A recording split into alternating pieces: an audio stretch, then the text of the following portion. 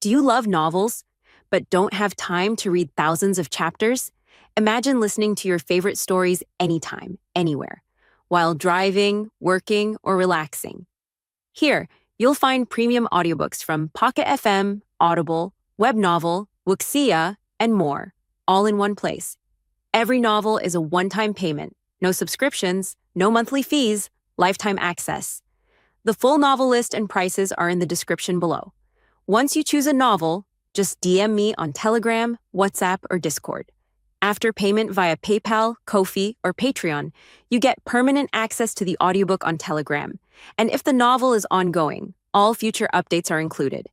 Check the description, pick your story, and start listening today. Before we start the video, make sure to like, subscribe, and hit the notification button. Enjoy, and let's go.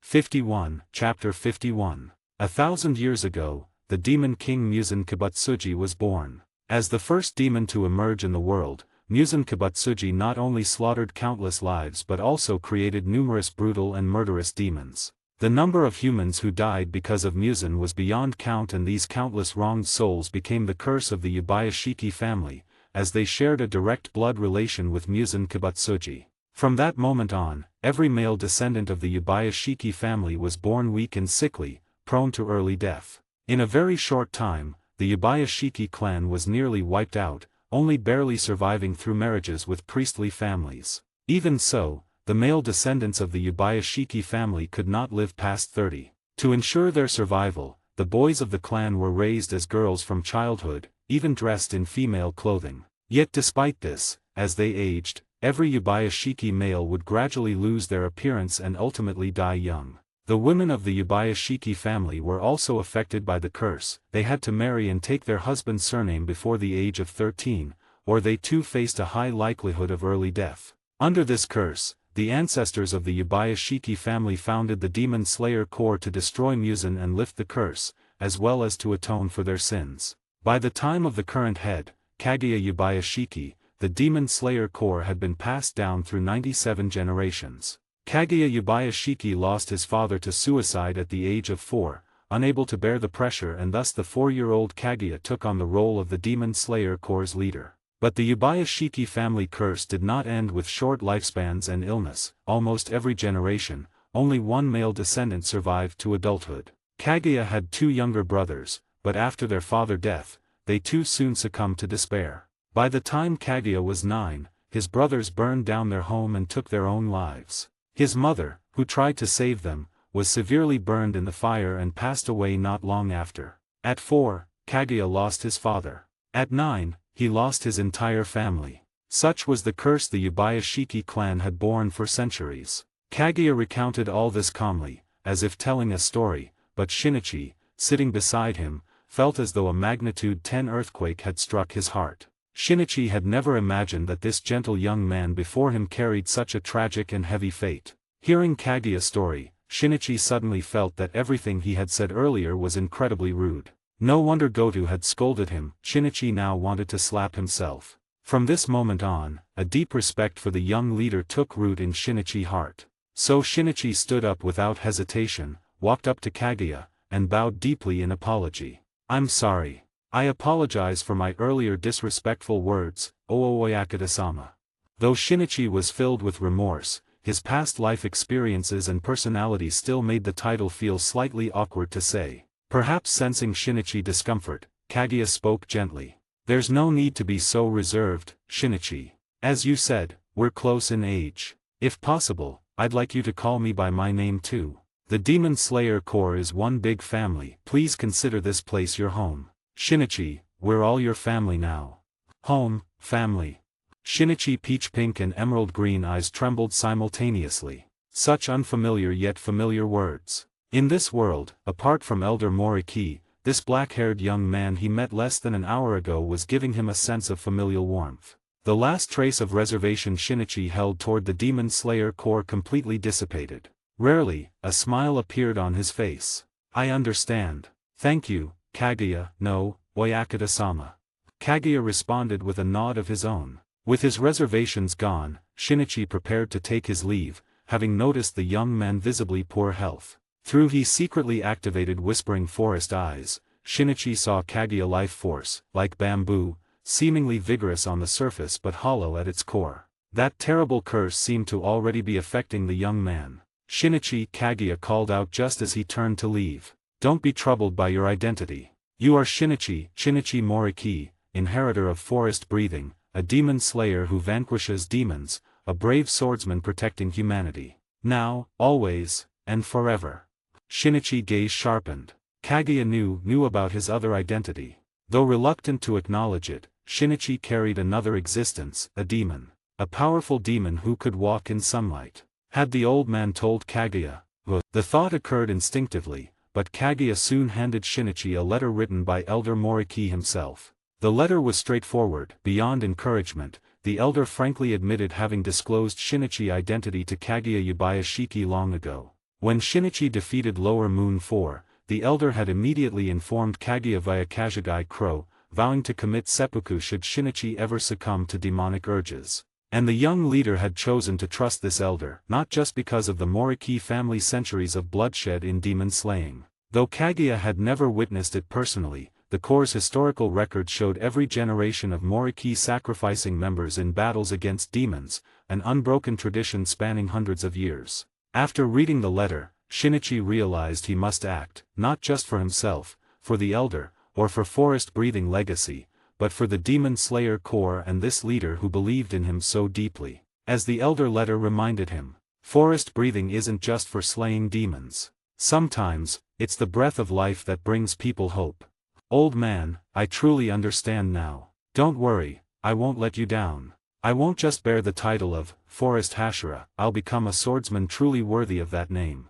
Shinichi carefully folded the letter and placed it inside the silver mirror at his waist. Arf! The excited cries of Maru and I came from behind. Looking back, Shinichi saw a plump goldfish that Maru and I had somehow scooped from the pond, now futilely flopping on a pile of stones. Holding Maru and I, who had been smacked by the fish, Shinichi stepped through the gates of the Yubayashiki estate with unprecedented determination in his eyes. Outside, the Kakushi member Goto stood with arms crossed, still fuming. Spotting Shinichi, he rolled his eyes. Despite his anger, he came forward to guide Shinichi, who was still unfamiliar with the Demon Slayer Corps. Hey, I was wrong earlier. I shouldn't have spoken so rudely. Sorry about that. Shinichi scratched his head and apologized after seeing Goto's irritation. Goto stopped walking and said seriously, I don't care about your attitude toward me. The problem is how disrespectful you were to Oyakata-sama. But seeing you now, I guess you've realized your mistake.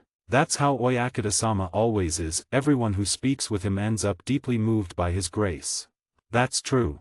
Please read my new book, One Piece, Make Marines Great Again. Read 30 chapters ahead and support me on Patreon. 52, Chapter 52. With Goto's help, Shinichi spent the next few days touring the entire Demon Slayer Corps headquarters, including the living quarters for the members, the training grounds, the crow houses where Kazhigai crows were raised, the logistics house where the Kakushi was stationed and the medicine house responsible for treating injuries and illnesses. While visiting the medicine house, Shinichi suddenly thought of that pair of sisters. He wondered how they were doing now. They should have been safely escorted to their relatives' home by the Kakushi members, right? Shinichi also remembered his promise to that stubborn little girl, he would carry their will and slay demons together. I definitely will, he vowed. At the same time, not too far from the Demon Slayer Corps headquarters, outside the residence of Himejima Gyome, a pair of young sisters knelt before the gate, their eyes filled with unwavering determination.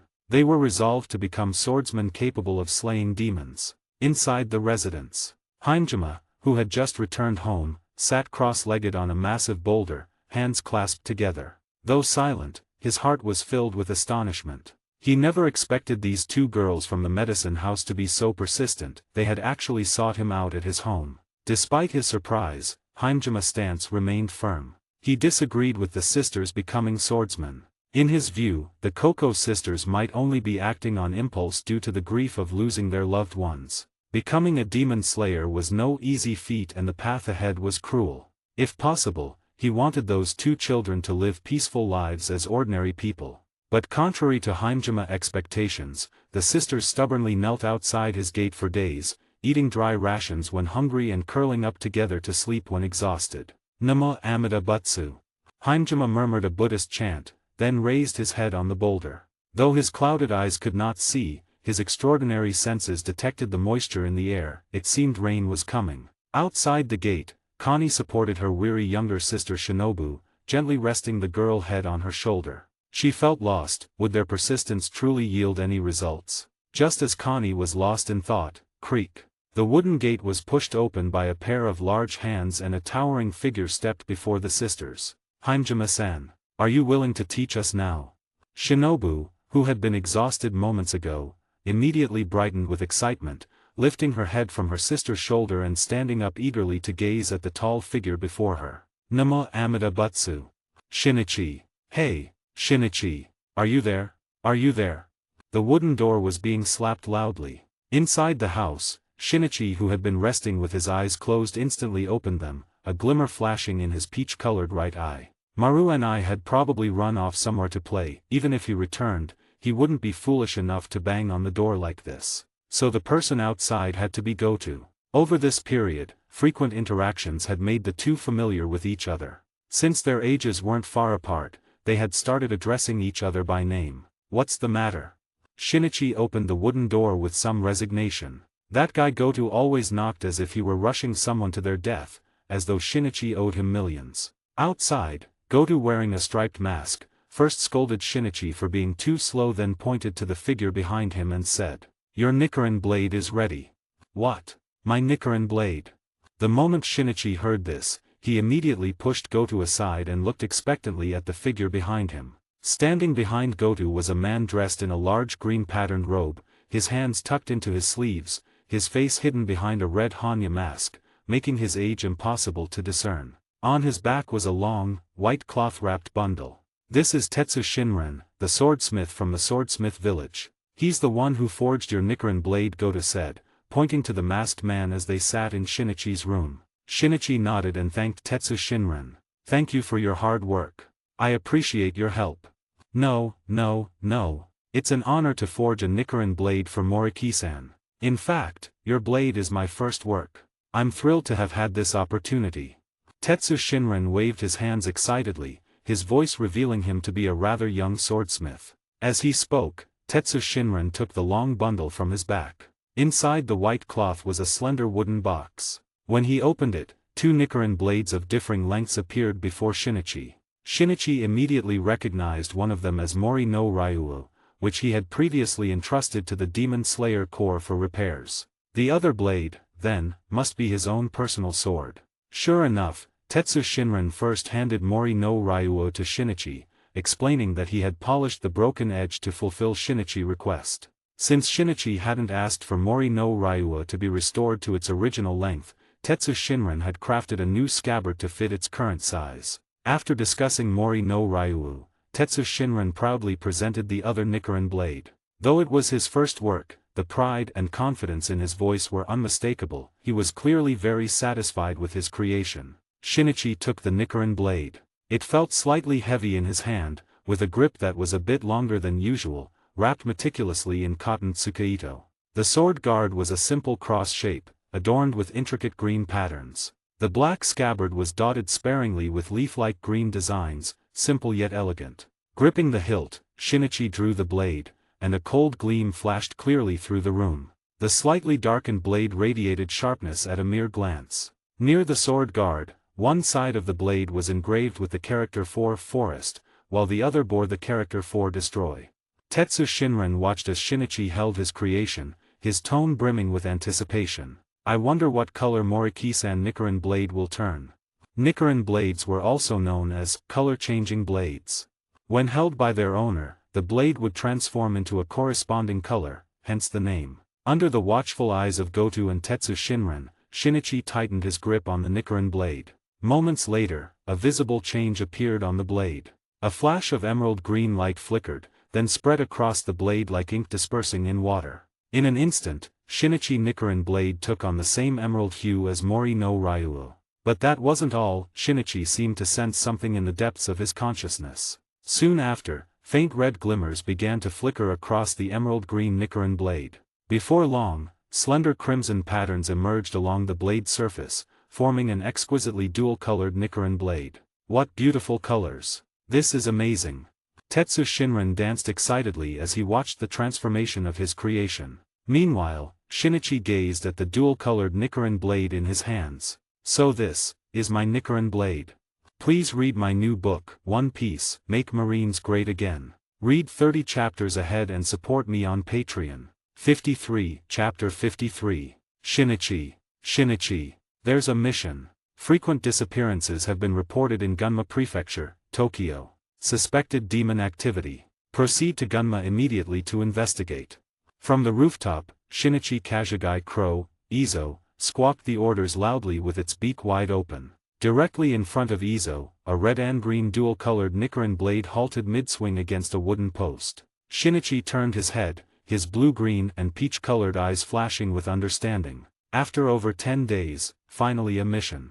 He sheathed his blade casually, then grabbed the blue-green battle robe hanging on a nearby tree branch and slipped it on smoothly. With 2 Nichiren blades of differing lengths tucked into his belt, he grabbed Maruenai by the scruff, who was currently baring his teeth at Izo, and within 2 minutes of receiving the order, Shinichi strode out the door of his Demon Slayer Corps residence, dragging Maruenai along. Clearly, he had been preparing for this moment all along. Thus began the first official mission of Shinichi Moriki, a Kainato-ranked swordsman of the Demon Slayer Corps. That Shinichi, always so decisive. I was hoping to see him off, but well, if he's made it to Kainato rank, he must be pretty capable. Hope everything goes smoothly. Gotoa, Kakushi, watched Shinichi's retreating figure and silently offered his well wishes. Though they hadn't known each other long, Goto had become one of Shinichi's few friends in the Demon Slayer Corps, or perhaps the only one, since Shinichi barely interacted with anyone else. In this era, aside from traveling on foot, the most common mode of transportation was horse-drawn carriages. Though trains existed, they only operated in major cities, certainly not in the mountainous regions where the Demon Slayer Corps was based. Fortunately, the country wasn't too large, and even relying on foot and carriages, Shinichi reached his destination, Gunma Prefecture, within 2 days. The disappearances were concentrated in Takayama Village, a settlement under Gunma jurisdiction. Nestled deep in the mountains, most of Takayama residents were hunters who made their living off the land. Recently, however, numerous hunters had gone missing, not just 1 or 2, but over a dozen, including seasoned veterans with decades of experience. The village had organized search parties, but none had turned up any clues. Even a team of 4 of the most experienced hunters had vanished without a trace.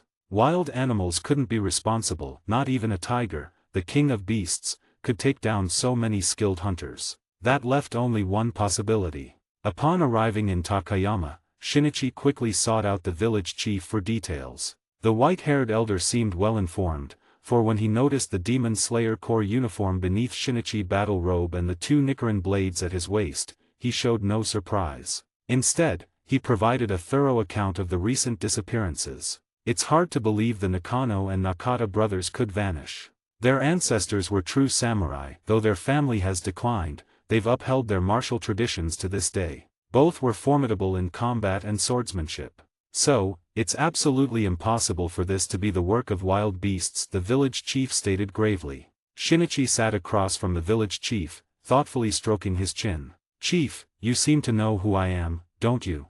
The chief of Takayama village wasn't surprised by these words. Looking at Shinichi's uniform, he nodded with deep emotion. "Over 10 years ago, I was fortunate enough to encounter one of your Demon Slayer Corps member. Otherwise, my family and I might have fallen victim to a demon fangs. Who would have thought the legends were true, that terrifying demons truly exist in this world? But fortunately, reality also has brave swordsmen like you from the Demon Slayer Corps, fighting against the darkness and demons to protect people's safety. To be honest, I'd suspected that the disappearances in the mountains might be caused by a demon, but it was just a guess. After all, unless someone has seen one with their own eyes, no one would believe in the existence of demons. Until I saw you, young man, now I'm almost certain there must be a demon in those mountains."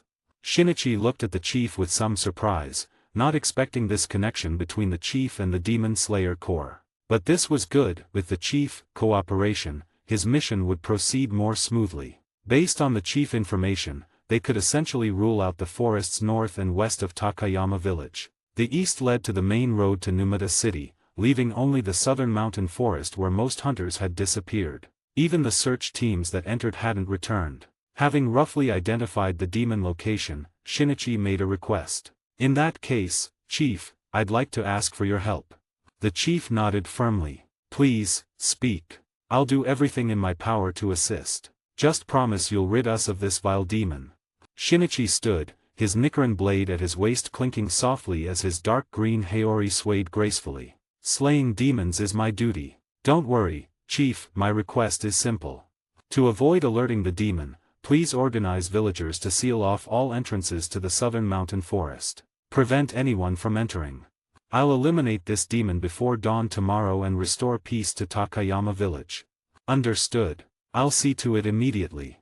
Without delay, Shinichi bid farewell to the chief and immediately headed for the southern mountain forest with Maru and I. Above the man and dog, the Kashagi crow Izo flapped its wings, ready to relay any demon-related intelligence at a moment's notice. With one hand resting on his sword, Shinichi sprinted swiftly. His deerskin boots kicked up loose soil, inevitably collecting mud and grass fragments. Before night fully fell, Shinichi reached the southern forest, a vast expanse of towering trees stretching beyond sight. No wonder most families in Takayama village were hunters. With such expansive woodlands it would be a shame not to hunt or cutting log. But the forest density wasn't good news. If Shinichi had to search alone, even 7 days and nights might not be enough to cover the entire area. However, Shinichi wasn't foolish enough to search slowly. He crouched down, plucked a small green blade of grass from the ground and gently closed his eyes, emptying his mind. A peculiar breathing rhythm began to flow as he listened to the vibrant sounds of all living things. Forest breathing, 8th form, whispering forest eye. Soon, Shinichi opened his eyes, his left green iris glowing with light. Vast stretches of lush vitality reflected in his vision. Though somewhat blurry, he was certain the demon responsible for the disappearance of over a dozen hunters was somewhere in these mountains. Through the whispering forest eye, deep within the forest, the normally steady and gentle vitality of the woodland now seemed disturbed by some presence, churning like turbulent waves. Please read my new book, One Piece, Make Marines Great Again. Read 30 chapters ahead and support me on Patreon. 54, Chapter 54. Time to get to work, Maru and I. Move it.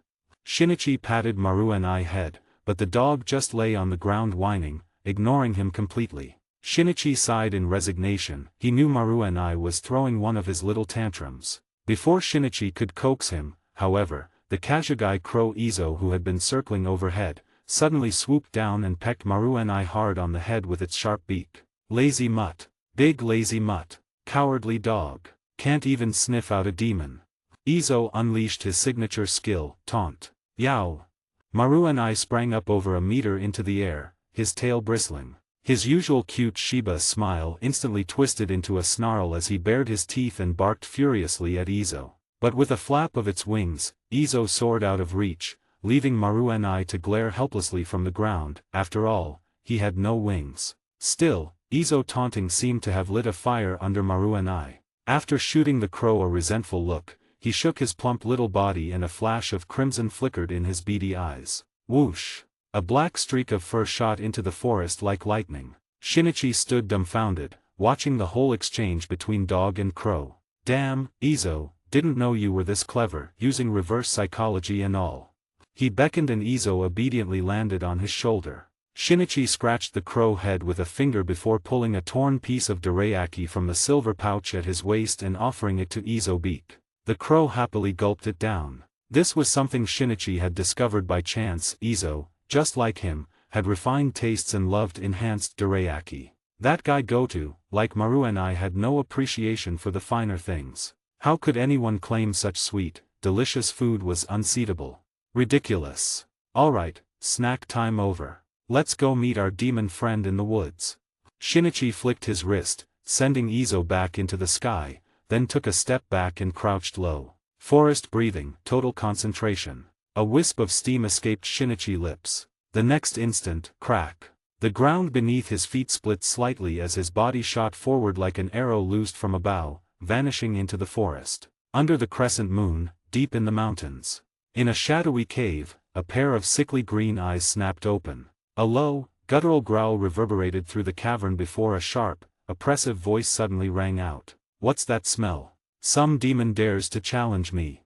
The voice dripped with fury. No sooner had it spoken than growls erupted throughout the cave, rising and falling in a sinister chorus. Shinichi's nose twitched slightly and a mocking smirk curled his lips. Though his sense of smell wasn't as absurdly keen as Maru and I, the stench of demon reeked unmistakably in the air. The midnight forest was thick with an eerie, oppressive atmosphere. Under the pale moonlight, the swaying shadows of trees whispered with faint rustling, like the murmurs of demons. Shinichi came to an abrupt halt, standing perfectly still. One hand rested lightly on the hilt of his Nichiren blade. A withered yellow leaf drifted on the breeze, slowly descending toward his shoulder. Just as the falling leaf was about to touch Shinichi's shoulder, the emerald glow in his left eye flared brilliantly. Perfect timing.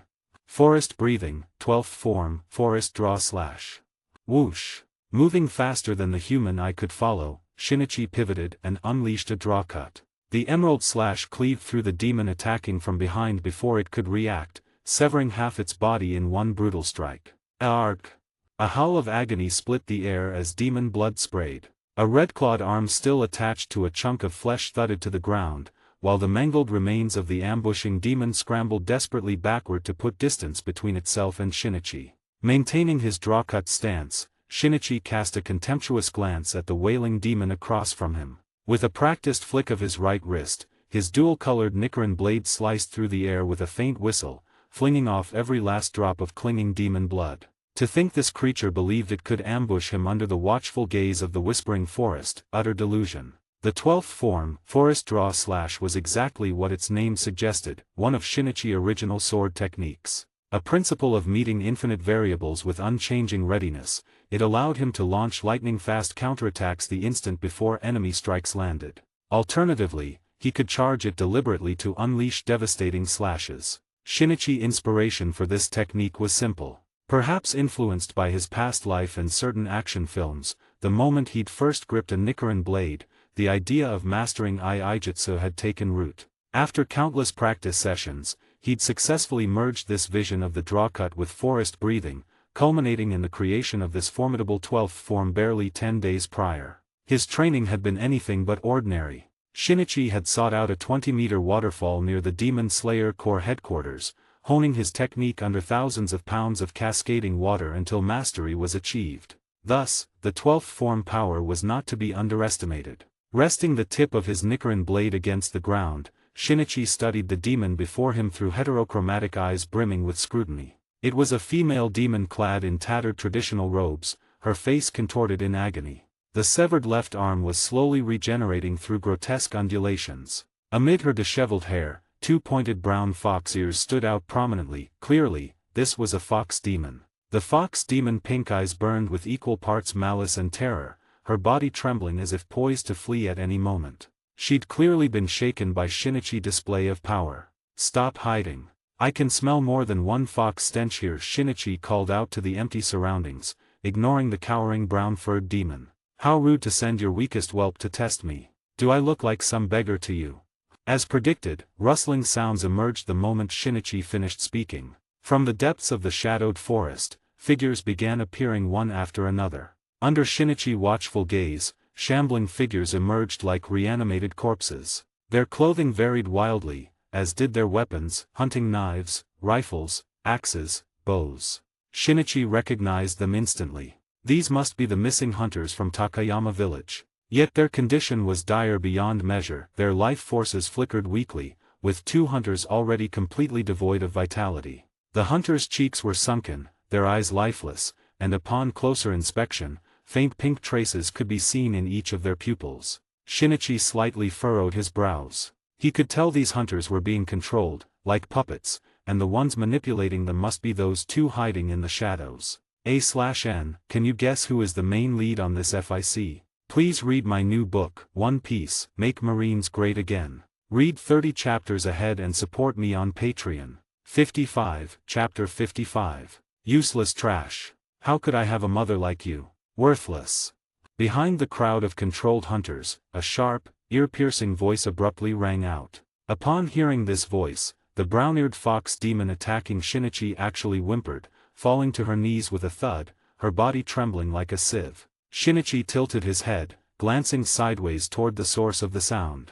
Under the moonlight, he clearly saw the figure emerging behind the hunters, a tall, imposing presence. A powerfully built body, its bare torso rippling with muscles like forged steel, crimson claws that sent chills down the spine, and a rugged face lined with jagged fangs, utterly ferocious. Atop its head stood two pitch-black fox ears, rigidly erect, a formidable black-eared fox demon. Yet, what caught Shinichi's attention wasn't the black-eared demon itself, but the small figure perched on its broad shoulders. A body no larger than a 3- or 4-year-old child, but with a head 3 or 4 times the normal size, its features twisted and grotesque, fangs curling outward, crowned by a pair of pink fox ears. But the most unsettling thing was the pink-eared demon eyes. Within those narrow, sickly green pupils, some kind of eerie light seemed to swirl slowly. Just a brief glance was enough to make one head spin. The shrill, grating voice seemed to come from the pink-eared demon.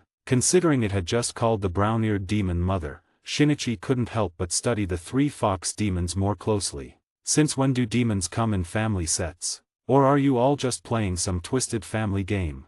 Shinichi couldn't resist taunting. At these words, the pink-eared demon on the black-eared one's shoulders flew into a rage, shrieking, "Tear this bastard apart! I want him ground into mincemeat." A low hum filled the air as sickly green light flickered in the eyes of the hunters. In the next instant, they raised their assorted weapons and charged at Shinichi like madmen. These hunters were merely under the demon's control. In a sense, they were still human. Naturally, Shinichi couldn't slaughter them indiscriminately, but that didn't mean he'd passively dodge their attacks either. Unable to use his Nichiren blade, he simply sheathed it. Swinging the scabbard like a baton, Shinichi darted into the crowd with the grace of a dancer, knocking out hunter after hunter with clean, precise strikes, one swing, one takedown. Mind controlled? Think that'll make me hesitate? How naive. I'll just drop you all where you stand. Take a nap on the sidelines. I don't have time to babysit deadweight while fighting demons. With that mindset, Shinichi held nothing back. Every strike to the hunters' heads was perfectly measured, just enough force to daze and make them unconscious, sending them straight into lights-out mode. In no time, the ground was littered with unconscious hunters. Hoisting his scabbard onto his shoulder, Shinichi turned to the pink-eared demon, raising an eyebrow. He said nothing, yet his expression spoke volumes. "That's it.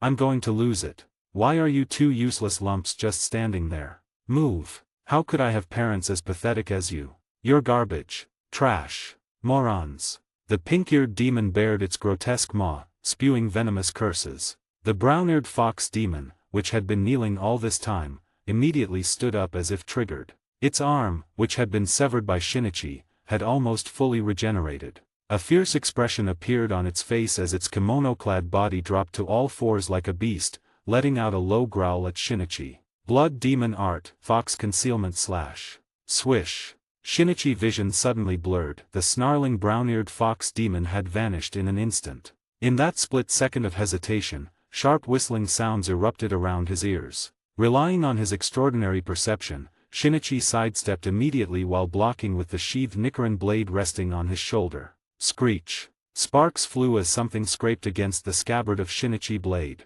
The air rippled slightly, revealing the hidden brown-eared fox demon. So this demon ability was to distort vision and ambush from concealment? Playing tricks like this might work on others, but in front of me? You're just asking to be laughed at.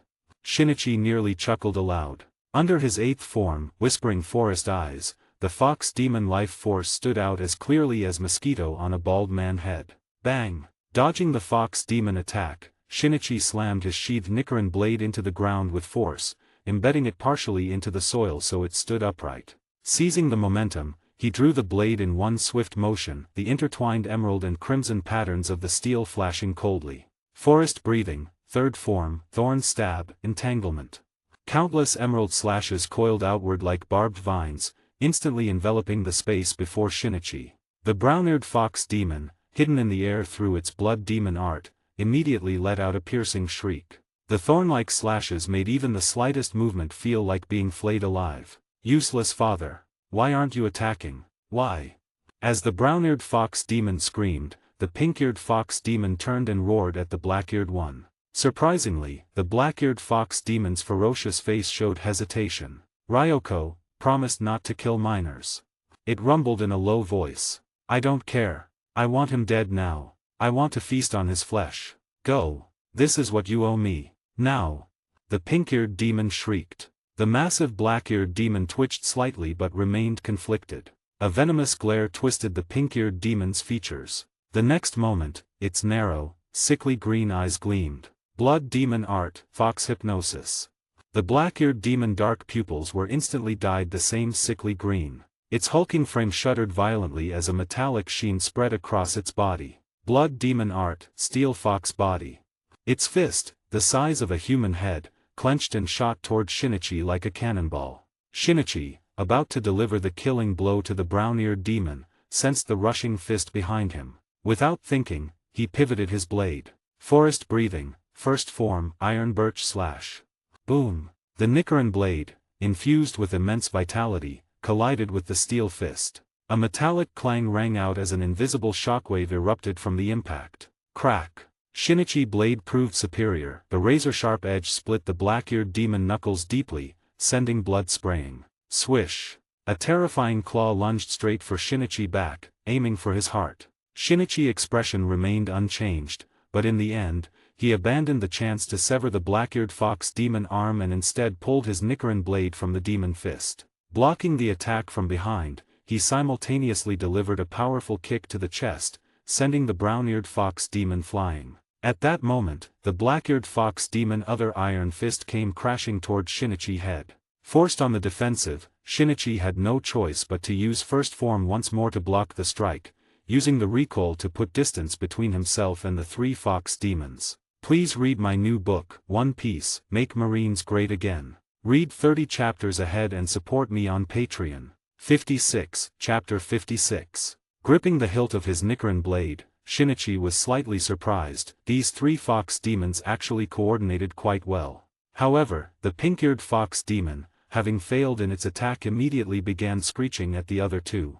The brown-eared and black-eared fox demons stood motionless, their eyes now a sickly green, just like the controlled hunters, silently enduring the abuse. TSK, TSK, TSK. Look at this, such a twisted, dysfunctional family dynamic among demons. Though the pink-eared one was shouting at its parents, the venomous insults made it seem like these three were mortal enemies instead. What a deranged and toxic family. Pink-eared trash-talking fox, how about I send all of you to hell for a reunion? You can keep arguing in the afterlife.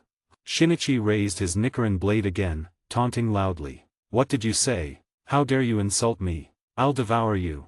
The pink-eared fox demon bared its fangs in a roar. At its command, the brown-eared and black-eared fox demons lunged at Shinichi once more. Unfazed, Shinichi took a step back with his right foot, accelerating his forest-breathing rhythm to its peak. With a forward slash, his Nichiren blade clashed against the two demons in an instant. The clang of steel rang out incessantly, sparks flying everywhere, mixed with the pink-eared demon shrill curses, the black-eared demon roars and the brown-eared demon screams. Bang! Gripping his sword with both hands, Shinichi locked blades with the black-eared demon fists. In that brief stalemate, he swiftly freed one hand, drawing the short sword Mori no Ryuo from his waist in a reverse grip.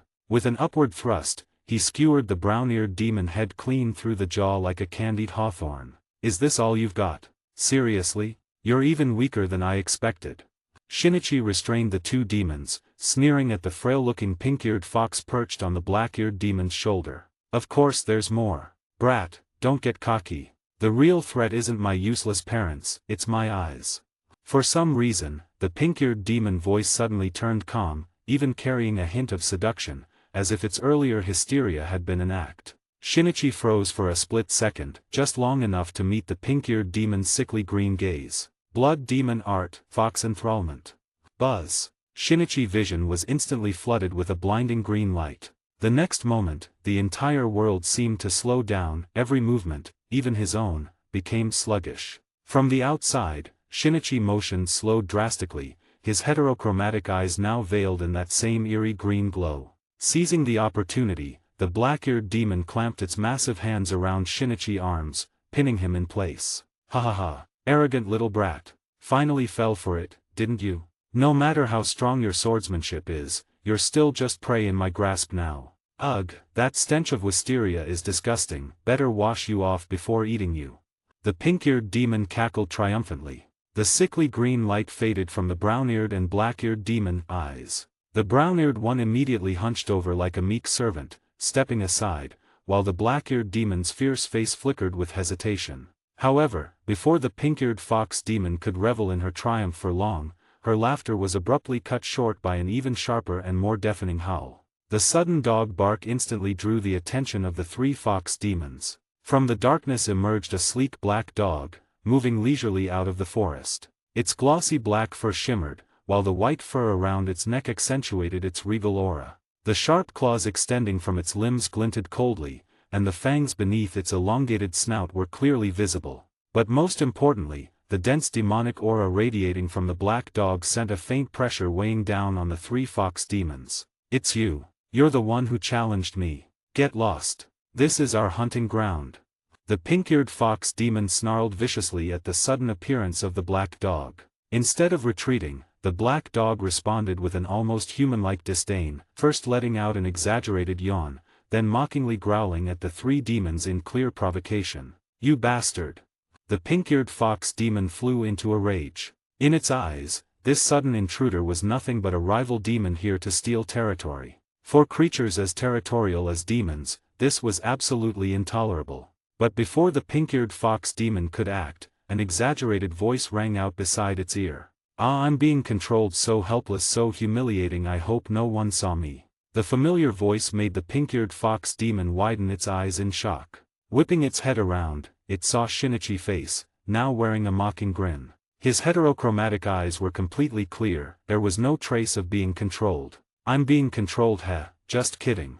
Maru and I," Shinichi suddenly shouted. "Roar!" The previously calm black dog instantly sprang to life. Whoosh! No one could follow its movement. Like a black bolt of lightning, its dark figure lunged straight for the black-eared fox demon's shoulder. The pink-eared fox demon only felt its body shudder before realizing, a gaping maw full of razor-sharp fangs was already right in front of its face. Crunch! Without even time to scream, half of the pink-eared fox demon's skull was instantly crushed by the demonized Maru-N-I bite. Seems like Maru-N-I deserves the nickname Skull Crusher from now on. Rinko. The black-eared fox demon let out a muffled cry of shock upon seeing its companion head being bitten apart. Hey, no need to rush. You'll be reunited soon enough." Shinichi flashed a grin. Crack, crack. Streaks of emerald green light flared as the black fox demon massive arms were instantly sliced into countless pieces. Shinichi easily broke free from his restraints. The brown-eared fox demon shrieked, raising its claws to pounce at him. But Shinichi, no longer in the mood for games, wasn't about to give them another chance. Forest breathing, 7th form, wooden dragon soaring slash. VZZZT. The twin blades, intertwined with crimson and jade, hummed fiercely. Emerald light coalesced into the form of a majestic, roaring dragon in midair. The dragon body twisted gracefully yet lethally. A single flash later, thud, thud. Two bloodied fox demon heads went flying. Pinned under the demonized Maru-N-I paw, the pink-eared fox demon half-crushed had barely regenerated a single eye. The first thing it saw upon regaining sight was the two severed heads of its companions landing right before it. Trash. Trash. You're all trash. I knew it all along. You two useless parents. You're just heaven's punishment for me. How could I end up with parents like you? I refuse to accept this. I refuse.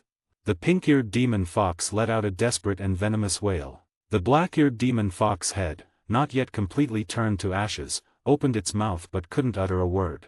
Shinichi, gripping his Nichiren blade, stepped beside the pink-eared demon fox. Without hesitation, he raised the blade, green vines instantly coiled around its length, and swung down. The blood demon art, life drain activated in the same instant. As the pink-eared demon fox turned to ashes, a series of scenes unfolded before Shinichi's eyes. Please read my new book, One Piece, Make Marines Great Again. Read 30 chapters ahead and support me on Patreon. 57, Chapter 57. During the Meiji era, in a wealthy childless family in Saitama Prefecture, Tokyo, a couple gave birth to a girl. Since they had nearly reached 40 when they finally had this child, the parents doted on her excessively. The girl proved herself worthy of their affection. Bright and clever from a young age, she earned a reputation as a prodigy by the age of 3. Had life continued this way, the family future would have been one of happiness and prosperity. But tragedy struck. A sudden fire destroyed everything. The once wealthy family was reduced to utter poverty and the brilliant girl was left disfigured by the flames. Yet for her, the greatest suffering lay elsewhere. Spoiled by her parents, she had grown accustomed to a life of luxury where everything was handed to her. Now, their circumstances were worse than those of beggars. The harsh reality twisted the girl nature, filling her with resentment toward her parents for no longer providing the lavish life she once knew. She berated them daily for their incompetence, never once acknowledging that the fire had been caused by her own recklessness. Her mother was a timid woman, whose only response to her daughter's abuse was to weep silently. Her father, too, was overly indulgent. Seeing his daughter's attitude becoming worse each day, he didn't think to correct her, only to fulfill her every demand. Gradually, the family changed. Under the influence of their daughter, they learned to lie, steal and resort to all manner of depraved and shameless acts. The mother, too weak to refuse any of her daughter's whims, complied without protest. The father, though he still harbored a shred of conscience, ultimately succumbed to his blind adoration. But fate had already sealed their doom. Evil deeds, when repeated, invite retribution. When one of their scams was exposed, the enraged townspeople turned on them. Beaten and battered, the family was left to rot in a filthy ditch. Perhaps it was the girl's seething resentment and malice that drew the attention of a certain passing entity. On a whim, this being brought forth 3 fox demons into the world. Among them, the girl, now transformed into the pink-eared fox demon, was the darkest and most venomous. Yet the strongest was the black-eared fox demon, born from her father. Perhaps because a sliver of his conscience remained, the black-eared fox demon did something rare. He refused his daughter's demand to slaughter indiscriminately,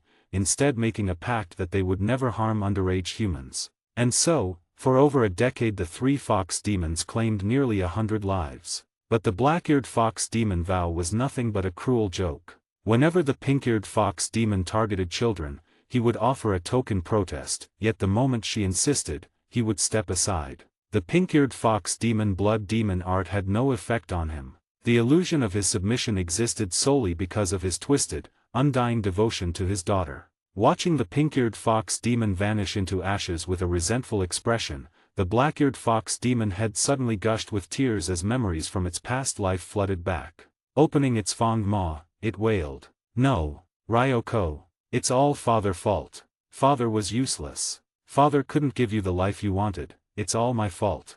Shinichi pulled out his Nichiren blade and approached the black-eared fox demon head. Squatting down with a hint of disgust, he said, "Indeed, it is your fault. You personally nurtured a monster filled with resentment. Had you disciplined your own daughter and instilled proper values in her, none of this would have happened. Indulgence is the deadliest poison in the world, and you, who had the power to stop this evil, chose indulgence instead. That is a greater sin than the evil itself. Go to hell and repent with your daughter."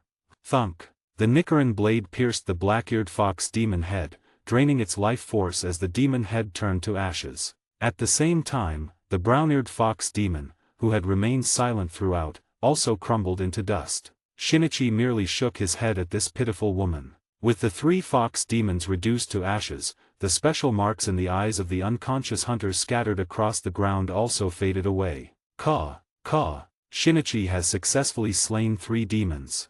Perched on Shinichi's shoulder, the Kashagi crow Izo flapped its wings excitedly. Meanwhile, the demonized Maruenai, who had taken the form of a black demon dog, reverted to his usual chubby Shiba Inu appearance, now rubbing against Shinichi's leg seeking praise. Shinichi sheathed his Nichiren blade, which had been planted in the ground, with a swift swish. Dusting off his blue-green battle robe, he said, "Maruenai, let's go."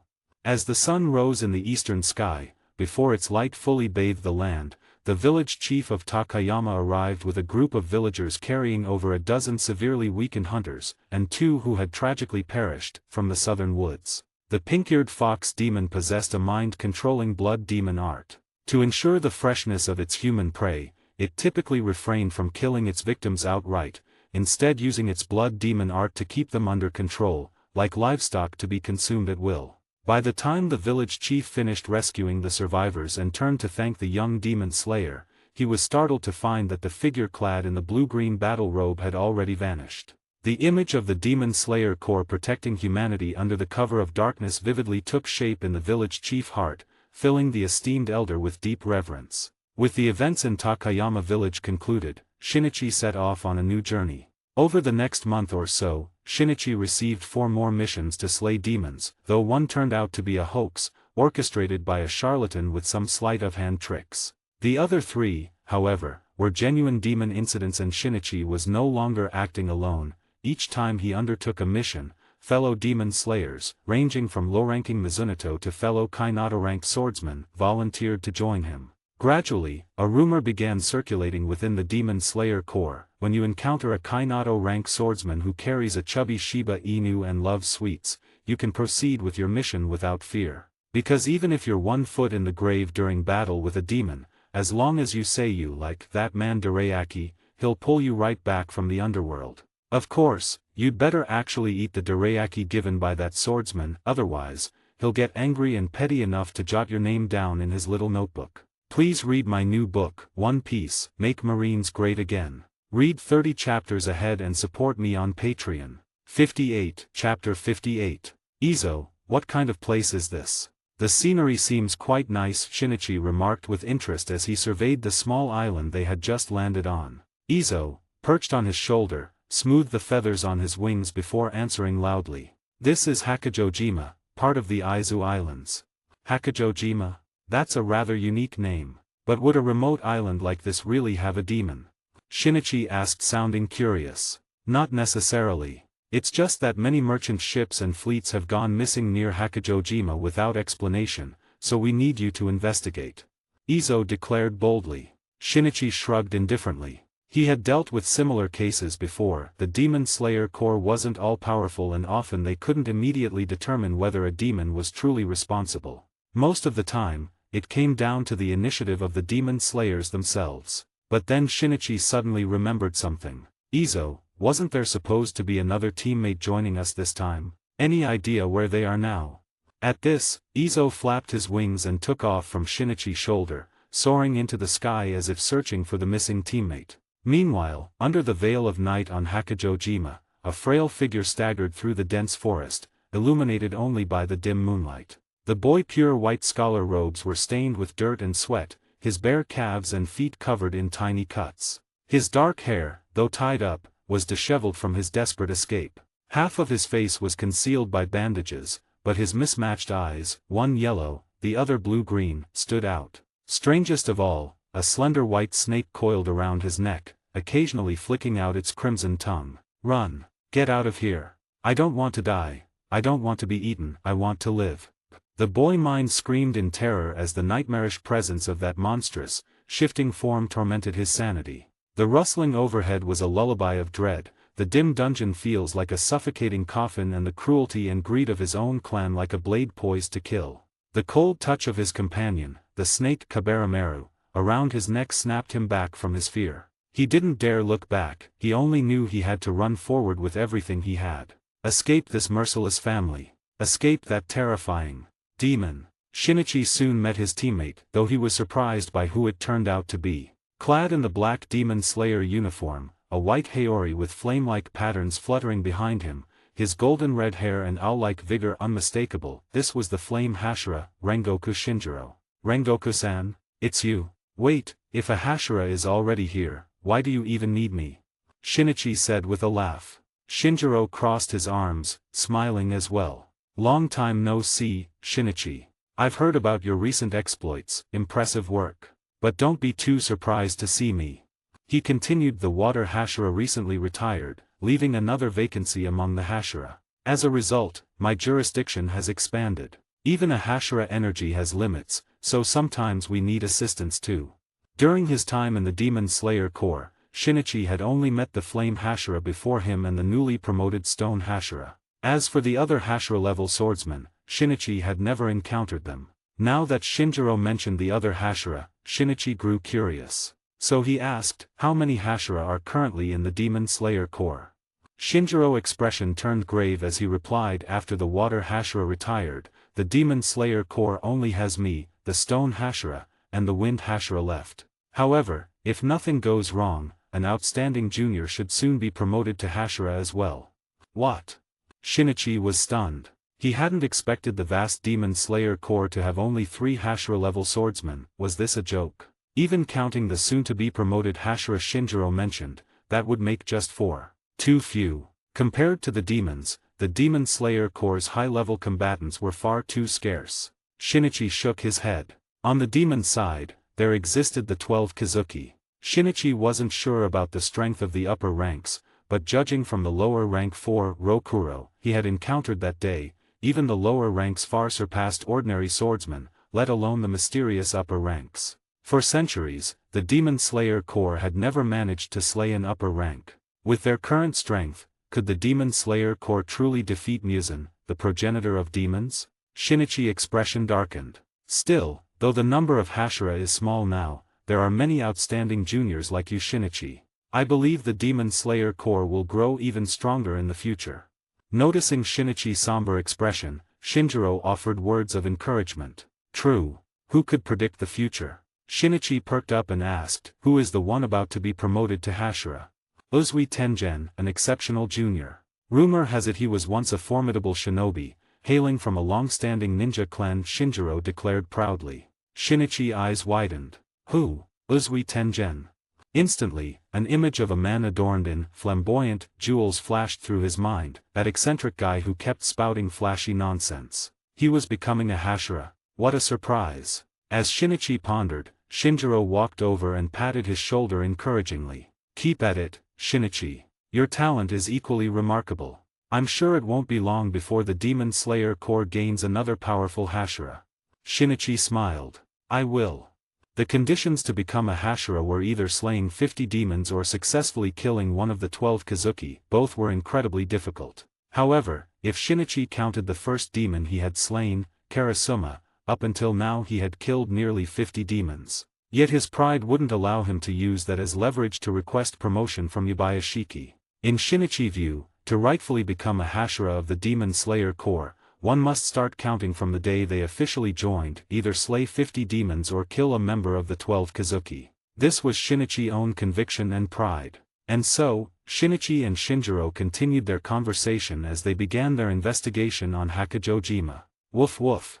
Maru and I, who had been wobbling along the road, suddenly straightened his round body and began barking fiercely in a particular direction. The abrupt situation also caught Shinichi and Shinjiro off guard. Suddenly, from the shadows of the nearby mountain forest, a massive figure burst forth. Jet black hair, crimson-yellow eyes, a hideous face that bore no resemblance to a human, its mouth stretched from ear to ear, revealing sharp fangs, while a long, slimy crimson tongue flicked in and out like a serpent. Most horrifying of all, below its navel was the enormous body of a python, covered in fine scales. Its razor-sharp green claws clutched a frail boy and it was just about to open its gaping maw to bite down on him. Forest breathing, third form, thorn stab.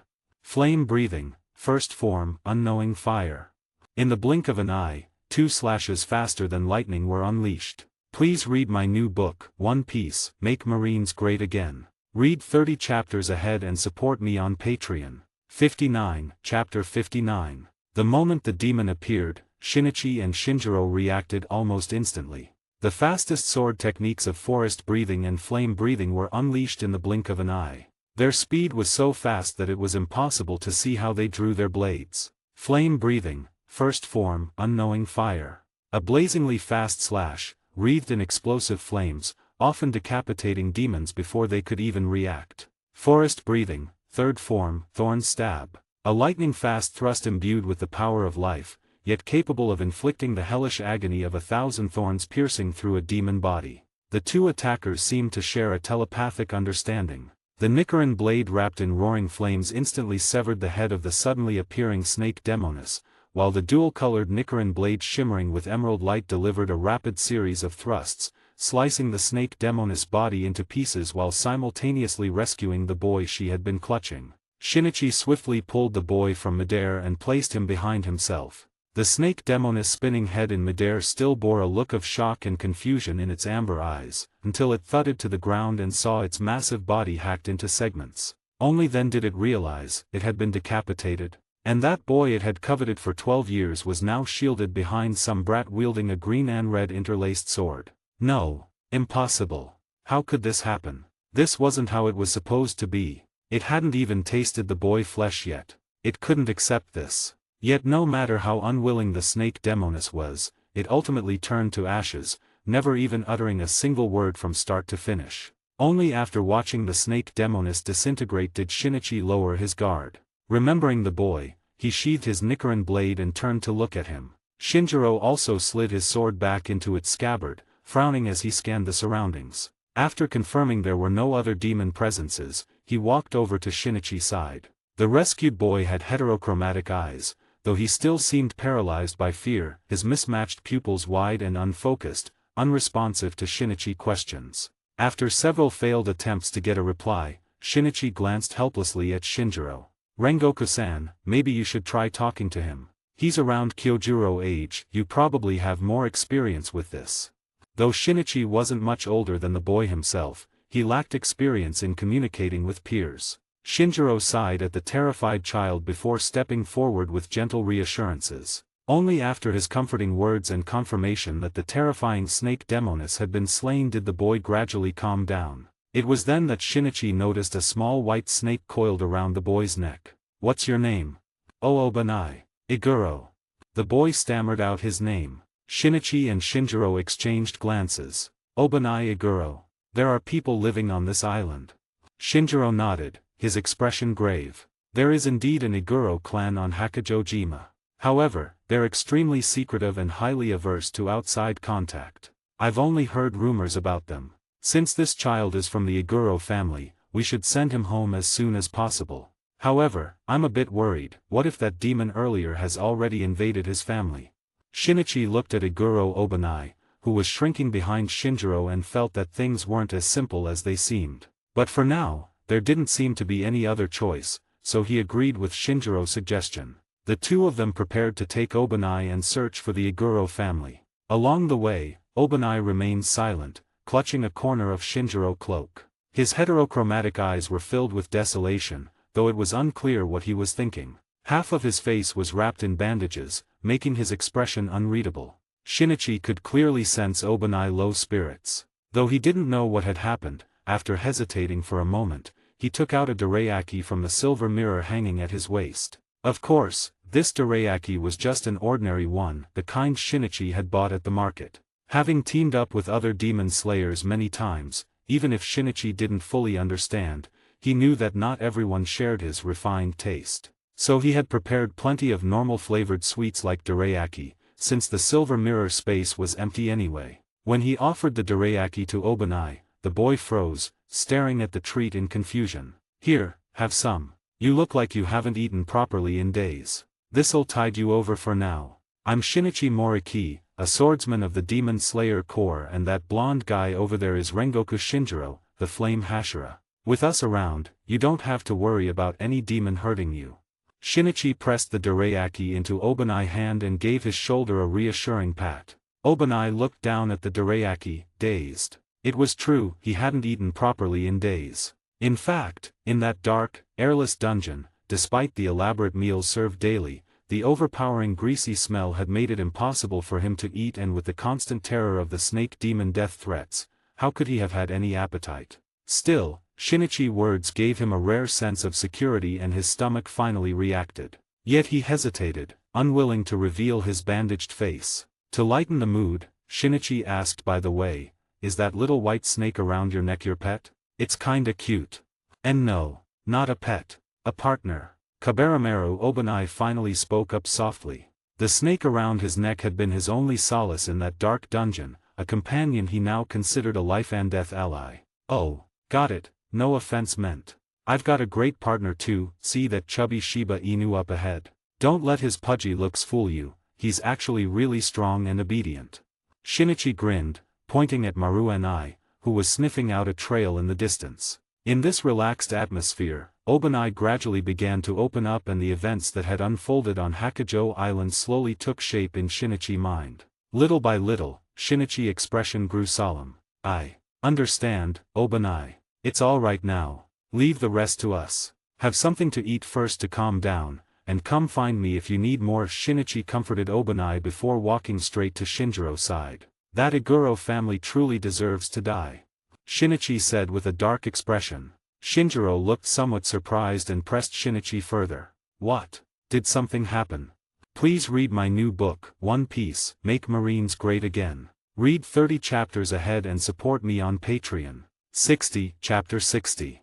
The Iguro family was a mysterious clan living in isolation on Hakujo Island, yet they were immensely wealthy. Unknown to outsiders, this enigmatic family seemed to be under a curse. For over 300 years, every child born into the Iguro family had been female. However, this curse was broken 12 years ago with the birth of Iguro Obanai. From the moment he gained consciousness, Obanai had been locked away in a dim dungeon by his so-called family. Though he was served exquisite meals and surrounded by endless treasures of gold and jewels, the hollow smiles of his relatives and the way they looked at him, as if he were livestock, chilled Obanai to the bone. He couldn't understand why they treated him this way. Even more terrifying was the dreadful presence he sensed every night before sleep. It was a horrifying, greedy, bloodthirsty aura, accompanied by the eerie rustling sounds from above the dungeon ceiling, filling him with dread like a cursed whisper. The truth was finally revealed on Obanai's 12th birthday. Seized like cattle, he was dragged by his clan to the family shrine, where, enshrined atop the altar, was a monstrous serpent demon. This was the Iguro family secret. They offered their own children, born year after year, as sacrifices to this demon. In return, the demon generously rewarded them with the plundered riches of merchant caravans and ships that passed by Hakujo Island. This was the source of the Iguro family immense wealth. But Obanai's birth had given the serpent demon an unexpected delight. The boy's heterochromatic eyes made the demon mouth water, but it suppressed its greed. After all, an infant's flesh was too meager. So it waited, allowing the Iguro family to raise Obanai until he was bigger, juicier. This was why Obanai's relatives treated him like livestock. To them, he was nothing more than an offering to the serpent demon, a tool to secure endless riches. Even at 12, Obanai still wasn't enough to satisfy the demon. It wanted him to grow even more, but its greed could no longer be contained. The ravenous serpent demon ordered the Iguro clan to slit the corners of Obanai's mouth, drinking a bowlful of his blood. This was why Obanai's face was wrapped in bandages. Beneath them were grotesque wounds, mirroring the demon's own monstrous grin. Refusing to die like this, Obanai, driven by sheer will to survive, stole a hairpin and spent countless days chipping away at the dungeon bars until he finally escaped the hellish family. Along the way, he met his most important companion, Kabarameru, a lost white snake. This was the story of the Igarashi family, a despicable, wretched clan that worshipped a demon. Shinichi's heart grew heavy. He had thought the horrors of the Teranishi village incident were enough to sicken him, as detailed in Chapter 30, but the Iguro family was even worse. They had been feeding a demon for centuries. Upon hearing this story, Shinjiro's expression also darkened, his grip on the Nichiren blade unconsciously tightening. Should they really send young Obanai back to such a beastly family? Shinichi's thoughts were even more radical. He believed those scum deserved nothing less than hell. But that was as far as his imagination went, for his Nichiren blade was meant to slay demons, not humans. Regardless, the Iguro family must pay for their crimes. Shinichi had already made up his mind, even entertaining bold ideas. However, his plans were destined to remain unrealized. Led by Maruenai, Shinichi and Shinjiro brought Obanai to the Iguro family estate hidden deep within Hakujo Island. Yet, even from 100 meters away, the two men detected an overwhelming stench of blood. Frowning slightly, Shinichi turned to Shinjiro after a moment of thought. Rengoku-san, something seems off. Shinjiro's expression was equally grave. Indeed. It appears we're too late. This family has already fallen victim to a demon cruelty. With the situation urgent, Shinichi and Shinjiro immediately split up and charged into the Iguro estate. Outside, Obanai was safe under Maruenai protection, so there was no need for concern. The moment Shinichi entered the estate, he was met with a hellish scene, limbs strewn everywhere, the floor caked with dried blood, scattered entrails and lifeless heads with eyes wide open. Gripping his Nichiren blade, Shinichi took a deep breath. Forest breathing, 8th form, whispering forest eye. A verdant glow flickered in his left eye as countless strands of life energy converged before him. Corpses, corpses everywhere. It seemed the entire Iguro family had been slaughtered. Yet, faced with such brutality, Shinichi felt little emotion, only a hint of disdain. This was karma. However, as Shinichi passed a collapsed shrine, seemingly destroyed by immense force, he detected a faint pulse of human life beneath the rubble. After a brief hesitation, Shinichi stepped forward, unsheathed his Nichiren blade and shattered the debris blocking his path. From the ruins, he pulled out a frail figure. The girl once elegant kimono was now covered in dust, her pretty face marred by dried blood and grime, her hair like brittle straw. She appeared young, likely around Obanai age. Terrified, the girl thrashed wildly in Shinichi's grasp, screaming incoherently, pleading for mercy, babbling about escaped sacrifices and how it wasn't their fault. Listening to her ramblings, Shinichi pieced together what had happened. The serpent demon, enraged upon discovering Obanai's escape, had slaughtered every woman in the Iguro family in a fit of fury. This girl, buried under the shrine wreckage, was the sole survivor. Dragging the hysterical girl along, Shinichi reunited with Shinjiro, who had also scoured the area. Together, they confirmed that aside from Obanai and this girl, no one else in the Iguro family had survived. Poetic justice, wouldn't you say, Rengoku-san? Shinichi couldn't help but ask, glancing back. Shinjiro remained silent, but the bulging veins on the back of his hand betrayed his inner turmoil. The two men led the girl out of the Iguro family residence. Outside, a grubby-looking Obanai was crouched on the ground, tentatively reaching out to stroke the plump Maruenai. Naturally, Maruenai didn't resist. For him, having someone rub his fur was quite pleasant. For once, Obanai felt a rare sense of peace within. Unfortunately, this tranquility didn't last long. A piercing shriek shattered the moment. "Obanai!" screamed the girl, her voice dripping with venom. Read 30 chapters ahead and support me on Patreon. 61, Chapter 61. Obanai. In Shinichi's moment of distraction, the girl in the kimono suddenly wrenched her hand free from his grasp and screamed as she charged toward Obanai. Thud. Caught off guard, Obanai was knocked over by the little girl, landing hard on the ground. His already tattered white robe tore further against the rough surface, exposing his slender arm. With Obanai pushed down, Maruenai, who had been enjoying his massage, grew furious. He stood up and barked at the girl. If she hadn't been just an ordinary human, Maruenai would have transformed on the spot and given her a skull-crushing special. Why? Why did you run away? Because of you, everyone was killed. It's all your fault. As a sacrifice, you should have just obediently died. Why did you run? The girl, who appeared to be around Obanai age, spat words as cold and heartless as ice. Her words were like a bucket of freezing water, instantly chilling Obanai's heart to the core. He recognized her. Technically, she was his cousin. Yet the words she spoke bore no resemblance to anything a blood relative should say. In truth, Obanai had already anticipated this when he fled. That greedy snake demon would surely vent her rage on the rest of the clan. But he had just wanted to live. Obanai sat slumped on the ground, his eyes dull. In his daze, he seemed to feel the vengeful spirits of dozens of dead clansmen pulling at him, cursing him, making it hard to breathe. He didn't regret bringing misfortune upon his clan. Instead, he felt deeply that the blood flowing through his veins was utterly filthy. Was it true, then, that the descendants of scum were also scum? Slap. A sharp sound rang out abruptly. The girl in the kimono staggered from the sudden blow. Shinichi, unable to tolerate it any longer, had struck her hard across the face before pointing at her nose and shouting, "Enough! What right do you have to blame others? A sacrifice? What sacrifice? What gives you filthy, despicable bastards the right to offer Obanai life as tribute? What the hell do you people think life is? Trading wealth by worshipping a disgusting demon? How shameless can you be? Over hundreds of years, how many innocent people have died because of your greed? People like you deserve to be thrown into hell even after death. A bunch of scum like you have no right to judge anyone. The one who should be furious is Obanai. He should rage at being born into such a vile family. The greatest insult to him is sharing the same blood as you. He's braver and nobler than anyone in your family. Because he dared to defy the demon. Not grovel before it like the rest of you. Being born into this family wasn't his fault. If you've all dragged the Iguro name through the mud, then Obanai is the last shred of dignity your family has left."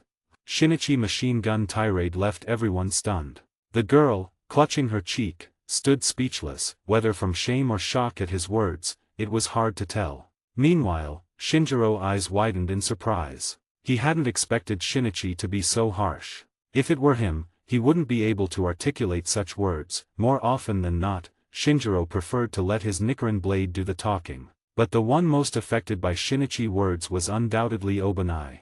His words were like a ray of sunlight piercing through the darkness. Though it couldn't completely dispel the shadows, it at least provided a moment of relief for Obanai, whose heart had been almost entirely shrouded in darkness, allowing him to catch his breath. Obanai's heterochromatic eyes stared blankly at Shinichi, who was passionately speaking out on his behalf. The snake around his neck, Kabarameru, shifted slightly and Maruenai, ever the timely companion, came over to lick his hand. For the first time in a long while, Obanai felt that there was still meaning in living. Time passed quickly. When the sunlight finally broke through the darkness, members of the Demon Slayer Corps' cleanup squad, the Kakushi, arrived on Hakujo Island to handle the aftermath of the Iguro family tragedy and arrange for the survivors' care. However, the Kakushi were at a loss about what to do with the children from the annihilated families. The Iguro clan had lived on Hakujo Island for centuries and had no remaining relatives. There was simply nowhere to send them. That girl can be sent to the Kakushi orphanage. As for the boy, bring him to my home, Shinjiro told the Kakushi members. Shinichi, standing nearby, was surprised. Rengoku-san, why are you doing this? Shinjiro sighed. That boy has suffered significant psychological trauma. Keeping him with his cousin might not be wise. Besides, as you said earlier, Shinichi, the fact that he had the courage to resist a demon is already remarkable. If possible, I want to help that child recover. Also, Kyojuro is around his age. Having a peer to interact with might help him emerge from the darkness in his heart sooner. After hearing this, Shinichi nodded in agreement. That's very thoughtful of you, Rengoku-san. This arrangement is truly good. And so, the last survivors of the Iguro family were settled. While the Kakushi cleaned up the Iguro estate, Shinichi curiously wandered around. When he entered the family treasure vault, even though he had mentally prepared himself, the sight of chests overflowing with gold and jewels still left him deeply shocked. With so much wealth accumulated, it was impossible to know how many innocent lives had been lost to that serpent demon over the centuries. But what puzzled Shinichi was that despite having fed on humans for hundreds of years, the serpent demon's strength seemed surprisingly weak. She didn't even possess a blood demon art and her physical prowess was mediocre at best. By Shinichi combat metrics, she was roughly equivalent to 1.5 to 2 Karasuma in strength. So there must be significant differences among demons. According to what Karasuma once said, the more of Muzan blood a demon receives, the stronger they become. But then, what about me? Shinichi was perplexed. In truth, he had no idea how he had become a demon in the first place. Had he, in that strange state, managed to scratch Muzan when he was off guard and obtained his blood? But with such a minor wound, how much blood could Muzan have even shed? After pondering for a long time without reaching any conclusion, Shinichi simply gave up and walked over to a Kakushi member who was inventorying the valuables. By the way, will this money be added to our Demon Slayer Corps funds? Shinichi asked curiously while picking up a handful of pearls. The Kakushi member scratched his head. Well, usually not. These assets are typically counted and left for the survivors. Our Demon Slayer Corps has its own industries, which are quite prosperous, so we don't need additional funds from other sources. However, according to Flame Hashira-sama, this money was all looted by demons. We plan to use it for charitable work, such as building orphanages to shelter children who have lost their families. Shinichi nodded in approval. That seemed like a good approach. Read 30 chapters ahead and support me on Patreon. 62, Chapter 62. The trip to Hakujojima had come to an end.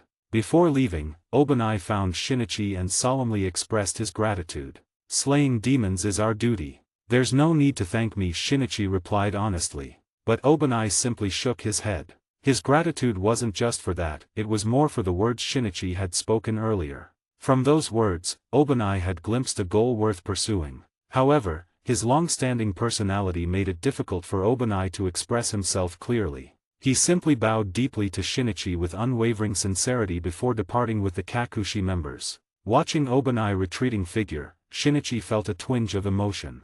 He recalled Shinjiro's words, if this boy could truly conquer the darkness within, his future achievements would astonish everyone.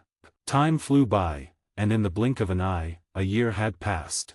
During this time, Shinichi's reputation had spread far and wide within the Demon Slayer Corps. In the heart of the mountains, at the Demon Slayer Corps headquarters, Shinichi casually removed his tattered blue-green battle robe and replaced it with a brand new one from the Silver Mirror. Battling demons during missions inevitably led to damage. Ordinary fabric couldn't withstand the claws and fangs of demons. The battle robe gifted by the old man had been carefully stored away by Shinichi, only worn when meeting Oyakata-sama or attending important events. As he walked aimlessly along the path, the plump Maruenai waddled behind him. Along the way, they encountered many enthusiastic Demon Slayer Corps members. Shinichi, another mission completed? That's amazing. This must be your 30th demon, right? Hey, Shinichi. Want to join us for a hot spring bath? It's really relaxing. Take me with you next time you form a team, Shinichi-kun. Ah, it's Shinichi. Maruenai seems to have gotten even chubbier, huh? Many of the greeting members had teamed up with Shinichi before. His reliable strength and unique forest breathing had left a deep impression on them, especially the second form, Vital Willow, a miraculous sword technique capable of pulling someone halfway into the afterlife back to life. Numerous members had actively sought to learn forest breathing from Shinichi, but none had truly mastered it. It wasn't that Shinichi was withholding anything, the training for forest breathing was simply too rigorous and difficult, beyond the capabilities of ordinary members. Faced with the enthusiastic greetings, Shinichi mostly responded with a stiff nod. It wasn't that he was deliberately acting aloof, he just often didn't know how to respond, and honestly, greeting everyone individually was too much trouble. Shinichi simply maintained a cold expression, and over time, everyone grew accustomed to it. Gradually, the image of Shinichi as aloof became deeply ingrained in the minds of the Demon Slayer Corps members. However, when he occasionally encountered certain members, Shinichi would still respond verbally. Without exception, these individuals all shared one trait: they appreciated his love for dorayaki. For these cultured friends, Shinichi never hesitated to offer a smile. Caw, caw. As Shinichi walked back to his residence, his Kasugai crow, Izo, suddenly descended from the sky and landed firmly on his shoulder. The chubby Maruenai glanced at Izo, then pretended not to see anything. That damn bird was so annoying, always bullying him for not being able to fly or talk. After being verbally battered by Izo countless times, Maruenai had learned that the best way to deal with it was simply to ignore the wretched creature. Unaware of the little meatball inner turmoil, Shinichi reached out and stroked Izo's head with his finger, casually asking, "I just got back, and there's already a new mission." "Shinichi, you've been promoted to Kino rank. Yubayashiki-sama has issued an order. He wants you to replace the Flame Hashira in presiding over the final selection at Mount Fujikazen." Izo shouted loudly. Shinichi froze. Promoted to Kino.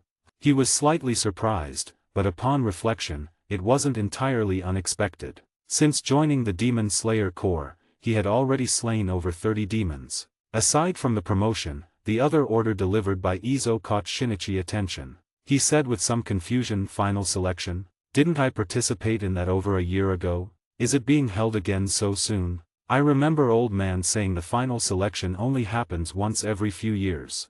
"No, Shinichi, don't you remember? Your final selection was specially arranged at the time, and you were the only participant. The one happening in a few days is the regularly scheduled final selection." The voice of Rengoku Shinjiro suddenly came from behind Shinichi.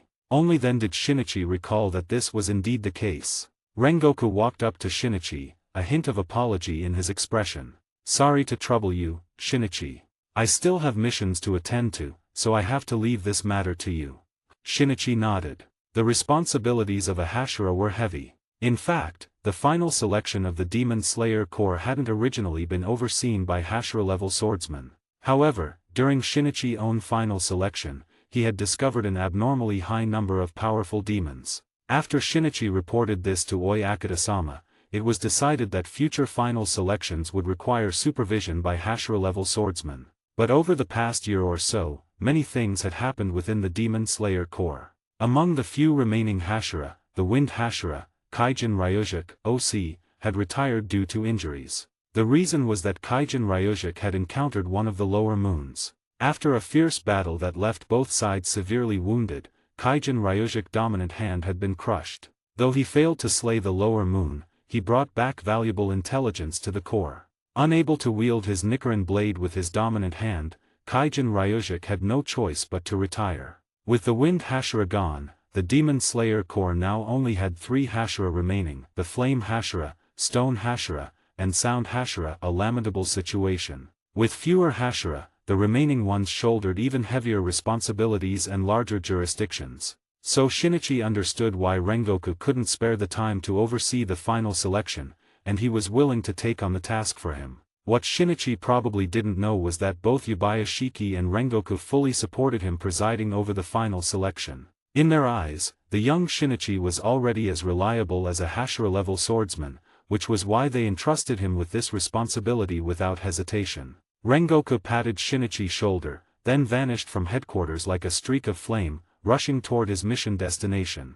The Hashira truly were busy. Shinichi sighed slightly, realizing that going back to rest was unrealistic. He turned around and picked up Maruenai, who was already starting to whimper on the ground. "Let's go, Maruenai. It's time to work again." With 2 Nichiren blades at his side, Shinichi hurried toward Mount Fujikazan.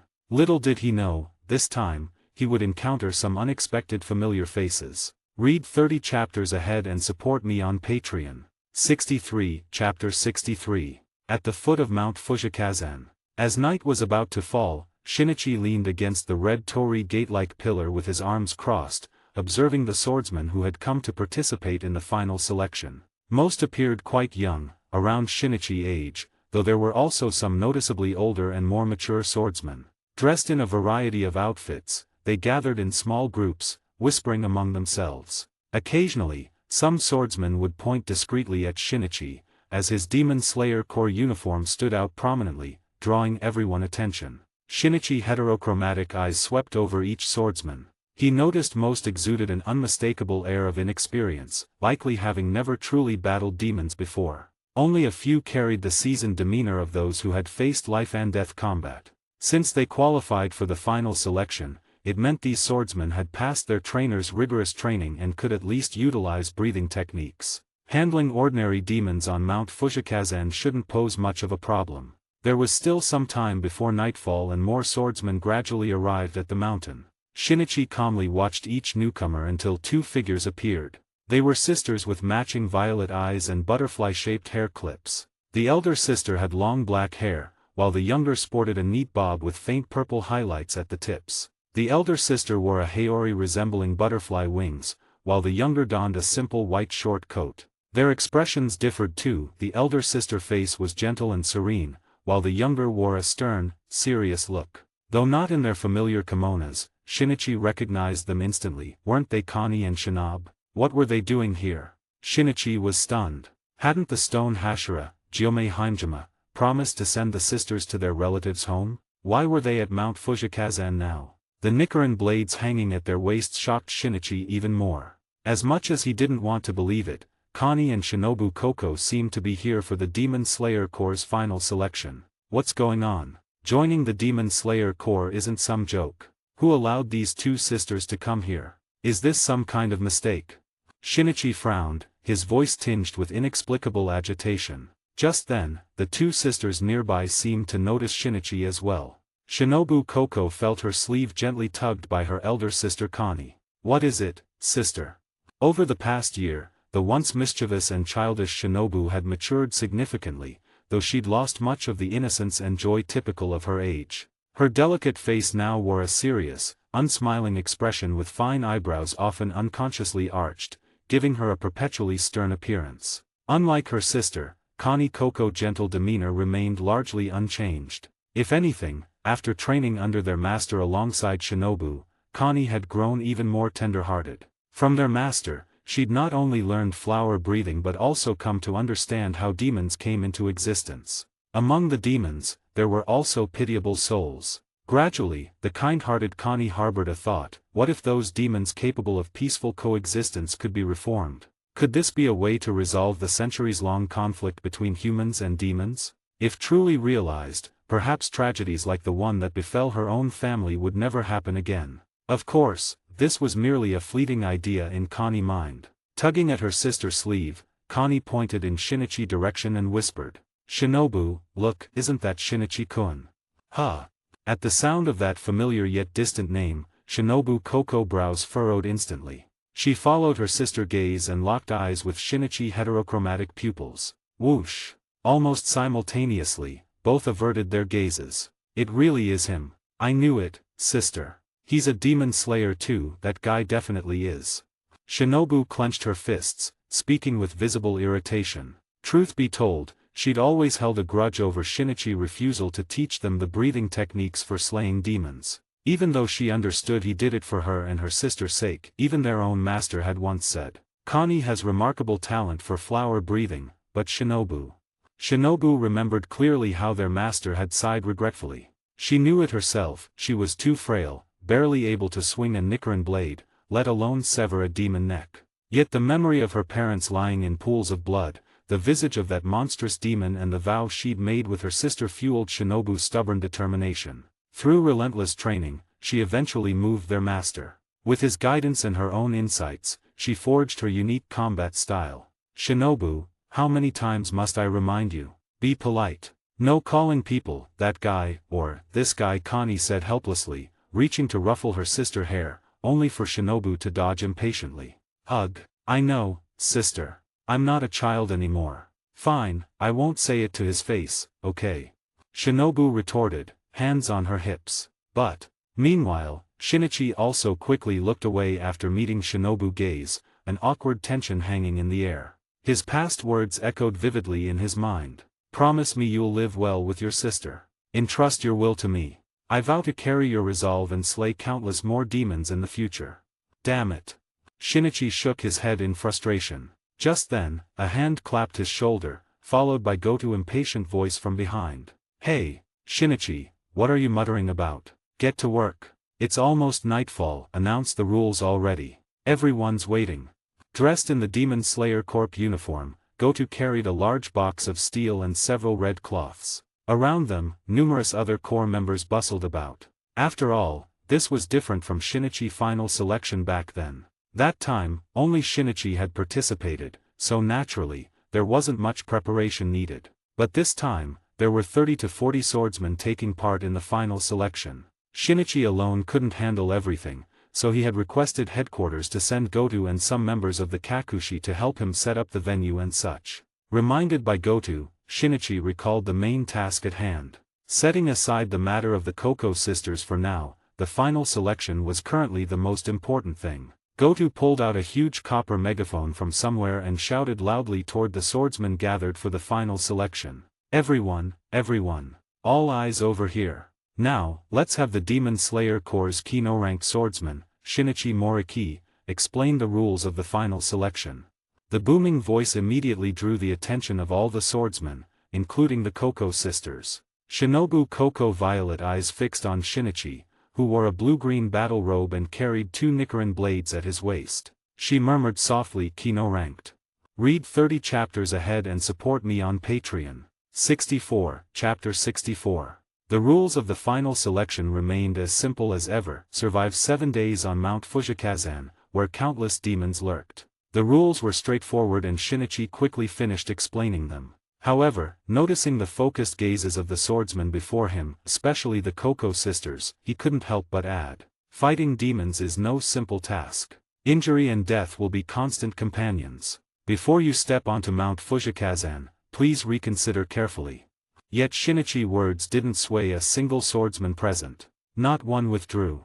In truth, every participant in the final selection had a reason they couldn't give up. Many, like the Koko sisters, had lost loved ones to demons. Their resolve was to join the Demon Slayer Corps and avenge their families. Seeing no one back down, Shinichi let out an almost imperceptible sigh as the sun began to set. Final selection begins now. Good luck to you all. Shinichi walked to the entrance of Mount Fujikazan, standing beneath the countless blooming wisteria flowers as he watched each swordsman step into the trial grounds. Finally, as the Koko sisters passed by him, Shinichi couldn't resist calling out to them. Wait, Connie, Shinobu. Connie and Shinobu Koko stopped in their tracks, both looking at Shinichi with puzzled expressions. Shinichi opened his mouth, but the question, "Why did you join the Demon Slayer Corps?" stuck in his throat. After a long pause, all he managed was a stiff, Long time no see. In response, Connie offered a gentle smile and gave a slight bow. It has been a while, Shinichi-kun.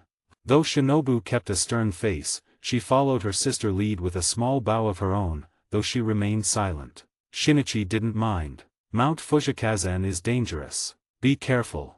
If possible, try to conserve your strength, don't be too eager to fight the demons, Shinichi advised softly. Enough. You're so nagging. We're not kids anymore. Sister, let's go. Before Connie could respond, Shinobu cut in impatiently, tugging at her sister's sleeve to hurry into the mountain. My, Shinobu, you're too hasty. My apologies, Shinichi-kun. Thank you for your concern. Rest assured, Shinobu and I have trained hard. Until we meet again. Connie waved back at Shinichi as Shinobu pulled her along. Shinichi instinctively raised his hand in a small wave, murmuring, "Until we meet again." Soon, all the swordsmen had entered Mount Fujikazan, leaving only Shinichi and a few members of the Kakushi at the entrance. Shinichi sat atop a wooden crate, arms crossed, his expression distant. As he drifted in thought, a hand suddenly appeared before him holding a glass bottle sealed with a marble at its mouth. Want one? It's ramen soda. Really tasty, all the rage in the city, Goto offered, lifting the bottle slightly. Shinichi shook his head. Thanks, but I'm not thirsty. Goto shrugged, pressing the marble down with a click before lifting his mask to take a few hearty gulps, ending with a satisfied sigh. You know those two girls? Goto asked. Shinichi nodded and then recounted everything that had happened at the butterfly medicine house to Got, adding, I don't know where they received their training, but isn't it too cruel for two young girls to slay demons? Wouldn't it be better for them to live peacefully as ordinary people? Hearing Shinichi's words, Goto immediately disagreed and retorted. What nonsense are you spouting, Shinichi? That's typical prejudice. What's wrong with girls? Can't girls join our demon slayer corps? Can't girls slay demons? Shinichi was taken aback and quickly explained. No, that's not what I meant. I just meant. Goto waved his hand to cut Shinichi off and spoke earnestly. Enough, Shinichi. I understand what you're saying, but have you ever considered whether the choice you think is best truly suits others? Many members of the Demon Slayer Corps are like those sisters, they lost their loved ones to demons. If given the choice, none of us would want such tragedies to happen, but we don't have that luxury. Everyone knows it's good to live a peaceful life, but can people truly forget the loved ones who were killed by demons? The departed may haunt your nightmares, making it impossible to ever forget. Many members join the Corps precisely because they refuse to run from this reality. Though everyone's talents may vary, our goal is the same, to eradicate demons and prevent the tragedies we've endured from repeating in other families. In a way, this is our form of redemption as demon slayers. Is that so? Shinichi fell silent. Goto's words made sense. Sometimes, what one considers the best choice isn't necessarily the right one for others. Alright, enough overthinking. Since the master has entrusted you with overseeing the final selection, you should set aside distractions and focus on fulfilling his orders. Honestly, for a Kino to need a Kakushi like me to remind you, you really are still an immature kid. Goto patted Shinichi's shoulder, muttered a few more words and left. Watching Goto's retreating figure, Shinichi shook his head with a wry smile and muttered self-deprecatingly. He's right. Even as a Kino, I'm still so immature. Goto's words left Shinichi, grown man with 2 lifetimes adding up to over 30 years, feeling a twinge of shame. Abruptly standing up, Shinichi raised his arm and soon Izo flapped his wings and descended from the sky, landing on Shinichi's forearm. At the same time, the chaotic sound of flapping wings echoed above Shinichi's head. Looking up, he saw over a dozen Kashagi crows circling overhead. Izo, I'll need your help. Lead the others and keep watch over Mount Fujikazan. Notify me immediately if anything unusual happens. Caw. Izo let out a sharp cry, nuzzled Shinichi's index finger affectionately, then took off into the sky, heading for Mount Fujikazan. The other Kashagi crows followed, scattering in all directions toward the mountain. After watching the crows disappear into the distance, Shinichi lowered his gaze to the snoring, fat dog sprawled at his feet. Kneeling down, he gave Maruenai's plump body a firm rub. Maruenai, time to work. After this mission, I'll treat you to a feast at the Kakushi mess hall. Woof woof. The previously lazy Maruenai immediately perked up at the mention of the dining hall, barking excitedly at Shinichi twice before dashing into Fujikazen Mountain like a bolt of lightning, unable to contain his eagerness. Shinichi stood up, brushing off non-existent dust from his clothes as he gazed at Fujikazen Mountain under the night sky. The final selection has begun. Read 30 chapters ahead and support me on Patreon. 65, Chapter 65. For Shinichi, he could walk through Mount Fujikazen with ease, but for these young and inexperienced swordsmen, Mount Fujikazen was a perilous hunting ground, both for them and for the starving demons lurking within. Ah!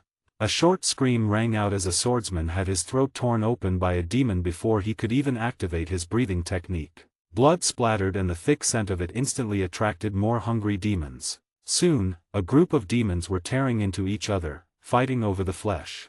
The final selection was cruel in this way: either the swordsman slayed the demons, or the demons slaughtered the swordsman. In the sky, a Kashagi crow witnessed this scene clearly, but it was powerless to stop it. All it could do was observe from above, ensuring no uncontrollable factors arose during the final selection. Thus, for the swordsmen participating in the final selection, the only thing they could rely on to pass was the Nichiren blade in their hands. Flower breathing, 4th form, Crimson Hanagoramo. 2 peach-colored slashes flashed out left and right in an instant, decapitating 2 snarling demons before they could react. Connie Coco tightened her grip on her Nichiren blade, a hint of regret flashing across her face. What a shame. These 2 demons have completely lost their sanity. There was no way to communicate with them. Sister. They're demons. Stop always trying to talk to them, okay? How could demons possibly be reasoned with? Shinobu Coco said in frustration, having only half-drawn her Nichiren blade. Compared to her sister, her reaction was far too slow. Shinobu, you don't have to say it like that. I believe there are demon gentlemen out there who can be communicated with peacefully. Just as there are good and bad people, since demons can have emotions, there must also be good demons who can be reasoned with. Connie smiled as she sheathed her blade. Shinobu had argued with her sister about this more than once, but Connie's stance was firm. Gradually, Shinobu gave up trying to persuade her and instead brought up another matter. Sister. I've been training hard too. Stop protecting me like a child. I can slay demons as well. As she spoke, Shinobu patted the Nichiren blade at her waist. Connie blinked in surprise. But, Shinobu, a demon neck isn't like the wooden posts we've cut before. They're very tough. Connie and Shinobu Master taught them flower breathing, a derivative of water breathing. While inheriting the strengths of water breathing, flower breathing elegant and beautiful techniques were better suited for female swordsmen. Moreover, the dazzling visuals accompanying each flower breathing attack could confuse enemies, allowing for more strikes to be unleashed, effectively compensating for the disadvantage of female swordsmen generally having less physical strength than their male counterparts. However, as their master had said, even flower breathing, which didn't demand much strength, wasn't very suitable for Shinobu. Her arms were too slender and her strength was lacking. She could barely cut through wooden posts, let alone a demon neck. I'll prove it to you, sister.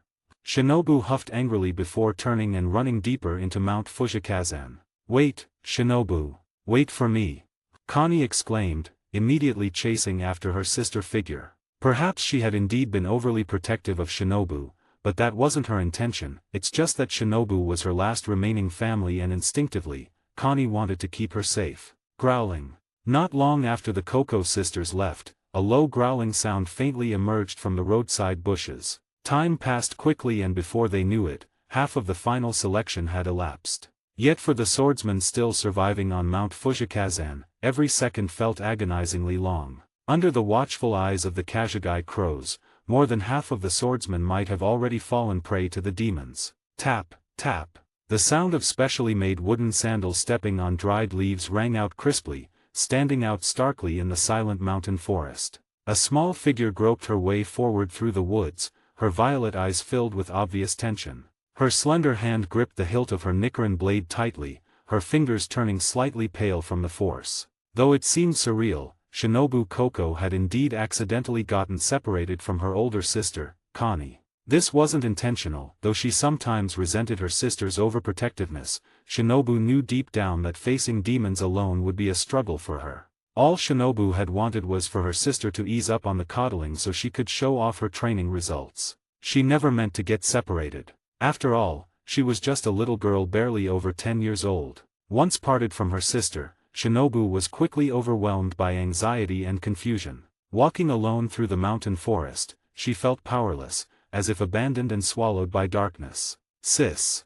Still just a child, Shinobu murmured her sister's name in a low voice, her large violet eyes growing misty. The little girl was clearly frightened. It was at that moment Shinobu faintly heard someone's screams. Without hesitation, she immediately ran toward the source of the sound. Having gone nearly an entire night without seeing another living soul, Shinobu was desperate upon suddenly hearing voices. "Ah, help, help me. No, don't eat me." As she drew closer, the screams grew clearer, eventually turning into desperate, agonized wails, as if the person had encountered a truly terrifying demon. Though the screams sent chills down Shinobu's spine, she still tightened her grip on her Nichiren blade and rushed toward their origin. When she pushed aside the obstructing bushes, the scene before her made Shinobu's eyes widen in shock. Under the moonlight, a demon, easily 8 times Shinobu's size, was stuffing a screaming young man into its millstone-sized mouth with its stubby arms. The swordsman was a young boy, already terrified out of his wits. His Nichiren blade had fallen to the ground during the earlier struggle and now he flailed his arms uselessly while screaming for help. The demon clutching him resembled a massive lump of rotting mud, its body covered in layers of pockmarked, uneven skin. Its limbs were absurdly short, but most horrifying of all was its gaping, millstone-sized mouth. At this moment, the boy's lower body had already been stuffed into the big-mouthed demon jaws. Crunch, crunch. The horrifying sounds of chewing and grinding continued relentlessly, with bright red blood and shredded flesh constantly oozing from the corners of the demon's mouth. Damn it! This demon was actually eating someone alive. Swish! Without a second thought, Shinobu immediately drew the Nichiren blade from her waist. Read 30 chapters ahead and support me on Patreon. 66, Chapter 66. The crisp sound of a Nichiren blade being unsheathed immediately drew the attention of the large-mouthed demon feasting on a swordsman, as well as the barely alive swordsman himself. Save me. The young swordsman trembled, stretching a shaking hand toward Shinobu Koko. Meanwhile, a gleam flashed in the demon's narrow yellow eyes. With a disgusting plop, it spat out the half-dead young swordsman and turned its millstone-sized mouth toward Shinobu, emitting a greedy growl. Good. Such a young girl. Your flesh must be even more delicious. Its mouth was filled with uneven, densely packed teeth, all smeared with fragments of bone and flesh. A thick, metallic stench of blood assaulted the senses. Yet the most horrifying sight was the young swordsman it had just spat out. His lower body was a mangled mess of flesh and blood, his legs completely gone, an extremely gruesome and terrifying scene. A single bead of cold sweat formed on Shinobu's forehead. It would be a lie to say she wasn't nervous or afraid. Her hands gripped the blade so tightly they turned white. Her Nichiren blade had been specially modified by her master before she set out. Shinobu's Nichiren blade was shorter than a standard one, its blade ground much thinner. This significantly reduced its weight while making it sharper and more agile. But this came with a drawback: the overly thin blade was also far more prone to breaking. Slurp. Little girl, don't resist. I'll enjoy your flesh properly. He. The large-mouthed demon let out a spine-chilling laugh. Then, its stubby limbs unleashed strength wildly disproportionate to its size, propelling its massive, grotesque body toward Shinobu at terrifying speed. Aim for the neck. Focus everything into one strike. Shinobu closed her eyes briefly, silently reciting her master teachings. The moment the demon lunged at her, her violet eyes snapped open, flashing with unwavering resolve. Her front foot stepped forward, whoosh, and in the next instant, Shinobu's slender frame shot forth like an arrow loosed from a bow, streaking straight for the demon neck. Swish! Just as they were about to collide, Shinobu's body twisted in a graceful, agile flip, evading the stench-filled maw. She landed smoothly atop the demon head. Raising her Nichiren blade, her violet eyes gleamed brilliantly under the moonlight. Slash! Before the demon could react, Shinobu swung her blade downward, using the momentum of her fall to drive the razor-sharp edge cleanly through the thick neck. Ack! The demon's deafening howl of pain filled the air. But Shinobu wasn't done. Though her arms lacked the strength to fully sever a demon's neck in one slash, she leveraged her strengths, nimbleness and precision. With rapid, piercing strikes from her lightweight blade, she effortlessly punctured the demon's neck. Then, using her body weight, she concentrated all her force onto the blade, letting gravity assist in cleaving through the demon neck. Squelch. Demon blood sprayed as half the neck split apart, sending the creature into a frenzy of agonized roars. Shinobu rolled away gracefully, landing firmly on her feet. She raised her Nichiren blade once more, aiming it squarely at the demon. Perhaps because it had just fed on human flesh, the demon regenerative abilities were significantly enhanced. The severed half of its neck was visibly knitting itself back together. Enraged, it snarled, "You brat! I'll chew you alive." Shinobu's expression was grave. This demon neck was too thick. If it were an ordinary demon, that last strike should have severed its neck. But this one before her was different. Unless her Nichiren blade could cut all the way through its neck, it would be extremely difficult to decapitate it. "Father, mother, protect me. Sister, wait for me." Shinobu silently recited the names of her loved ones, using them as encouragement for herself. Then, gripping her Nichiren blade tightly, she faced the large-mouthed demon charging at her once more. Though she lacked the strength to perform the elegant and dazzling flower-breathing techniques, Shinobu's speed was not much inferior to Connie, who practiced flower breathing. If Connie in battle resembled a beautiful, graceful flower, then Shinobu was like a butterfly nimbly dancing among the blossoms. Her sharp Nichiren blade pierced the demon neck again and again, yet she couldn't fully sever it. Gradually, Shinobu's stamina began to wane, her movements slowing considerably. She nearly got bitten by the large-mouthed demon gaping jaws. Noticing this, the demon cackled wildly, "Little brat. Running out of steam, aren't you? Ha ha ha, stop struggling. Just let me eat you." As soon as the words left its mouth, its millstone-sized jaws stretched to their limit and snapped toward Shinobu. With all her remaining strength, Shinobu leaped back, barely dodging the attack. She landed somewhat unsteadily, her forehead now covered in fine beads of sweat, her hands trembling slightly as they gripped the sword. Yet her expression showed no trace of panic. Instead, there was even a faint smile. "You brat! How dare you still smile? I'll make you watch yourself get chewed to pieces while you cry." The demon snarled. "Ugly freak. Your brain must be smaller than a walnut. Haven't you realized it yet?" Shinobu couldn't resist taunting. "What?" The demon froze, then suddenly noticed a sluggish sensation spreading through its body. Its boundless strength seemed to deflate like a punctured balloon. "What did you do to me?"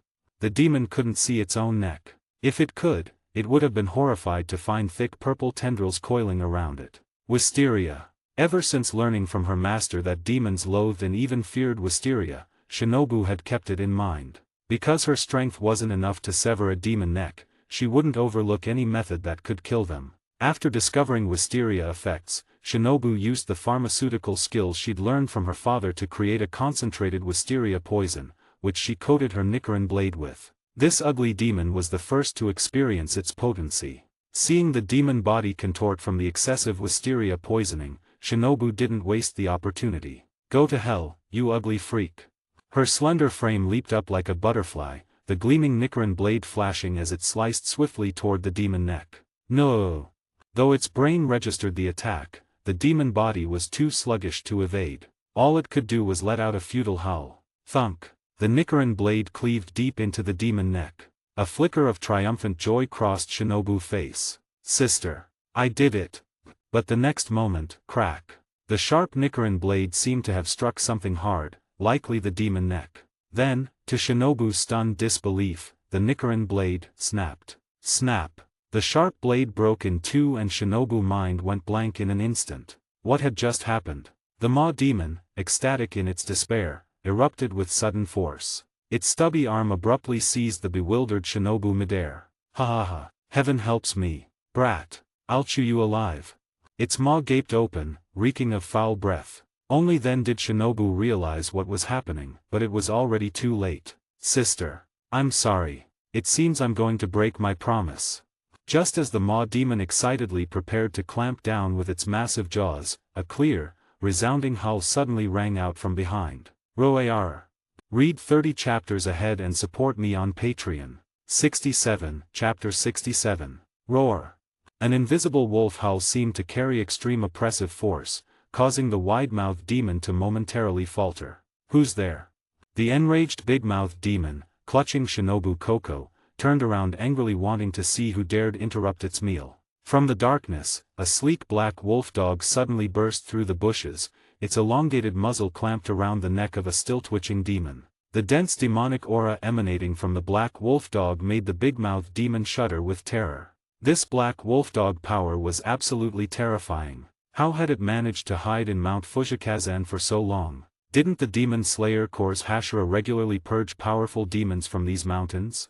Before the astonished big-mouthed demon eyes, the wolf dog's sharp teeth snapped shut with a crack. Accompanied by the demon's scream, both head and neck were crushed into pulp. Growling low, the black wolf dog circled the big-mouthed demon leisurely, as if taking a stroll, while chewing through the demon's skull. Perhaps sensing the overwhelming pressure from the wolf dog, the big-mouthed demon couldn't contain itself. It interpreted this as a challenge, likely over the human girl in its grasp. Normally, it wouldn't be worth fighting a powerful fellow demon over mere prey. But this was Mount Fujikazan, a prison for demons, their personal hell. Every morsel of flesh was irresistible temptation here, especially the tender meat of the girl it held. With a roar, the massive demon suddenly charged at the wolf dog, determined to strike first. Yip yip yip. The black wolf dog responded with mocking howls, effortlessly leaping aside to dodge the attack. Enraged, the big-mouthed demon bellowed and launched frenzied assaults, while the wolf dog continued evading with playful ease, as if toying with prey. The wolf dog even began yipping excitedly, seemingly having found wonderful entertainment. Stupid mutt. Stop playing. Can't you see that ugly freak still holding someone? Just as the wolf dog was enjoying itself, a stern reprimand echoed in its mind. Whimper. Instantly deflated, the previously exuberant wolf dog's ears drooped. Meanwhile, Shinobu Koko in the demon grip wasn't faring well either. Being swung around violently left her pale and feeling like her body might fall apart, her once rosy cheeks now drained of color. Realizing playtime was over, the wolf dog dashed forward, snap, biting off the demon arm holding Shinobu before it could react. Bastard! Give her back! The demon roared, charging forward, but the wolf dog had already retreated several paces with the weakened Shinobu in tow. Gently depositing Shinobu on soft grass, the wolf dog fixed its crimson eyes murderously on the big-mouthed demon. This ugly creature had gotten him scolded by his master. Grrrr. A low growl began brewing in the black wolf dog throat, its claws digging firmly into the ground as its elongated snout suddenly took a deep, unprovoked inhale. Upon reaching a certain limit, it abruptly opened wide toward the charging maw demon. Blood demon art, shadow wolf howl. Awooh. Terrifying sound waves that distorted the very air itself came roaring forth, churning the earth and snapping vegetation. The moment these horrific sonic attacks touched the maw demon, its massive body instantly exploded. Flesh and bones burst apart simultaneously, splattering disgusting multicolored fluids everywhere. No! The maw demon let out a desperate wail. It had never imagined this wolf demon power could be so terrifying. Had it known beforehand, no amount of delicious flesh would have tempted it to covet this prey. Boom! The enormous body crashed heavily onto the ground, completely mangled. The maw demon struggled pitifully, begging the black wolf dog for mercy. My lord, spare me, my lord.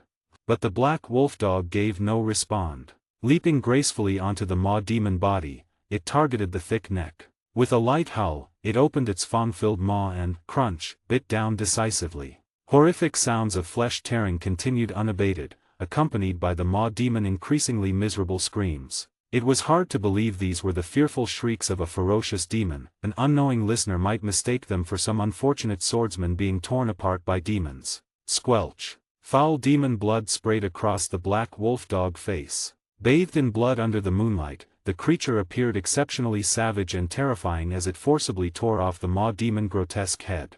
Shaking the severed neck in its jaws, the wolf dog soon released it with distaste. The head rolled like a ball until it stopped before Shinobu, who had witnessed the entire scene. Then, right before her eyes, it disintegrated into ashes. Some might wonder how another demon could kill a demon.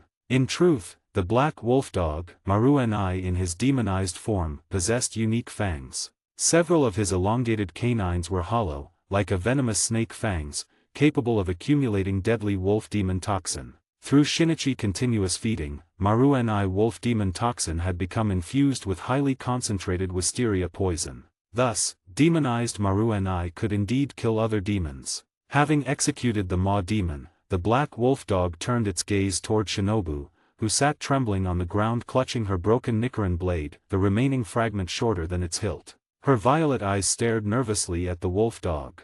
Unlike the maw demon, she didn't recognize this as Maruenai transformed state, mistakenly believing it to be another hungry demon come to fight over its prey. The black wolf dog oppressive aura far surpassed the maw demon. Gripping her shattered sword, Shinobu's slender frame shook uncontrollably, a primal human fear response. Yet her stubborn nature made her lift her head to face the creature directly. "Sister, I'm sorry I can't slay demons with you anymore," she whispered, treating this as her final words. "But I'll watch over you from heaven with father and mother." With great effort, the trembling girl forced herself to stand.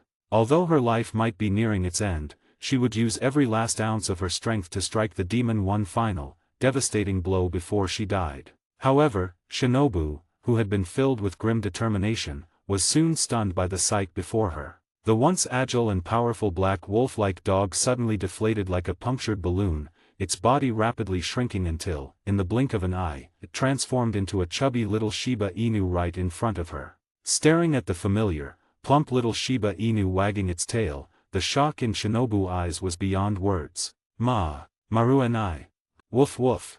At the foot of Fujikazen Mountain, Shinichi, who had been keeping his eyes closed all this time, suddenly opened them. A glimmer flashed through his heterochromatic eyes as he let out a sigh, as if in relief. Read 30 chapters ahead and support me on Patreon. 68. Chapter 68. Shinichi stared blankly at the Nichiren blade at his waist, lost in thought. Just moments ago, he had intervened in the final selection. That large-mouthed demon, though slightly more ferocious than an ordinary one, wasn't beyond the standard limits. If Connie had encountered it, she likely would have slain it with ease. Call it selfishness if you will, but Shinichi couldn't stand by and watch Shinobu be killed by that large-mouthed demon. In fact, sending Maruenai into Mount Fujikazen was already an act of selfishness on his part. The overpowered demons on Mount Fujisazen had long been nearly exterminated by him after the hand demon betrayal, and even the remaining hand demon had been drained of most of its power. Therefore, Shinichi shouldn't have interfered with the final selection on Mount Fujikazen anymore. Yet when he saw the Koko sisters at the foot of the mountain, Shinichi's resolve wavered. In the end, he used the pretext of patrolling Mount Fujikazen to send Maruenai inside. Truth be told, Shinichi's intervention wasn't just to help Shinobu alone. Maruenai had actually saved many other swordsmen who were nearly killed by demons. Whether it was due to their lack of skill or something else, Shinichi was deeply disappointed. While the swordsmen's courage was commendable, their weak breathing techniques and swordsmanship were almost unbearable to watch. Those using water breathing couldn't even produce ripples on their blades. What a farce. How did their trainers allow them to participate in the final selection? With such poor skills, it was no wonder so few survived each final selection. Shinichi's heart grew heavy. The number of swordsmen willing to join the Demon Slayer Corps was already scarce, and such futile sacrifices on Mount Fujikazen were squandering the Corps' future. The final selection had to change. However, before Shinichi could figure out how to reform the final selection, the urgent flapping of wings sounded above him. Puzzled, he looked up. It wasn't Izo, but an unfamiliar Kashagi crow. Shinichi raised his arm and the crow swiftly landed on it. Clearly, this crow owner was in dire straits, its tiny chest heaving rapidly. What happened? Shinichi pressed urgently. The unfamiliar crow cried out in a frantic voice. Reinforcements. Reinforcements needed. Demon slayers in the southeast have encountered a lower moon demon. Kino rank swordsman Moriki Shinichi, proceed immediately to assist. A lower moon demon. A flash of gravity crossed Shinichi's eyes as he sprang to his feet. The Kakushi member Goto, standing behind Shinichi, had also heard the crow plea. Before Shinichi could speak, Goto stepped forward and said, "Go, Shinichi. We'll handle things here at the final selection. Don't worry." Shinichi glanced at Goto, then back at Mount Fujikazen behind him. Without a word, he gave a firm nod before gripping his Nichiren blade and dashing off toward the southeast. The crow that had delivered the plea immediately took to the skies again, guiding Shinichi's path. Though exhausted, it knew that without swift reinforcements, the demon slayers facing the lower moon would be in grave danger. So the crow pushed itself, flapping its wings desperately to lead the way. In his haste, Shinichi had no time to bring Maruenai along. After leaving a brief instruction for Maruenai, Shinichi swiftly departed Mount Fujikazan under Goto watchful gaze. Meanwhile, within Mount Fujikazan, Maru and I, who had been happily strolling through the mountain forest, suddenly stopped in his tracks. Shinobu Koko, who was struggling to carry a Nichiren blade behind Maru and I, also halted in confusion. The Nichiren blade in Shinobu's hands belonged to the swordsman who had been bitten by the big-mouthed demon earlier. However, by the time Maru and I had slain the demon, the severely injured young swordsman had ultimately succumbed to his wounds. Shinobu's own Nichiren blade had broken, and to continue fighting, she picked up the fallen swordsman blade after burying him. However, this Nichiren blade was much heavier than the one she had previously used. Seeing Maru and I stop, Shinobu instinctively asked, "What's wrong?" Of course, Maru and I couldn't answer. His chubby little face showed a hint of grievance. His master had actually abandoned him and told him to take care of the child behind him. How outrageous. Maru and I grumbled unhappily a couple of times before continuing forward on his short legs, leading the way. He intended to take the little girl behind him to her sister. Maru and I actually knew Shinobu and her sister Connie. The little Shiba Inu nose clearly remembered the scent of these two sisters. However, compared to Connie, Maru and I didn't particularly like Shinobu. Or rather, Shinobu didn't interact much with Maru and I and was even somewhat afraid of this fluffy, adorable little dog. In contrast, Shinobu was more interested in plump, slippery goldfish. Seeing Maru and I continue forward, Shinobu hesitated but ultimately followed, still carrying the Nichiren blade. She didn't know why Maru and I was here, but Shinobu was certain it had something to do with Shinichi at the foot of Mount Fujikazan. That cold-faced man. Just like her sister, he treated her like a child. This was so embarrassing. Though Shinobu felt deeply ashamed inside, her body was honest and she obediently followed behind Maru and I. She just didn't know how she would face Shinichi, that cold-faced man, after the final selection. "He'll laugh at me, won't he?" "He definitely will," Shinobu muttered, her delicate little face downcast as she bit her lip. Leaving aside the situation on Mount Fujikazan, Shinichi was currently rushing madly toward the southeast. A lower moon demon, after nearly 2 years, would he finally encounter one again? Shinichi's heart was heavy, but there was also a hint of excitement. 2 years ago, when he had faced Lower Moon 4 Rokuro, he had been far from a match for it. Back then, Shinichi had repeatedly despaired over the gap in strength between himself and the 12 Kazuki. But now, times had changed. After training in forest breathing and years of experience, Shinichi's strength had improved by leaps and bounds. If he were to face Lower Moon 4 Rokuro now, he wouldn't fear it in the slightest. "Unknown Lower Moon Demon, I hope you're ready. I'm coming soon. Prepare to taste the power of forest breathing," Shinichi thought to himself. Meanwhile, in Saga Prefecture, Shinji District. Inside a dilapidated temple, withered trees could be seen everywhere and endless dried leaves covered the temple grounds. On the moss-covered stone slabs knelt 6 or 7 figures. They wore uniforms, gripping Nichiren blades of various colors, with the large Destroy character on their backs clearly marking their identities, Demon Slayer Corps swordsmen. However, every member of the Demon Slayer Corps wore expressions of extreme agony, veins bulging, teeth shattered, and some even had blood seeping from their noses, eyes, and ears. All of this stemmed from the figure lurking in the shadows of the temple main hall. A/N, can you guys make me a picture of MC using AI or something? MC have black hair and heterochromia eyes, one green and one peach. Read 30 chapters ahead and support me on Patreon. 69, Chapter 69. Ah, it's been so long. Tell me, will a Hashira really come to save you weak little insects? Under the broken temple eaves, a lean figure lounged lazily on the wooden floor, speaking with boredom. Cough cough. Just wait. You'll definitely be slain by our Demon Slayer Corps. A Demon Slayer member coughed up blood but still shouted angrily at the figure. Swish. Splurt. Ah. Unfortunately, as soon as the member finished speaking, a brown light flashed by and his entire right forearm holding the sword was severed clean off. Blood sprayed as other Demon Slayer members gasped in shock, calling out their comrade's name in concern. The weak should know their place. Who gave you the courage to offend me? The figure spoke coldly as he stood up. Emerging slowly from the darkness, moonlight revealed his features, a lean, sharply angular face with 3 distinct cross-shaped scars prominently displayed on his forehead and both cheeks. Short black hair framed pointed elven ears adorned with small yellow earrings. Between slightly parted lips, sharp fangs were clearly visible. But most striking were those orange-yellow eyes.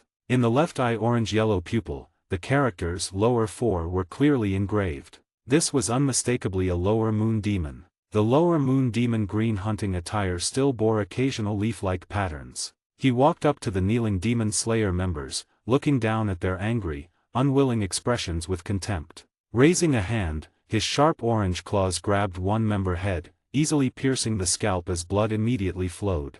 Seems keeping you alive won't summon any Hashira after all. Pity. But killing so many demon slayers and severing a Hashira hand should suffice as tribute to that lord. Heh, poor Rokuro, the lower moon demon muttered to himself. Then he raised his claws to tear apart the demon slayer members before him. Suddenly, the demon expression changed as his body blurred backward in an afterimage. A shrill whistle pierced the air as a green light descended from the sky, piercing precisely where the demon had stood. Boom! The ancient stone slabs shattered violently, debris flying everywhere. When the demon regained his footing, he saw a green Nicaran short sword embedded where he had stood moments before, the blade still trembling from the tremendous impact. Oh, a Nicaran blade! Swish! Before the demon could react, Shinichi in his blue-green battle robe leapt down from the temple roof. His sturdy deerskin boots landed firmly on the stone with a crisp tap. Back turned to the demon, Shinichi first bent to retrieve the short sword Mori no Ryuo embedded in the stone, casually sheathing it at his waist before standing straight and turning to face the demon. His heterochromatic eyes, one blue-green, the other peach-red, fixed intently on the lower-rank demon as he frowned slightly. Lower rank 4? Didn't one already die? Why is there another? He asked curiously. Upon hearing this, the lower moon demon revealed a cruel smile. Oh, so you knew that old fool Rokuro. Heh, what a useless guy, getting killed so easily. But it's just as well, if he hadn't died, how could I have climbed higher? Shinichi studied the lower moon peculiar face, deep in thought, when suddenly realization struck him. He pointed his blade at the demon and demanded. You're the lower moon who injured the wind Hashira, aren't you? The wind Hashira? Oh, that guy in yellow. Now I remember. A shame, really. If Dawn hadn't been approaching, I wouldn't have just taken his arm, his head would have been mine too. He, the lower moon cackled. Be careful, Shinichi. That thing, his power is unnatural. Behind Shinichi, a demon slayer with bloodshot eyes and a contorted face struggled to speak. Clearly, he had fought alongside Shinichi before. The demon slayers were in terrible condition, some seemed deeply poisoned and one had even lost an arm. Without hesitation, Shinichi drew his Nicaran blade. Forest breathing, second form, willow of life. The sharp blade traced a fine cut across each injured comrade. Ethereal green willow branches sprouted instantly, their potent vitality immediately mending the slayers' failing bodies. The lower moon watched with amusement, nostrils flaring slightly. What a delicious scent. What technique is this? Hey, brat. Are you one of the Hashira? Shinichi turned coldly, raising his dual-colored Nicaran blade, emerald and crimson intertwined. Demon Slayer Core, Kino rank, Shinichi Moriki. Lower moon, state your name so you won't die like the trash you are. The demon lips curled into a grotesque grin. He, arrogant little fool. Even your Hashira wouldn't dare speak to me like that. Remember this, boy, the one who'll take your head is me. Lower moon 4, Wakuraba. The moment the words left his mouth, both Shinichi and Wakuraba lunged like streaks of light, clashing so swiftly their afterimages lingered in the air. Clang, clang. Shinichi Nicaran blade met Wakuraba iron leaf-shaped daggers, sparks flying with each collision. Unlike Rokuro, who relied on brute strength and physical prowess in close combat, though his true power lay in his blood demon art, making him reluctant to engage slayers directly, Wakuraba was different. His martial skills were refined, like a seasoned warrior, effortlessly parrying every one of Shinichi's strikes. Just as Shinichi grew solemn, Wakuraba was equally surprised by this young demon slayer. Even after gaining the upper hand against the wind Hashira, Wakuraba wasn't foolish enough to challenge others. His bravado was merely a show, for the sake of that certain someone eyes. When Shinichi first appeared, Wakuraba was genuinely taken aback for a moment. However, upon realizing that Shinichi wasn't a Hashira, Wakuraba felt relieved and began to engage in combat with him. Not until they crossed swords did he realize the truth. To Wakaraba's astonishment, this young demon slayer named Shinichi possessed combat skills that were in no way inferior to the winged Hashira he had fought before. 6. Read 30 chapters ahead and support me on Patreon. 70. Chapter 70. The sharp Nichiren blade slashed fiercely toward Wakaraba's neck, forcing the latter to hastily raise his leaf-shaped short sword in defense. Clang! Shinichi dual-colored Nichiren blade clashed violently with Wakaraba's leaf-shaped short sword, sending sparks flying and producing a grating metallic screech that set teeth on edge. The two stood locked in combat, their faces so close that Shinichi could clearly count the number of eyebrows on Wakaraba's face. "You brat! Not bad at all." Wakaraba snarled through gritted teeth. Shinichi responded with equal disdain. "Is Lower Moon 4 always this weak? First it was Rokuro, and now you. You're still far from matching me. Arrogant fool." Wakaraba roared. With a swift motion, he withdrew his leaf-shaped short sword, narrowly avoiding Shinichi's horizontal slash. Simultaneously, his free left hand suddenly produced another short blade, thrusting straight toward Shinichi's chest. Shinichi's expression remained unchanged.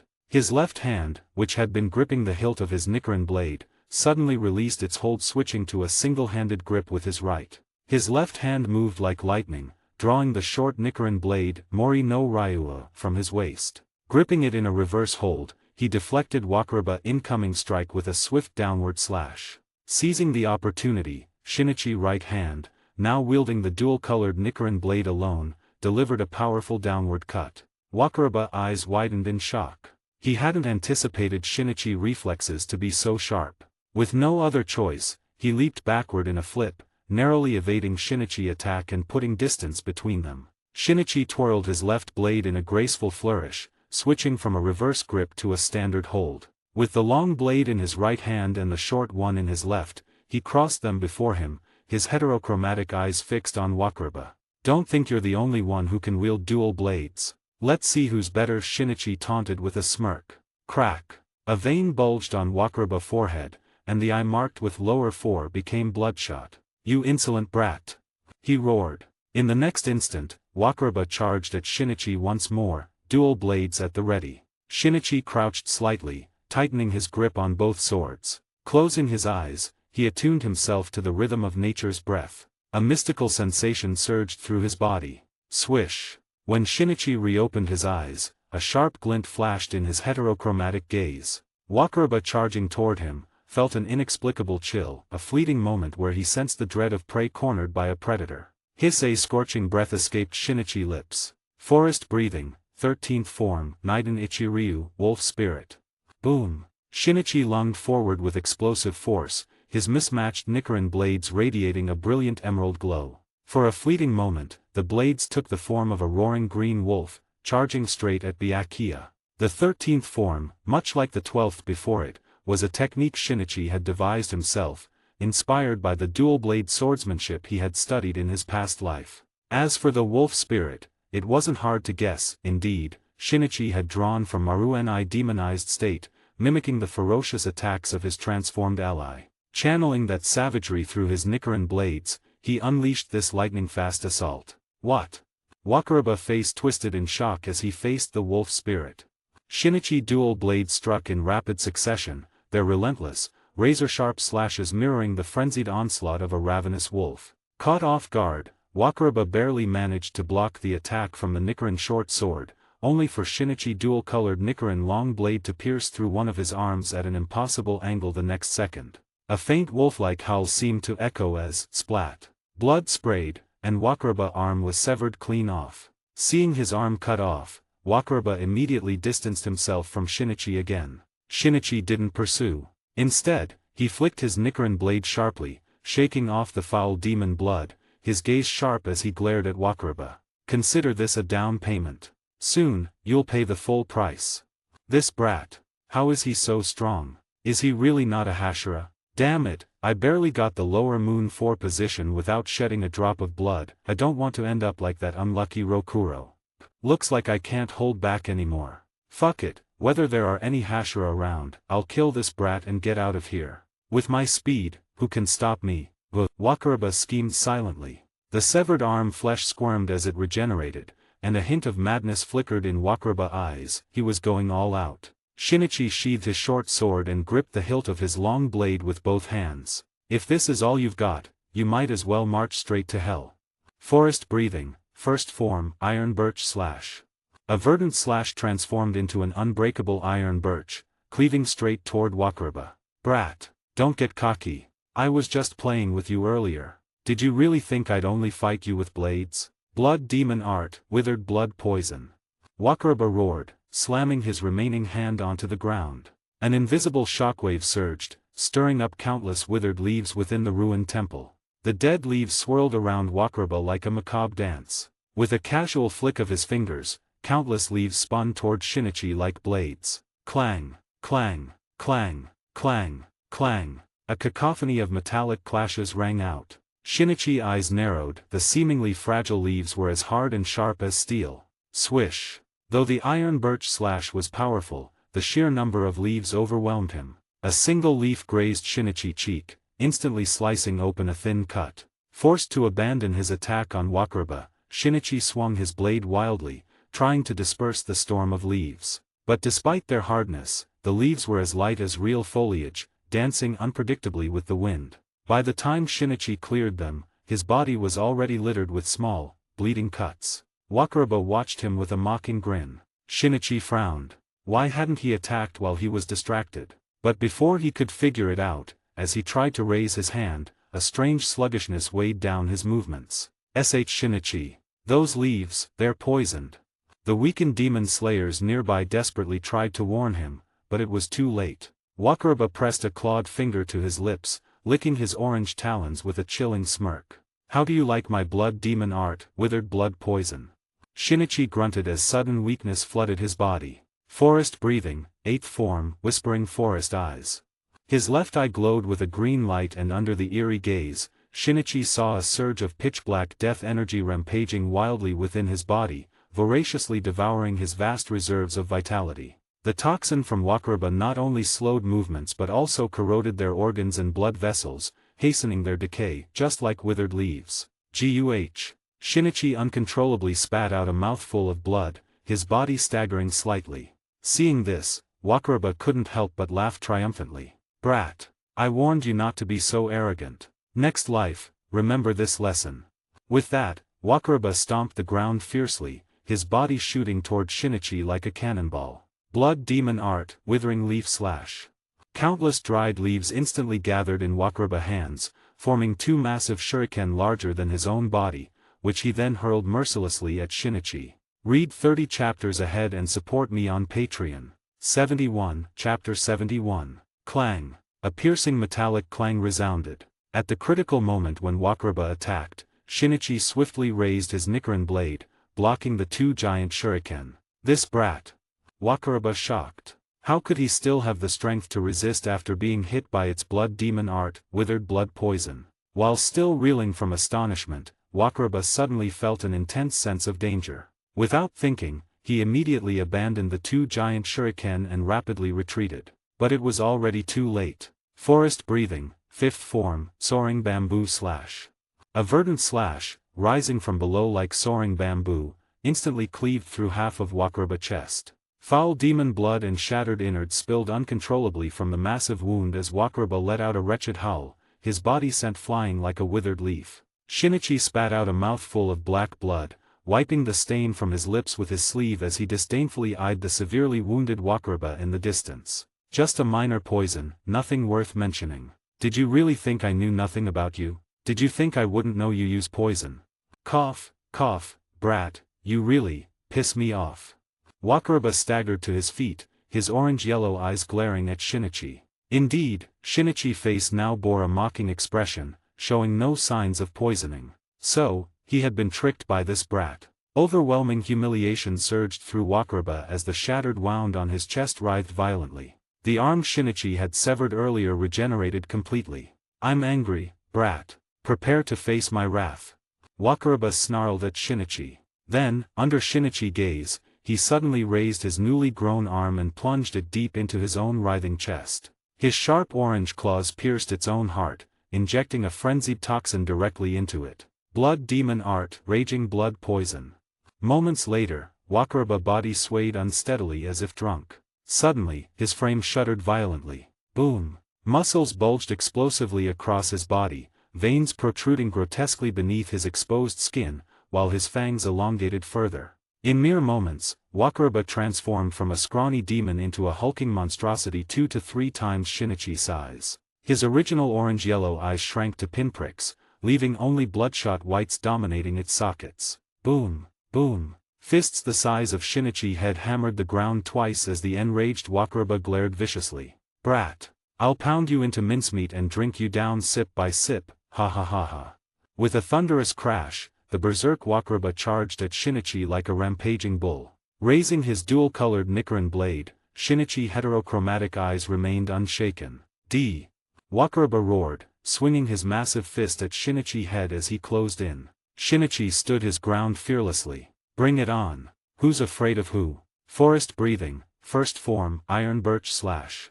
A thick verdant slash met Wakuraba's fist head-on. Fist met blade, the tremendous impact sending shockwaves through the temple, stirring up a whirlwind of fallen leaves. Boom, boom, boom, boom. The sound of collisions rang out incessantly as Shinichi and Wakuraba engaged in a frenzied all-out assault, the flashes of the Nichiren blade clashing repeatedly with Wakuraba's fists. Get lost! Shinichi roared, swinging his blade to cleave through Wakuraba's fist in an instant. Seizing the opportunity, he swiftly drew the short sword Mori no Ryuo from his waist and drove it deep into Wakuraba's arm, pinning it to the ground. Let go! Wakuraba howled, but for the moment, he couldn't break free from the Nichiren blade restraint. Taking advantage of the opening, Shinichi raised his Nichiren blade high. A surge of vibrant life force began gathering along the dual-colored blade as a ferocious, emerald-green dragon took shape. Screech! His deerskin boots scraped against the ground as the light in Shinichi's left eye, gleaming emerald, flared intensely. Forest breathing, 7th form, soaring wood dragon, slash. Roar! The emerald dragon seemed to open its maw and bellow at Wakuraba before lunging straight for his neck. Shinichi's Nichiren blade came down with devastating force. Ah! A sudden scream pierced the air, but it wasn't Wakuraba.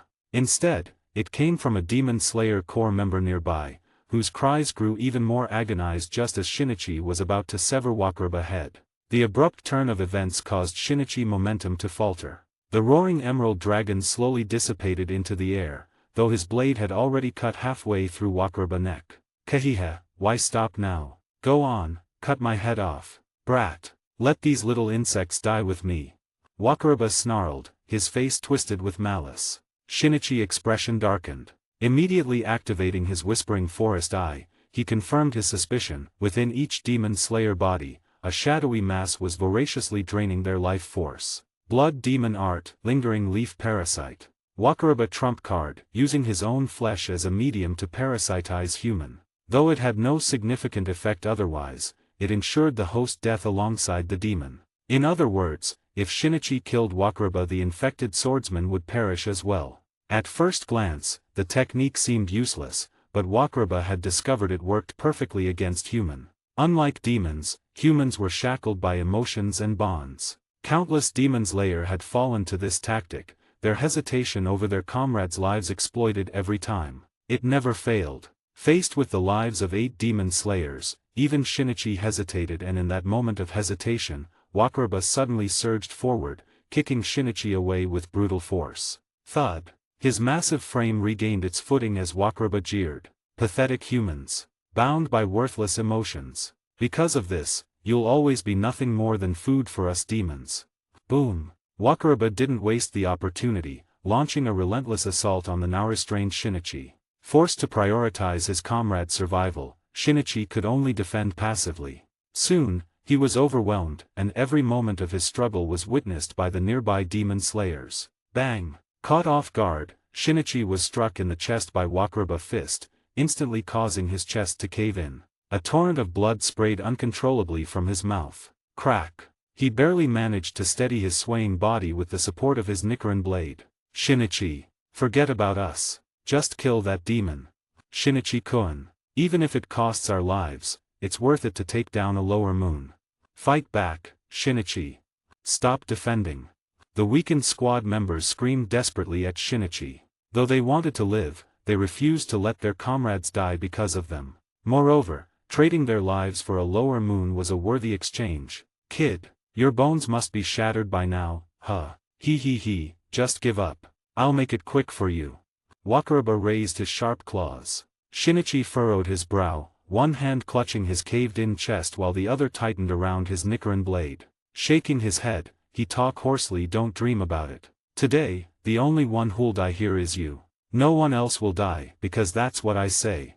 Forest Breathing, 9th Form, Eternal Cycle.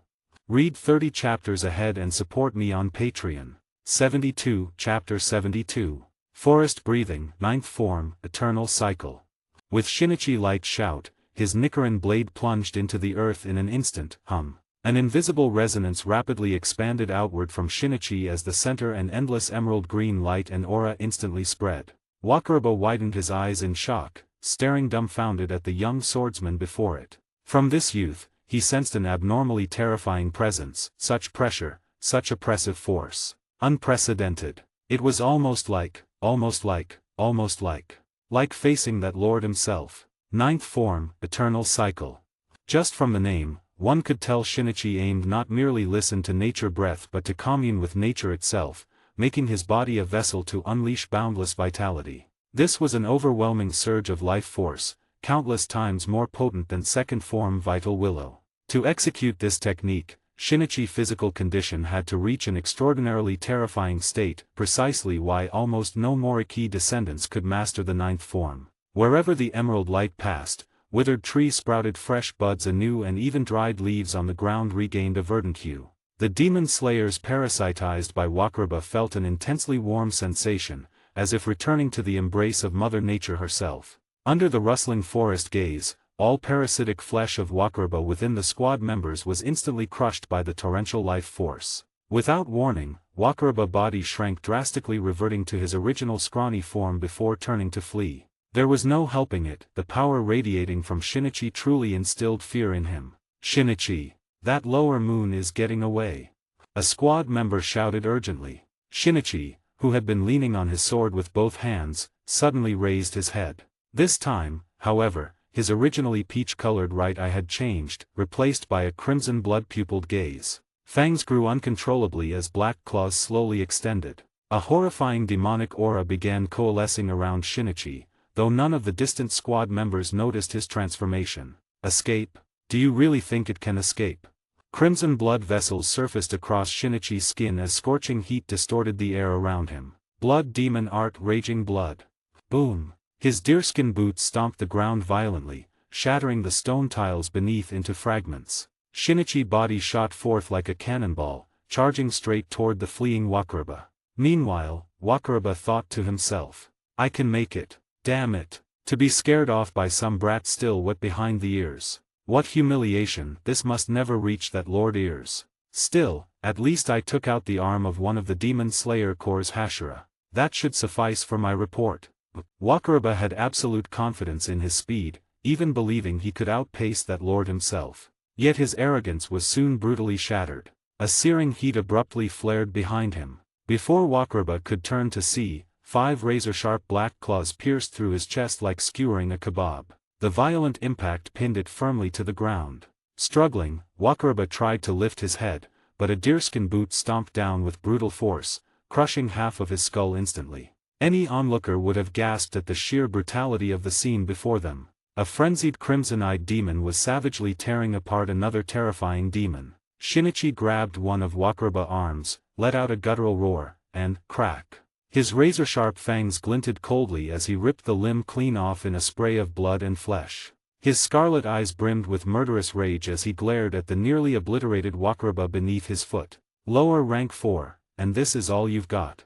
If possible, Shinichi would have preferred not to resort to his demon powers. But with his chest shattered earlier, he needed something drastic to recover quickly. Thanks to his formidable demon physiology, his caved-in chest regenerated in an instant. The lingering toxins in his body were instantly vaporized by the boiling surge of his rampaging blood. Wakuraba's mangled head twitched, attempting to regenerate. From start to finish, he hadn't even had the chance to speak before his skull was crushed. All he could vaguely sense was an overwhelmingly powerful demon presence. Had the Lord sent another, higher-ranking lower moon, or even an upper moon? But why would it attack one of his own? Wakuraba wanted to demand answers from this sudden comrade, but before his head could fully reform, a Nicaran blade entwined with verdant vines sliced through his neck in one swift motion. Now we have a lower rank 4 who died even more pathetically than Rokuro. Hope Wakuraba has a nice chat with him in hell, Shinichi mused darkly. Blood demon art, life drain.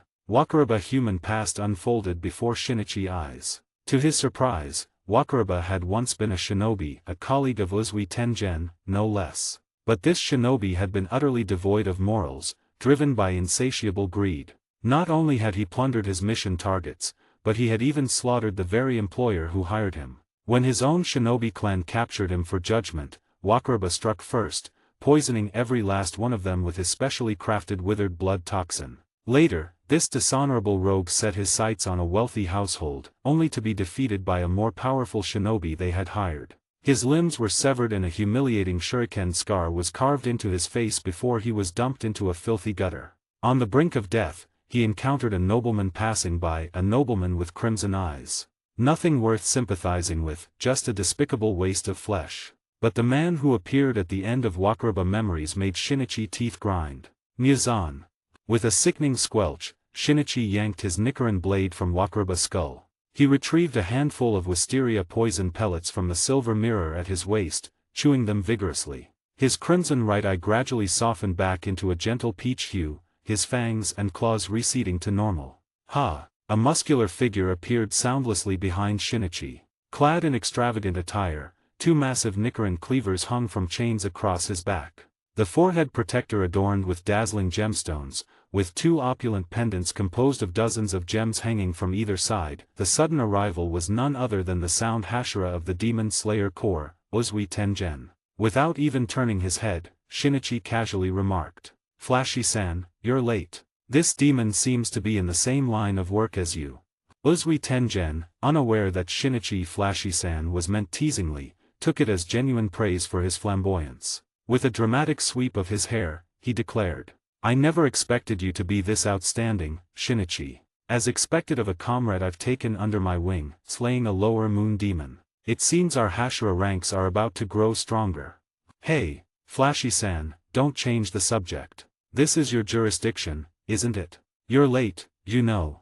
To address some confusion about the lower moon rankings, if you wondering why Rokuro and Wakuraba, originally lower moon 2 and 3, are referred to as 2 lower moon 4s in the story. Actually, as mentioned at the beginning, this story takes place before the main timeline. At this point, lower moon 1 Yubum and lower moon 2 Hero haven't yet been slain by Sanemi and Kyojuro. In fact, the Wind and Flame Hashira's storylines haven't even begun, which is why Rokuro and Wakuraba rankings dropped. Please read my new One Piece FIC One Piece, Beast God Pirates. Read 30 chapters ahead and support me on Patreon. 73, Chapter 73. The sun rose over Mount Fujikazan, where more than 10 exhausted Demon Slayer candidates successfully emerged from the mountain. Perhaps due to Shinichi's selfish intervention, this year's final selection had the highest survival rate in decades. Congratulations to all of you for passing the final selection. Welcome to the Demon Slayer Corps. As Goto spoke these words, some candidates could no longer hold back their tears, weeping over their hard-won success. Connie Coco tightly grasped her younger sister Shinobu Coco's hand, her eyes shimmering with tears as she said excitedly, "Shinobu, we did it. This is wonderful." However, unlike her sister's excitement, Shinobu Coco, though happy, felt a complicated mix of emotions, shame, gratitude, and conflict, which made her instinctively glance toward the small Shiba Inu nearby. The little Shiba Inu, Maruanai, lay lazily on a rock not far away, his fluffy ears slightly drooping. But beside him, Shinobu did not see the figure she had hoped to see, and a faint sense of regret flickered through her heart. Yet, this regret was soon overshadowed by the fluttering wings of the Kashagi crows descending from the sky. A rather small and nimble Kashagi crow landed gracefully on Shinobu's shoulder. While Shinobu was still surprised by the talking crow, dozens of miles away on a rural path a figure was sprinting at full speed. As the sun fully rose in the east, Shinichi's anxiety reached its peak. Damn it! I might not make it in time. Desperate to reach the last day of the final selection, Shinichi finally stopped his futile running when he spotted Izo flying toward him from the horizon. Extending his arm, Izo landed steadily on his forearm and spoke loudly. The final selection is over. 12 swordsmen passed and have already received their scarlet ore. Also, before Izo could finish, Shinichi urgently asked, "What about those sisters? Did they pass?" Izo, displeased at being interrupted, pecked Shinichi's hand with his sharp beak. "Shinichi, that's rude. Don't interrupt me." "Ah, Sumimasen. Izo, I'm sorry. Just tell me how the sisters are doing." Shinichi quickly apologized before pressing for an answer. "Humph." Izo snorted before continuing. "Those sisters passed too. Both the older and younger sister had the butterfly hairpins you mentioned." Hearing that the Coco sisters had successfully passed, Shinichi finally relaxed, though a tinge of regret lingered. He had wanted to congratulate them in person. One might wonder why Shinichi cared so much about the Coco sisters. Even he probably couldn't explain it, perhaps just calling them friends. Since he had already missed the event, Shinichi slowed his pace, resting a hand on the Nichiren blade at his waist. Suddenly, he felt the urge to visit the old man again. This time, he had slain lower rank 4 Wakuraba.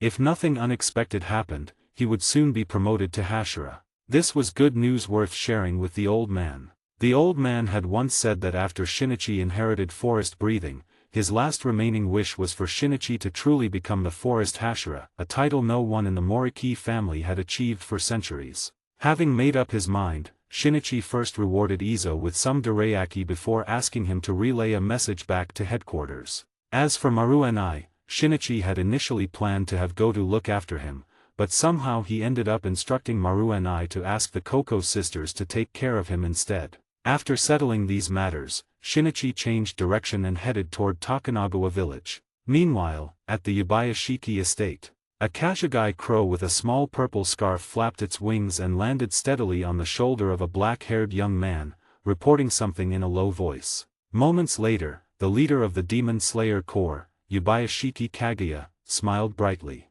"Shinichi truly is outstanding. Our corps is about to gain a Forest Hashira. The long-held dream of the Moriki family has finally come true." Takanagawa village. After traveling for over 2 days, Shinichi returned to the Moriki residence. However, upon seeing the impeccably clean gate and courtyard walls, he realized Ryakawa Chinitsu must have returned. Sure enough, as soon as Shinichi knocked on the door, an unfamiliar servant opened it. Soon after, Ryakawa Chinitsu, dressed in a sharp suit, came out personally to greet him. "Welcome home, Shinichi-kun. You've worked hard." Didn't Maru and I come back with you?" Chinitsu greeted him with a smile, but Shinichi couldn't help but stare at her in surprise. Previously, Chinitsu had always worn a kimono. Now, dressed in a gender-neutral suit, she exuded the aura of a young CEO. If not for her youthful face, similar in age to his own, Shinichi might have mistaken her for one of those elite businesswomen from TV dramas in his past life. Long time no see, Chinitsu. You've changed quite a bit.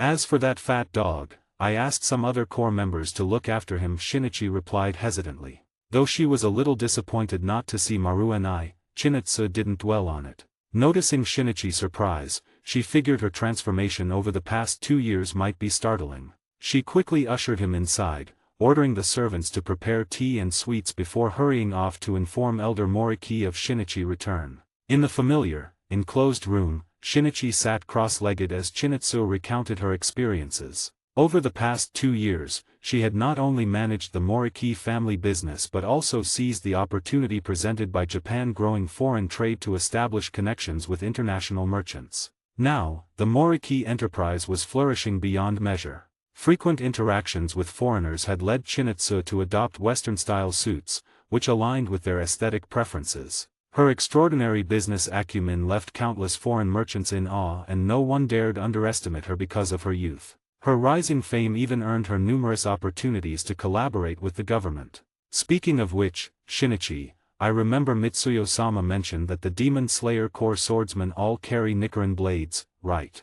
Ryakawa Chinitsu seemed to recall something. Shinichi nodded, and then Chinitsu stood up and retrieved some sealed documents from a nearby box. "The government is becoming increasingly strict about the sword ban now. I prepared some legal sword permits for you, Shinichi-kun. They're all government-approved documents, might come in handy someday. Taking the documents Chinatsu handed over, Shinichi was momentarily stunned. Chinatsu, how did you even get these? Just a little connection, that's all. Please read my new One Piece FIC One Piece, Beast God Pirates. Read 30 chapters ahead and support me on Patreon. 74, Chapter 74. Although Ryukawa Chinatsu's mention of a little connection was vague, Shinichi still accepted the documents. After all, when traveling to major cities, the sword prohibition laws could indeed be troublesome. Just as Chinatsu was enthusiastically preparing to tell Shinichi more about the novel foreign things she'd seen, the wooden door slid open. Elder Moriki entered, his body slightly hunched with age. Mitsuyo-sama. Old man. Chinatsu immediately knelt formally and bowed in respect, while Shinichi casually stretched and offered a more relaxed greeting. Elder Moriki wore a gentle smile. Good, my dear children. Please, sit. Soon, servants brought steaming wisteria tea and sweets. The elder sat contentedly between the two young people, his aged face filled with pride as he looked at them. Whether it was Shinichi or Ryukawa Chinatsu, the old man felt nothing but pride for them. As he grew older, he'd become like any ordinary grandfather, concerned about his descendants' well-being, overjoyed when they came to visit. He praised Chinatsu's remarkable development of the Merchant Association, though he'd long stopped caring about such worldly matters. What truly mattered was that Chinatsu had found her own path in life. When he learned that Shinichi had slain Lower Moon 4, Wakuraba, tears of emotion streamed down Elder Moriki's face. At last, the title of Forest Hashira would have a true successor. Speaking of which, old man, Shinichi said through a mouthful of stuffed dorayaki. You always said you'd tell me your story when I became a Hashira. I'm curious, let's hear it. Wiping away his joyful tears, Elder Moriki's expression turned nostalgic, tinged with regret. Since you wish to know, Shinichi, I shall tell you the tale. Decades ago, the Moriki family, generations of demon slayers, had dwindled until only two brothers remained to inherit forest breathing. The elder brother, Moriki Mitsuyo, and younger brother, Moriki Mitsuto. Like all Moriki descendants before them, both brothers joined the demon slayer corps upon coming of age. Compared to his elder brother, Mitsuto showed greater talent, having mastered up to the 8th form of forest breathing. Within 2 years of joining, the brothers had slain dozens of demons, with Mitsuto needing only 2 more kills to become a Hashira. Just as the brothers excitedly believed they could fulfill their family dreams, their squad encountered an extraordinarily powerful demon during a mission. This demon, strength defied description. The 3 Hashira-ranked demon slayer leading their squad were slaughtered within moments, while other members were massacred. Most terrifyingly, the demon seemed to recognize the forest breathing techniques used by the brothers. After casually dispatching the 3 Hashira, the demon turned its attention to the brothers' squad. Without hesitation, Mitsuto and the remaining brave slayers charged to meet the demon attack. The outcome was predictable. Mitsuyo witnessed his younger brother's body being sliced into dozens of pieces, along with dozens of other demon slayer, all killed together. Mitsuyo broke down. Having seen it all, he dropped his Nichiren blade and ran away. Whether it was because dawn was approaching or not, the demon didn't pursue him. But Mitsuyo kept running, not stopping for days and nights until he finally collapsed from exhaustion in a farmland. Later, when rescued by a passerby, Mitsuyo completely fell into ruin. He became a deserter of the Demon Slayer Corps, abandoning himself to despair. Overwhelming guilt haunted him for decades. He never married, never returned to the Corps and instead drowned himself in alcohol, trying to force himself to forget everything. Yet the nightmare of abandoning his brother and comrades followed him for years, until one night, over a decade ago, when a heavily drunk Mitsuyo had a dream. In it, he met the legendary ancestor of the Moriki family, the founder of forest breathing. The next day, Mitsuyo suddenly woke up in the Moriki family shrine, surrounded by the memorial tablets of countless ancestors, including his brother, Mitsuto. From that moment, Mitsuyo seemed to have found himself again. He could never forgive his past, but since he hadn't died bravely alongside his brother, he now had a duty to pass on forest breathing. He couldn't let it die in the hands of a coward like himself. He had to find a true successor worthy of forest breathing. This was the guidance the ancestor had given him in the dream. And so, Mitsuyo made it his final mission in life to search for a successor. The search lasted over a decade and Mitsuyo slowly grew into an old man. Then, 2 years ago, Mitsuyo suddenly felt a calling from a certain direction, as if guided by his ancestors. Without hesitation, he followed it. Along the way, he encountered young members of the Demon Slayer Corps. Seeing their youthful faces, the old man felt dazed, as if looking at his younger self and his brother, Mitsuto. And so, the old man traveled with them, eventually encountering a lower moon demon on Mount Shirai, and also meeting Shinichi, the true successor he had been searching for all these years. Elder Moriki finished his story. Both Ryukawa Chinitsu and Shinichi fell into silence. Even Chinitsu had never known the old man past before. They hadn't imagined the weight he carried. Shinichi, especially, felt a heavy responsibility settle on his shoulders. Taking a deep breath, Shinichi's heterochromatic eyes flashed with resolve as he asked Elder Moriki, "That demon who killed 3 Hashira and your brother, who was it? A lower moon? Or an upper moon?" Elder Moriki's hand, holding the teacup, froze mid-air. Veins bulged on his withered skin as the porcelain cup shattered in his grip. How could he forget? That demon who also wielded a Nichiren blade. That demon who used a breathing style. That demon dressed in Warring States-era armor. That monstrous face with 6 eyes. Elder Moriki would never forget it. However, letting go of the shattered teacup, the old man sighed and looked seriously at Shinichi, speaking gravely. "Shinichi, right now, there's still a gap between you and that demon. But I believe your future is limitless. When the time truly comes, you will have the chance to slay that demon." Just as he spoke, the sound of flapping wings and something pecking at the door suddenly came from outside the room. Ryukawa Chinitsu quickly stepped forward to open the door, and soon the Kashigi crow Izo flapped its wings as it flew into the room, landing in front of Shinichi and loudly announcing, "Shinichi, return to headquarters immediately. Oyakata-sama is about to announce your promotion to Hashira. Please read my new One Piece FIC One Piece, Beast God Pirates. Read 30 chapters ahead and support me on Patreon." 75, Chapter 75. I seem to have suddenly become very rich. Shinichi's mind was still reeling as he stepped out of the Moriki residence. Ryukawa Chinitsu had prepared an unimaginable amount of money for him, so much that it was uncountable, even including over a dozen gold coins cast from pure gold. As Ryukawa Chinitsu put it, he would undoubtedly face many difficulties while carrying out demon-slaying missions, so it was absolutely necessary to have just a bit more money on hand. Though the Demon Slayer Corps was not short on funds either, Shinichi couldn't bring himself to refuse her kindness and accepted it. From now on, he could casually say to others, "I don't care about money, to me, it's just a number."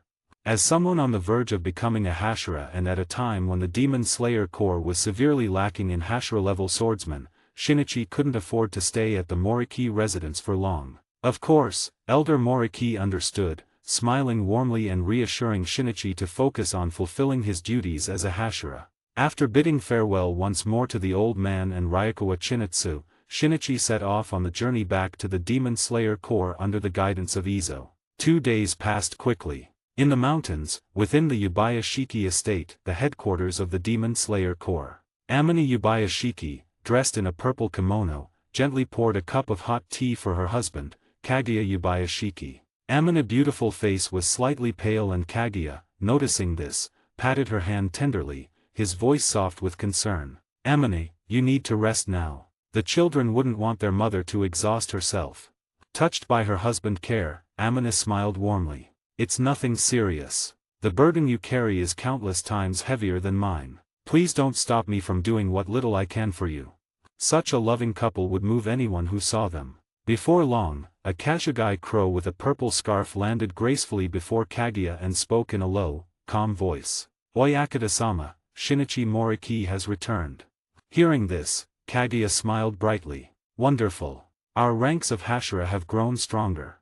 Upon returning to the Demon Slayer Corps, Shinichi immediately noticed the shift in the way others looked at him. The members passing by regarded him with a newfound respect, not the kind reserved for superiors, but the reverence owed to the title of Hashira that Shinichi was about to bear. Word of Shinichi's impending promotion to Hashira must have spread throughout the headquarters. No one wanted to waste his time, so instead of approaching him directly, they simply nodded or bowed slightly in acknowledgement. This actually saved Shinichi some trouble, allowing him to quickly reach the Yubayashiki estate. Outside the estate, his old acquaintance, the flame Hashira Rengoku Shinjiro, was already waiting for him. Watching Shinichi approach, Shinjiro's face softened with emotion. Without a word, he reached out and gave Shinichi's shoulder a firm pat, saying only, "Well done."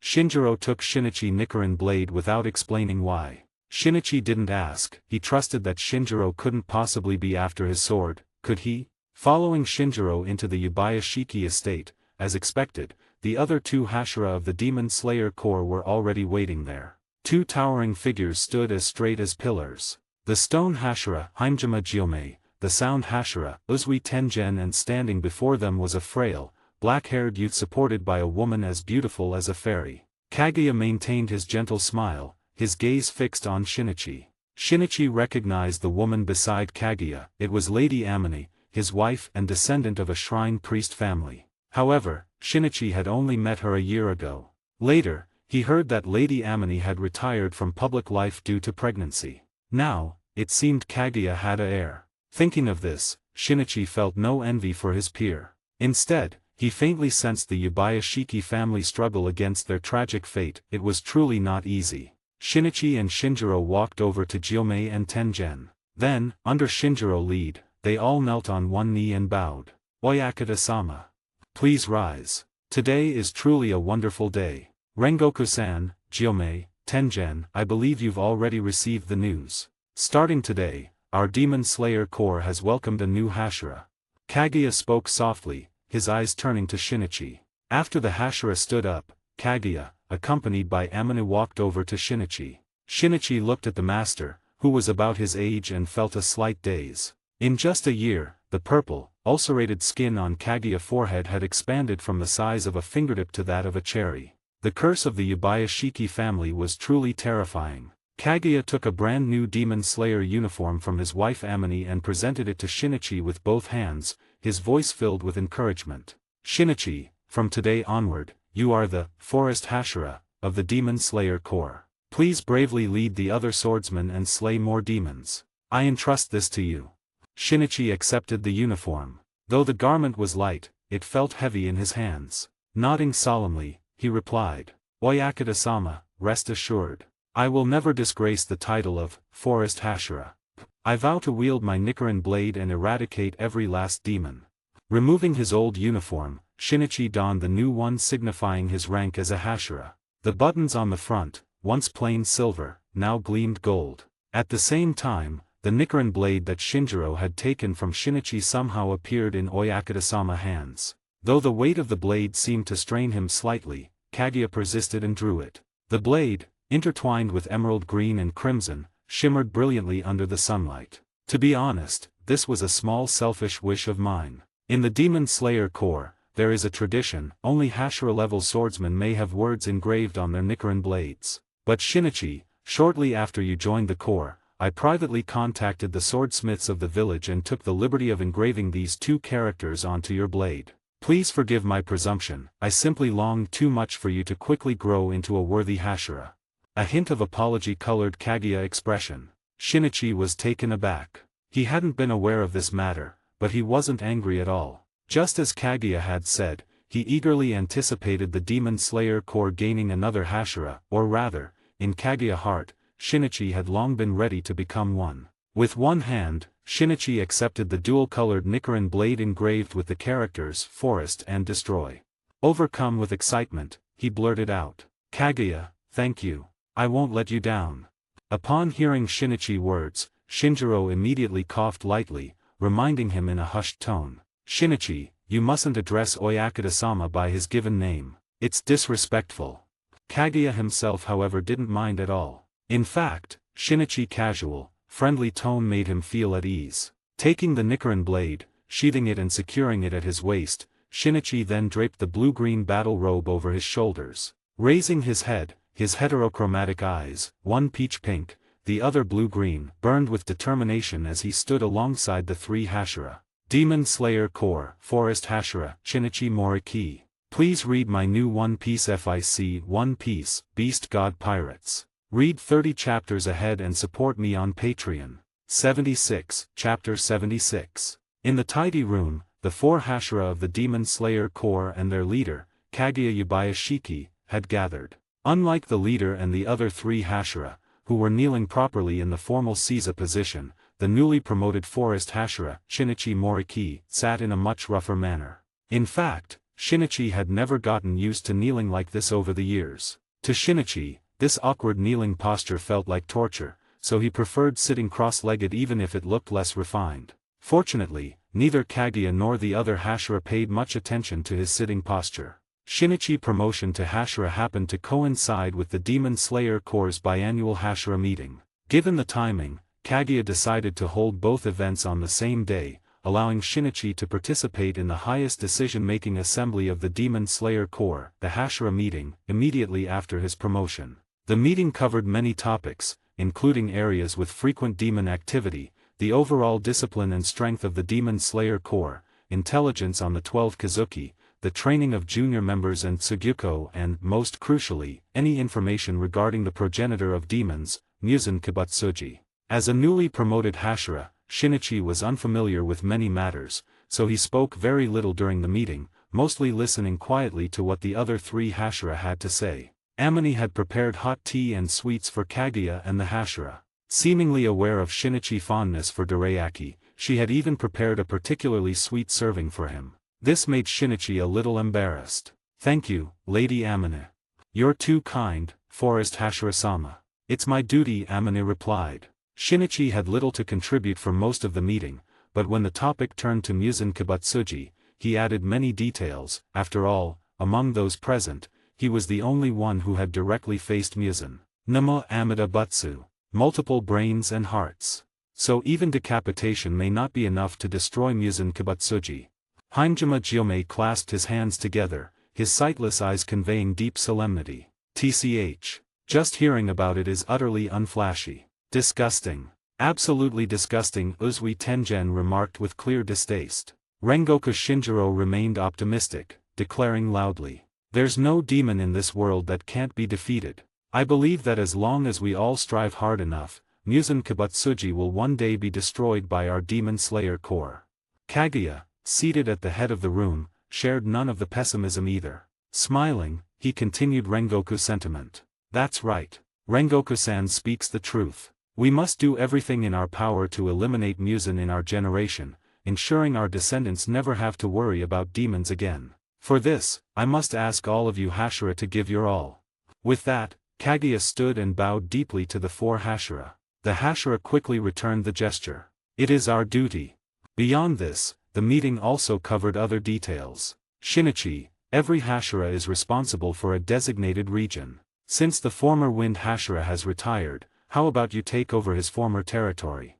Shinjiro asked for Shinichi's opinion. Shinichi nodded. "No problem.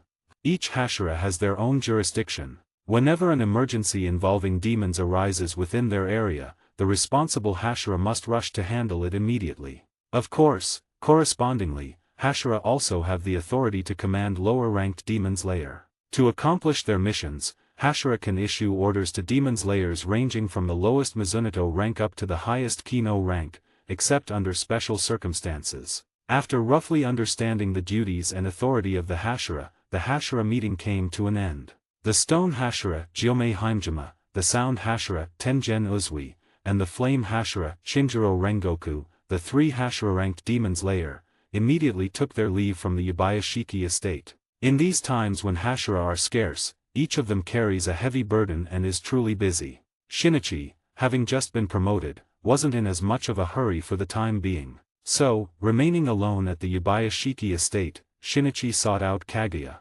"Shinichi, it's no use. Our Yubayashiki clan has tried countless methods over the centuries. This curse is unavoidable," Kaguya said with a trace of helplessness on his face. But Shinichi, standing before him, didn't think so. Stubbornly, he insisted, "At least let me try."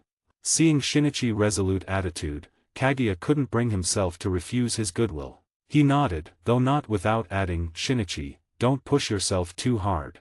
Swish. In an instant, Shinichi drew his Nichiren blade, its edge pointed straight at Kaguya. If Amini or any of the other Hashira had suddenly appeared at that moment, they would have been terrified. What was Shinichi doing? Was he threatening Oyakata-sama with his blade? However, Shinichi didn't keep his blade aimed at Kaguya for long. Gripping the hilt tightly with both hands, he drove the Nichiren blade deep into the ground.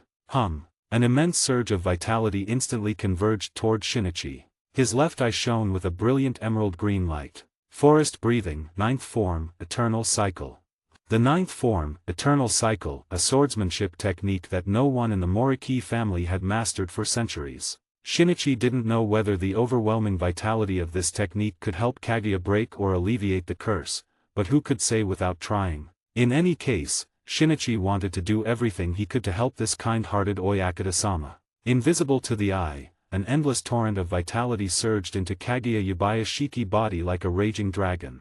Kaguya, who had initially worn an expression of resignation, soon noticed the strange sensation in his body, a warm, soothing feeling, as if soaking in a hot spring. It was comfortable, relaxing. But Shinichi's expression grew grave. He could sense it. Kaguya's body was like a tree with rotten roots. No matter how much vitality poured in, it could only temporarily revive the parts above the roots, unable to change the tree fate of withering away. I refuse to believe it. Again.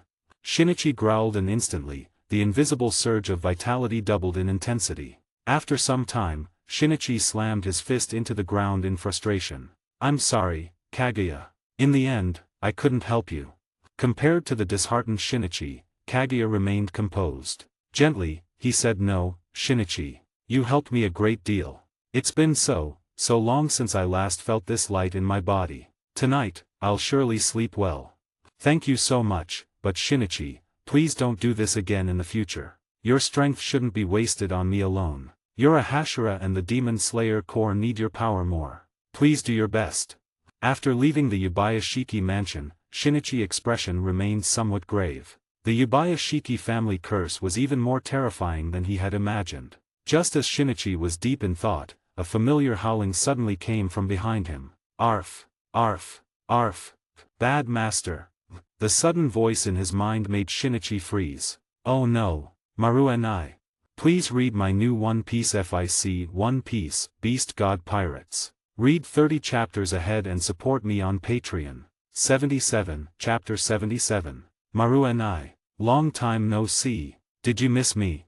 Shinichi exaggeratedly laughed as he immediately turned around, and sure enough, a chubby little black and white Shiba Inu was standing behind him with a resentful look. Although Maru and I was itching with frustration at his irresponsible, terrible owner, when Shinichi crouched down and beckoned to him, the little dog still ran over shamelessly. Soon, under Shinichi's playful scratching, Maru and I's face broke into a wide smile. Maru and I, where did you run off to? Ha, Shinichi-kun. Just as Shinichi was teasing Maru and I, he suddenly heard a surprised call. Raising his head, he saw Connie Coco, dressed in her butterfly-patterned haori, and behind her, Shinobu Coco wearing a stern expression. It really is Shinichi-kun. Connie greeted him cheerfully. Shinichi stood up, holding Maru and I, and smiled in response. Connie, Shinobu, hello. Noticing their black Demon Slayer Corps uniforms, he added, welcome to the Demon Slayer Corps. Humph. Shinobu, standing behind Connie, let out an almost imperceptible snort, though Shinichi didn't hear it at all. With no immediate missions to attend to, Shinichi decided to chat with the Coco sisters. Connie lowered her voice and spoke to Shinichi with deep gratitude. Shinichi-kun, I really can't thank you and Maru and I enough. If it weren't for you, Shinobu might have really.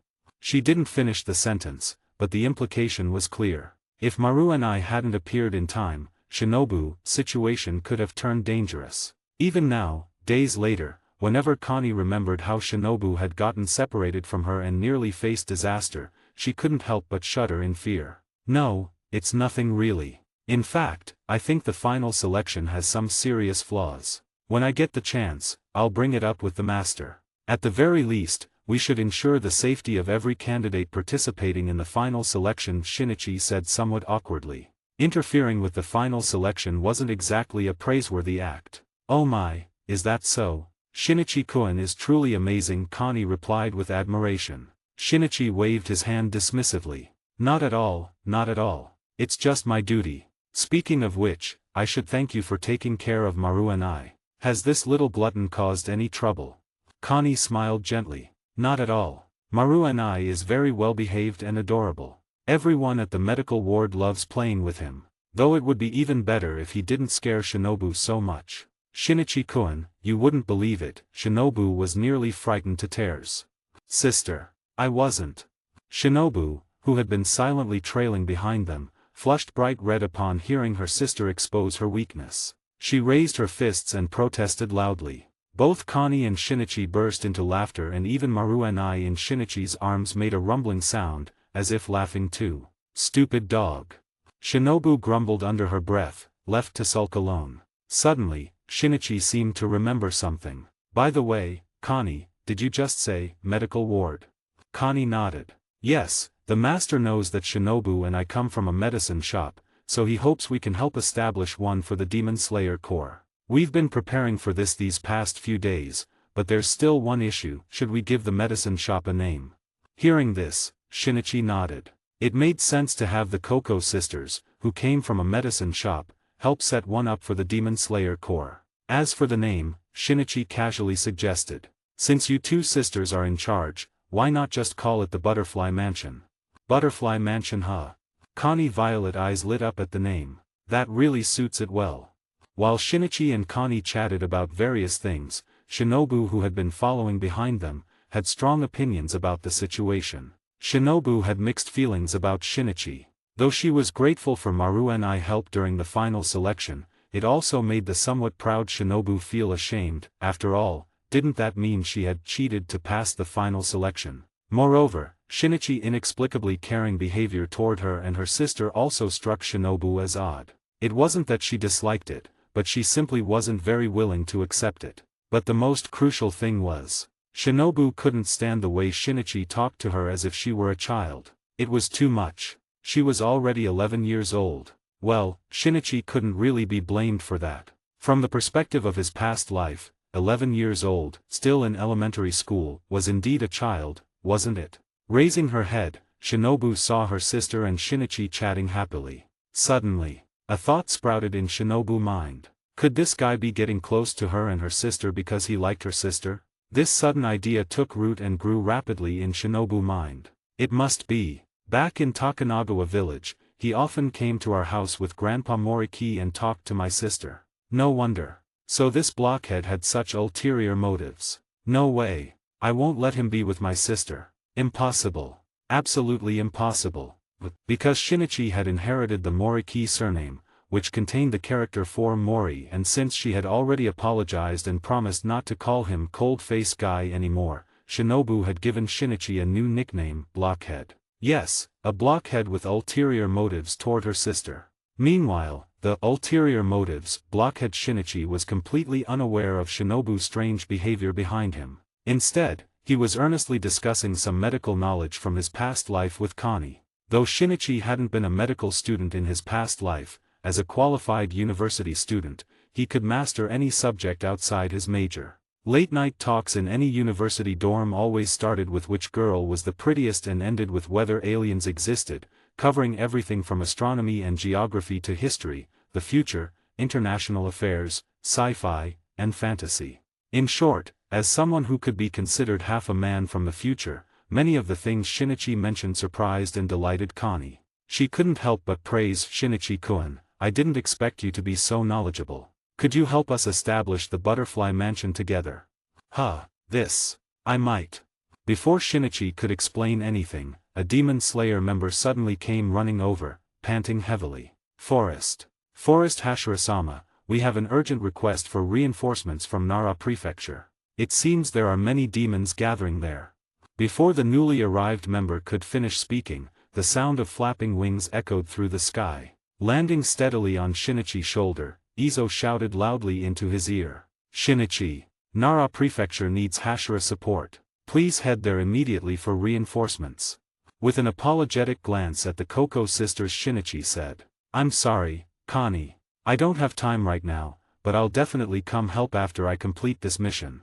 Saying this, Shinichi quickly left with Maruenai and the newly arrived member, immediately heading in the direction of Nara Prefecture. Left behind, the sisters looked at each other in bewilderment. Shinobu's expression was slightly dazed as she tugged at her sister's sleeve. Sis, that blockhead, no, Shinichi, is a Hashira now. Connie was equally shocked. In fact, she and Shinobu had been busy setting up the medicine shop recently and didn't know Shinichi had been promoted to Hashira. Yes. Shinobu, were we a bit rude just now? According to team regulations, we should address Shinichi-kun with honorifics, right? Shinobu, go away. Please read my new One Piece FIC One Piece, Beast God Pirates. Read 30 chapters ahead and support me on Patreon.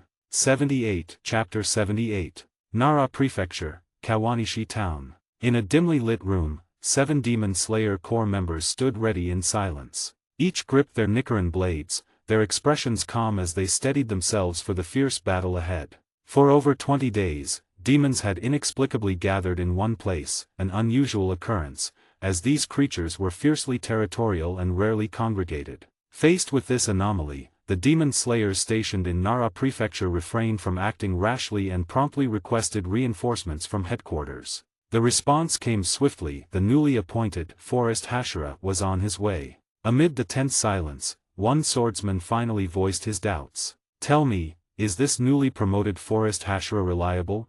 I heard he's only been with the Corps for a little over a year. He might even be younger than Nakai. Nakai, at 16, was the youngest among them, while the speaker was a veteran of the Demon Slayer Corps, a seasoned Kanurank with over 6 years of experience. Itai-senpai, please don't say that. Shin, no, the Forest Hashira is absolutely trustworthy. I stake my honor on it.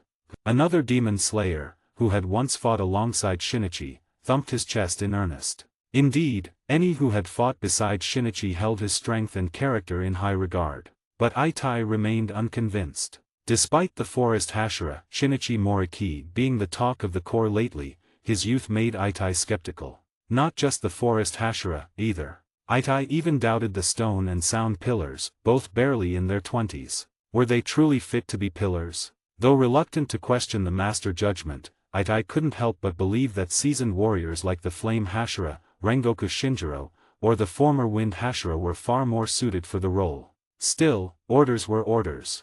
Itai wouldn't openly defy them. He could only hope this overly young Forest Hashira wouldn't lead them astray. Before long, the cawing of a Kashagi crow echoed outside. By order of the Forest Hashira, all demon slayers are to assemble at Higashi Shrine Abandoned Tavern. Move immediately.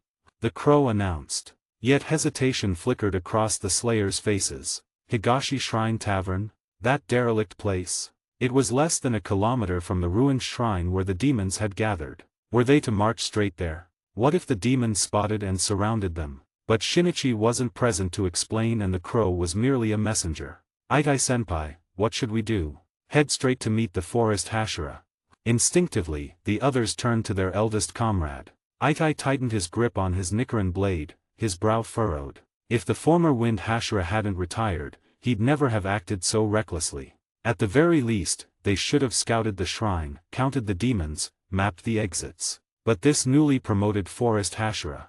After a moment's hesitation, Itai sighed. Everyone, prepare yourselves. We leave for Higashi Shrine Tavern at once. Though unsure of what this young Forest Hashira was thinking, the fact remained that he was a Hashira. For the sake of the Demon Slayer Corps, executing a Hashira orders was absolute. Thus, Itai lead, 7 Demon Slayers swiftly made their way toward the Higashi Shrine Tavern. Meanwhile, inside the abandoned tavern, Shinichi blew dust off the table, covering his nose as he waved away the lingering particles. The place had clearly been deserted for years. Once it was somewhat clean, Shinichi plopped himself onto the table and tilted his head back. Through the broken roof, he could clearly see the crescent moon in the sky. Midnight was approaching. Time waits for no one. I hope you all hurry up, Shinichi mused with a sigh before lowering his gaze. Suddenly, a verdant glow flickered to life in his left eye. Forest breathing, 8th form, Whispering Forest Eye.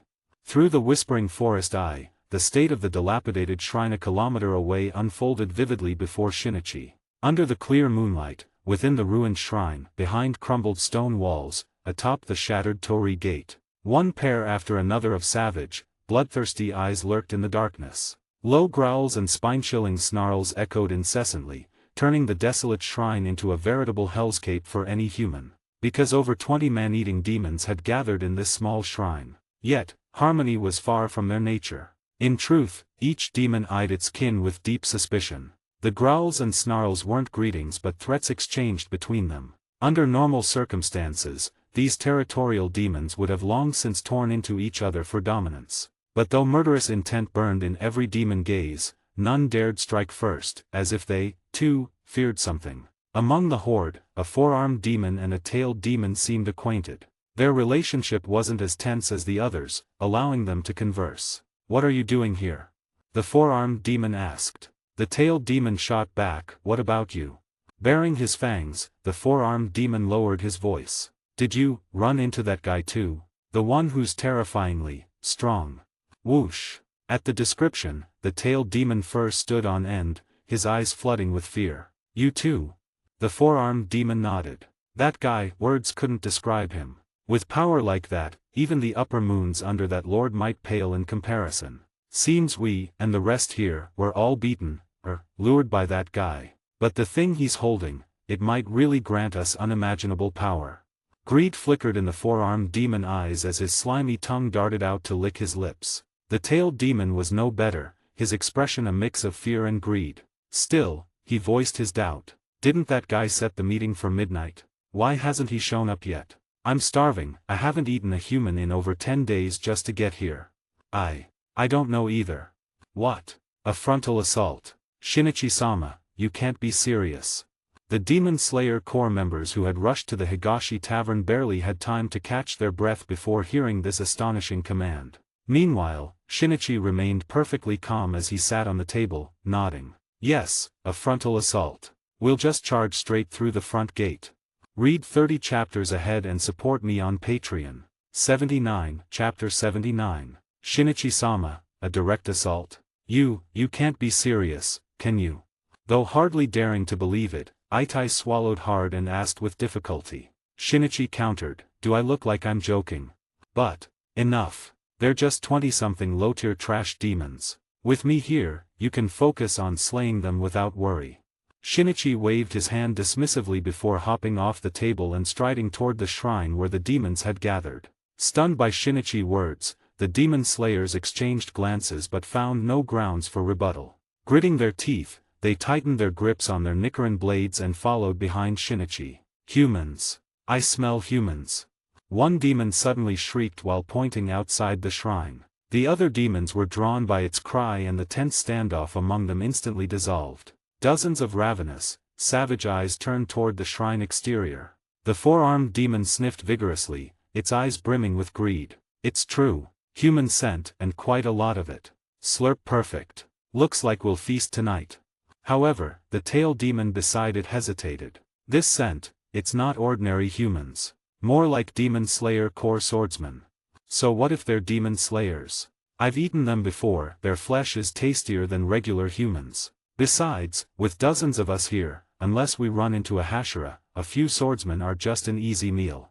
The four-armed demon snarled. Following a shrill screech from one of the demons, the horde stampeded out of the shrine, charging madly toward the source of the human scent. Outside the shrine, Shing. Itai was the first to draw his Nichiren blade and the other squad members followed suit. 7 blades gleamed as they pointed toward the shrine. Every demon slayer wore varying degrees of tension on their faces. Itai glanced sideways at Shinichi and was stunned to see the young forest Hashira standing with arms crossed, showing no intention of drawing his sword. But there was no time to dwell on it. Dozens of demons had already surged out of the shrine, charging at them with frenzied hunger. The sight of dozens of howling demons barreling toward them sent even the seasoned veteran Itai's skin crawling. Normally, demon slayers encountered no more than 5 or 6 demons per mission, rarely facing such overwhelming numbers. As the horde closed in, some members involuntarily took a step back, not out of fear, but simply overwhelmed by the demon's sheer presence. "Don't falter. We are Demon Slayer. Everyone, charge!"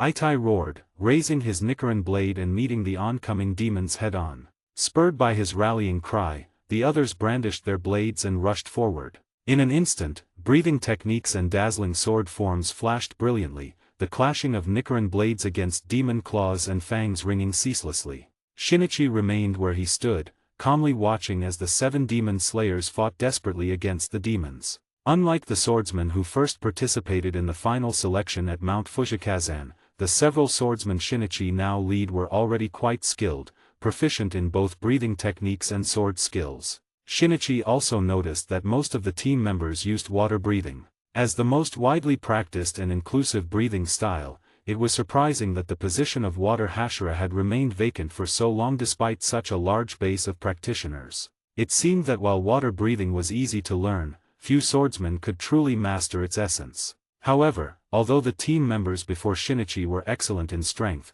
the 20 or so demons they faced were no pushovers either. Under Shinichi's keen observation, nearly every demon had devoured over 10 humans, their strength comparable to the first demon Shinichi had encountered, Karasuma. Among them were also aberrant demons and those with blood demon arts. In a one-on-one fight, these experienced demons might not be a match for the demon slayers, but the problem was that the demons had inexplicably gathered together. This meant a single demon slayer might have to face 3 or even 4 demons at once. Even Ida, the strongest among them and a Kino-ranked slayers, was under immense pressure. Though his strength rivaled 5 Karasuma, he was now being suppressed by the combined efforts of the 4-armed demon and the tail demon. "Damn it! Get away!"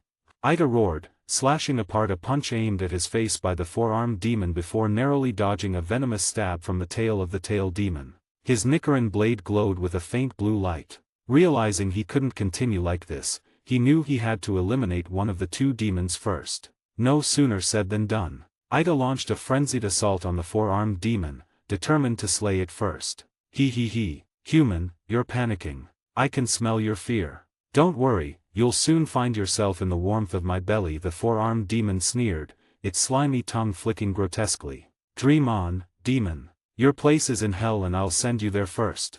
Ida snarled. The shadows of his Nichiren blade clashed repeatedly with the 4-armed demon's fists. Bam! Crack! Ida pupils constricted sharply. This was bad. The 4-armed demon arms had firmly seized his Nichiren blade, its hideous face twisting into a chilling grin. Got you, he.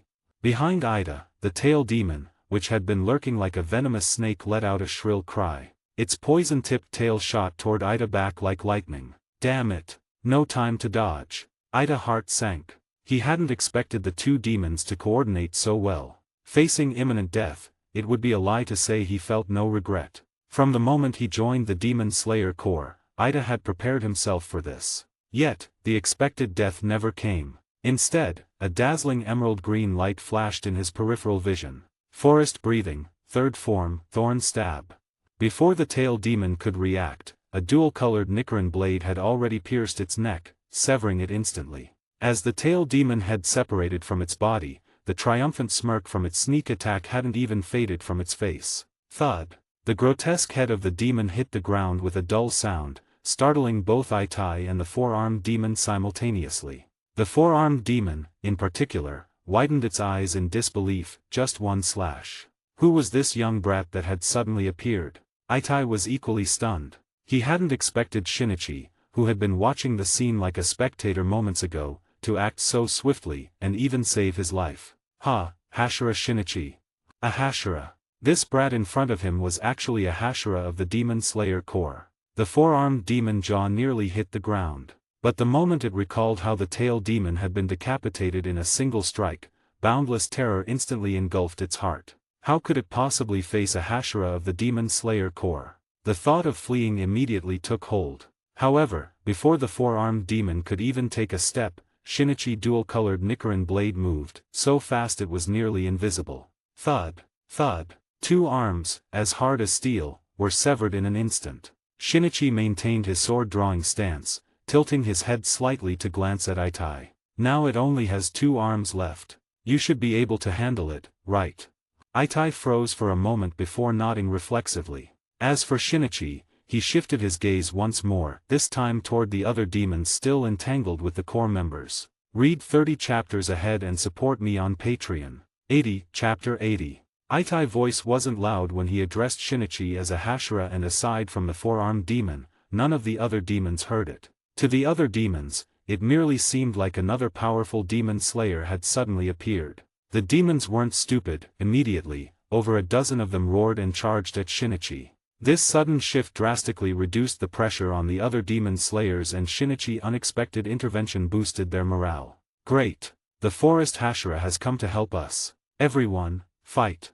shouted an excited demon slayer who had previously worked with Shinichi. With a burst of energy, he sliced through a demon neck, further inspiring his comrades. As for Shinichi, gripping his Nichiren blade, he didn't even spare a glance at the dozen demons rushing toward him. His sharp, emerald-green eyes, glowing faintly, swept across the shrine surroundings. These 20-odd demons meant nothing to him. What truly concerned him was the presence lurking behind them. Though only for an instant, Shinichi was certain he had sensed a powerful demonic aura, comparable to that of a lower moon. Demons didn't gather without reason, and this was undoubtedly connected to that presence. However, despite hiding for so long, Shinichi had failed to draw out the hidden foe. With his fellow demon slayers in dire straits, he could no longer hold back. Frustrated by his failure to lure out the mastermind, Shinichi's gaze turned even colder as he regarded the lesser demons. His right hand gripped the long, dual-colored Nichiren blade, while his left drew the short Nichiren blade from his waist.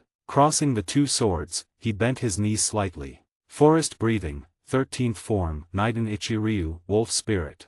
Whoosh! Shinichi's heterochromatic eyes gleamed with a savage light, as if possessed by the spirit of a true wolf. In the next moment, boundless emerald-green energy surged along the blades of his mismatched swords. As Shinichi lunged forward, the dazzling light transformed into a roaring, spectral wolf. The overwhelming pressure made the demons freeze in terror. They had no time to flee before the colossal wolf devoured them. A brutal rain of foul demon blood splattered everywhere, grotesque limbs flying amid the piercing shrieks of dying demons. Heads rolled in an instant. Crack! With one final slash, Shinichi severed the last demon neck. From the moment he drew his blades, barely 10 seconds had passed, yet over a dozen demons lay annihilated. Clang! Forcing the heavily wounded four-armed demon back, Itai gaped at Shinichi in shock. Was this the power of a Hashira? The awe-inspiring scene stunned not only the demon slayers but also the remaining demons. It's a Hashira. That brat is a demon slayer Hashira. The four-armed demon finally managed to shriek. The surviving demons paled in horror, their will to fight extinguished by the sight of their comrades reduced to ashes in moments. If they couldn't win, they had to run. The quickest-thinking demons turned tail without hesitation. But could they escape? Shinichi watched their retreat with icy detachment before leaping into the air, soaring nearly 10 meters high. Vital energy surged within him, a scorching heat escaping from his lips. Forest breathing, 13th form, Naiden Ichiryu, hawk strike.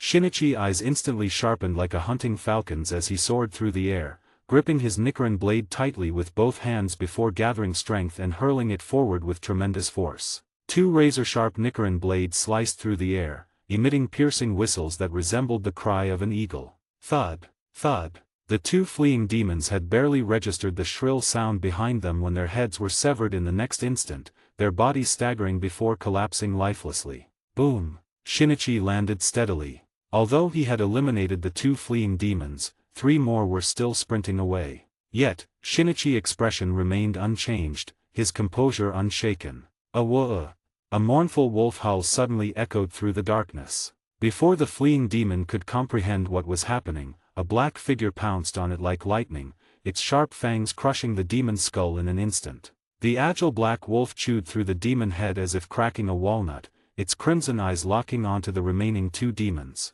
Blood Demon Art, Shadow Wolf Slayer. Buzz. The black, lightning-fast figure suddenly split into 2 and the fleeing demons were instantly brought down. With that, all the escaping demons had been annihilated. Shinichi pulled his 2 Nichiren blades from the ground and turned to the Demon Slayer core members, whose battle was also nearing its end. Dai!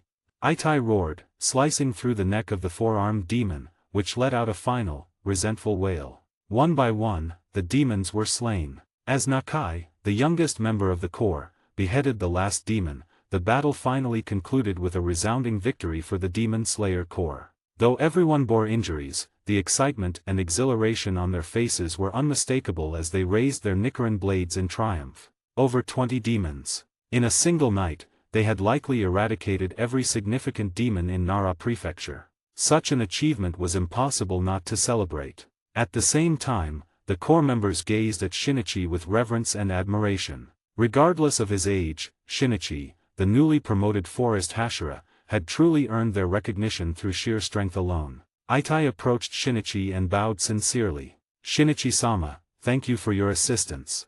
However, Shinichi didn't respond. Instead, to Itai's astonishment, he suddenly drew his short Nichiren blade and slashed Itai's arm. Forest breathing, second form, willow of life.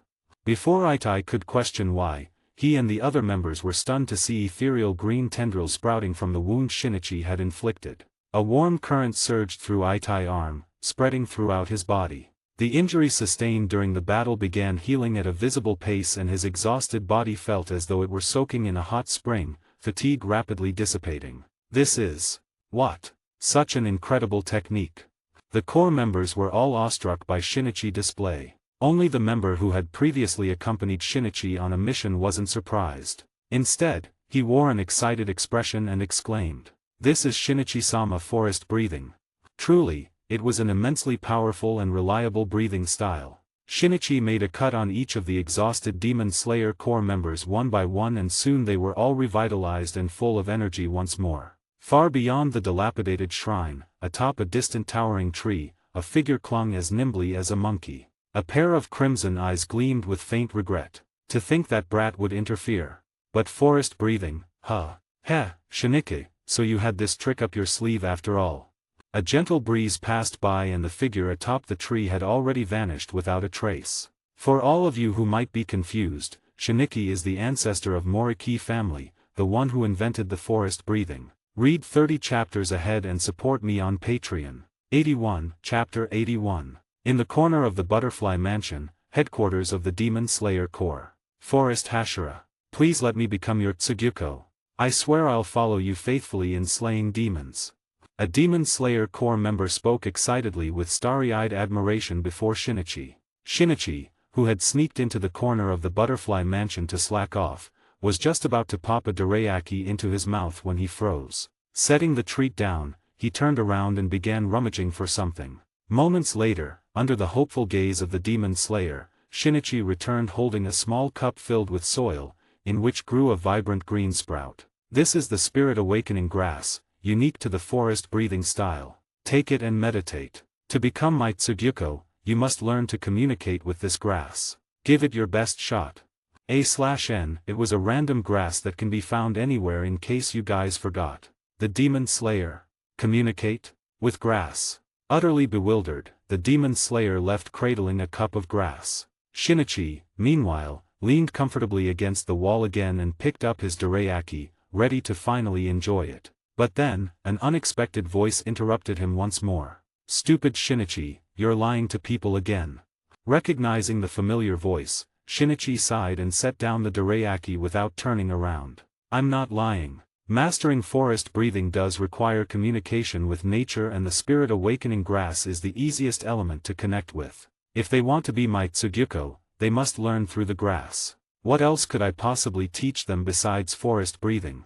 Over a year had passed since Shinichi became the Forest Hashira. During this time, his formidable strength had earned him the respect of everyone in the Demon Slayer Corps. Many members, inspired by his power, had approached him like the previous person, wishing to become his Tsugyuko, not in the familial sense, but as his disciple or chosen successor. Among the current 4 Hashira of the Demon Slayer Corps, Shinichi was the only one without a Tsugyuko. It wasn't that he was unwilling to teach, he simply believed he had nothing to offer beyond forest breathing. Thus, his requirement was straightforward: to become his Tsugyuko, one must learn to communicate with nature and sense the power of life. Yet, so far, no one had succeeded. Over time, rumors spread within the Corps that the Forest Hashira was aloof and overly selective. To most, powerful figures were naturally distant. Even those who had worked alongside Shinichi and knew his easygoing nature still regarded him as the untouchable Forest Hashira when they encountered him in daily life. Shinichi found this frustrating but harmless. Nice words, but I think you just don't want a Tsugyuko. And here you are, slacking off again, you lazy log. Within the Demon Slayer Corps, only one person dared to speak to Shinichi in such tone: Shinobu Koko. Sure enough, there stood Shinobu, her white haori draped over her uniform, hands on her hips, frowning at Shinichi as he lounged in the corner of her butterfly mansion. Over the past year or so, Shinichi had relied on forest breathing countless times to pull Demon Slayer Corps members back from the brink of death. As a result, aside from missions, the place Shinichi frequented most was the butterfly mansion established by the Koko sisters. Thus, it was no surprise to see Shinichi at the Butterfly Mansion. He had contributed significantly to its founding, even securing rare foreign medical supplies and medicines with the help of Ryakawa Chinatsu, greatly enhancing the Corps' logistical support. For this, Master Kaguya had personally expressed his gratitude to Shinichi. Though the Yubayashiki family was immensely wealthy, their centuries-old legacy meant most assets remained domestic. Ahem, how can you say that? Shinobu, you must understand that Hashira are human too. We need rest just like anyone else. We're not machines. This isn't laziness, it's recovery. Shinichi declared with utmost seriousness, clutching a dorayaki. But Shinobu Koko merely fixed her large violet eyes on him, her expression screaming, I don't buy a word of it. Left with no choice, Shinichi pivoted to another topic to divert her attention. Suddenly he said also, Shinobu, let me remind you, I am a Hashira. Calling me woodenhead daily is one thing, but dumb woodenhead and lazy log. That's crossing a line. By Corps regulations, you should address me respectfully. From now on, you must call me Forest Hashira-sama, or Shinichi-sama. Pleased with himself, he moved to pop the dorayaki into his mouth, only for a petite fist to thump his back, sending the treat flying from his grasp. Hey, my dorayaki. Shinichi mismatched eyes flashed with regret. Shinobu scoffed as if I'd call you that. Only my sister would fall for such nonsense. The regulations only state we must obey Hashira during missions, and I'm not on one right now. Just then, two figures happened to pass by. One was a spirited boy with golden hair, crimson tips, large orange eyes, and bold eyebrows. Instantly recognizable, he is Rengoku Kyojuro. The eldest son of Flame Hashira Rengoku Shinjiro, Kyojuro had recently passed final selection and joined the Corps alongside his companion, a boy with mismatched eyes, his face wrapped in bandages and a white serpent coiled around his neck, Iguro Obanai. Kyojuro, Obanai, back from a mission. Shinichi greeted them. Hearing his voice, the pair turned. Kyojuro bowed cheerfully. Shinichi and I. Yes, we just finished, but Obanai injured his left hand, so I brought him to the Butterfly Mansion. Obanai, in contrast, was far more reserved. His serpent-like demeanor made interactions icy, yet Shinichi was an exception. After all, it was Shinichi and Shinjiro who had rescued Obanai from Hakujo Island. Moreover, Shinichi's past guidance had deeply encouraged him, so Obanai always spoke to Shinichi with warmth and respect. Injured? Is it serious? Do you need a slash of the willow of life? Shinichi immediately asked upon hearing about Obanai's injury. Before Kyojuro could answer, Obanai quickly interjected. No, it's just a minor wound. A simple treatment will suffice. No need for the willow of life. Thank you for your concern, Shinichi-san.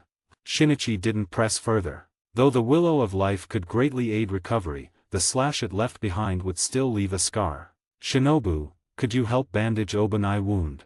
Shinichi turned to Koko Shinobu behind him. Shinobu glanced at Shinichi, then at Kyojuro and Obanai. Though she wanted to chat with Shinichi a bit more, treating injuries was the top priority. With her sister away on a mission, as the temporary head of the Butterfly Mansion, she had to take responsibility. Come with me. Read 30 chapters ahead and support me on Patreon. 82 Chapter 82. Just as Obanai and Kyojuro were about to follow Shinobu Koko away, Shinichi called out to them. You must be hungry after rushing back so urgently. Perfect timing, have some dorayaki. I've modified the recipe this time, adding matcha to the red bean paste filling. It's absolutely delicious. Shinichi enthusiastically shoved a piece of dorayaki into each of their hands, watching the trio with eager eyes. As one of the few who could appreciate Shinichi culinary experiments, they often found themselves on the receiving end of his dorayaki offerings, with Shinichi eagerly awaiting their reactions as they ate. However, both Kyojuro and Obanai felt their teeth ache just from the overwhelming sweetness wafting from the treats in their hands. Obanai could at least use his bandages as an excuse to save his for later, but Kyojuro had no such luck. Under Shinichi's intense gaze, he steeled himself, took a big bite, chewed vigorously, then swallowed with his eyes shut before tremblingly praising. "Ome, delicious." Shinichi's face lit up with unconcealed pride at the compliment. "That's why you're the best, Kyojuro. A man of taste, I knew I could count on you." Within the Demon Slayer Corps, there were two surefire ways to win favor with the Hashira: praising the sound Hashira flamboyance or the forest Hashira dorayaki. Compliment either and you'd earn their goodwill instantly. Obanai silently gave Kyojuro a mental salute. A true warrior, managing to stomach that lethally sweet poison. Even his snake, Kabarameru, seemed dizzy from the sugar fumes. But what truly shocked Obanai was Shinobu Koko, the petite, delicate-looking girl, who ate off an entire dorayaki without batting an eye, then frowned and told Shinichi it wasn't flavorful enough. Good heavens, what kind of fearless deity was she? Shinichi, thrilled, nodded enthusiastically and promised to make it even stronger next time. After cheerfully sending Shinichi on his way, Obanai couldn't stop staring at Shinobu like she was some kind of monster. By the way, where's Maru and I?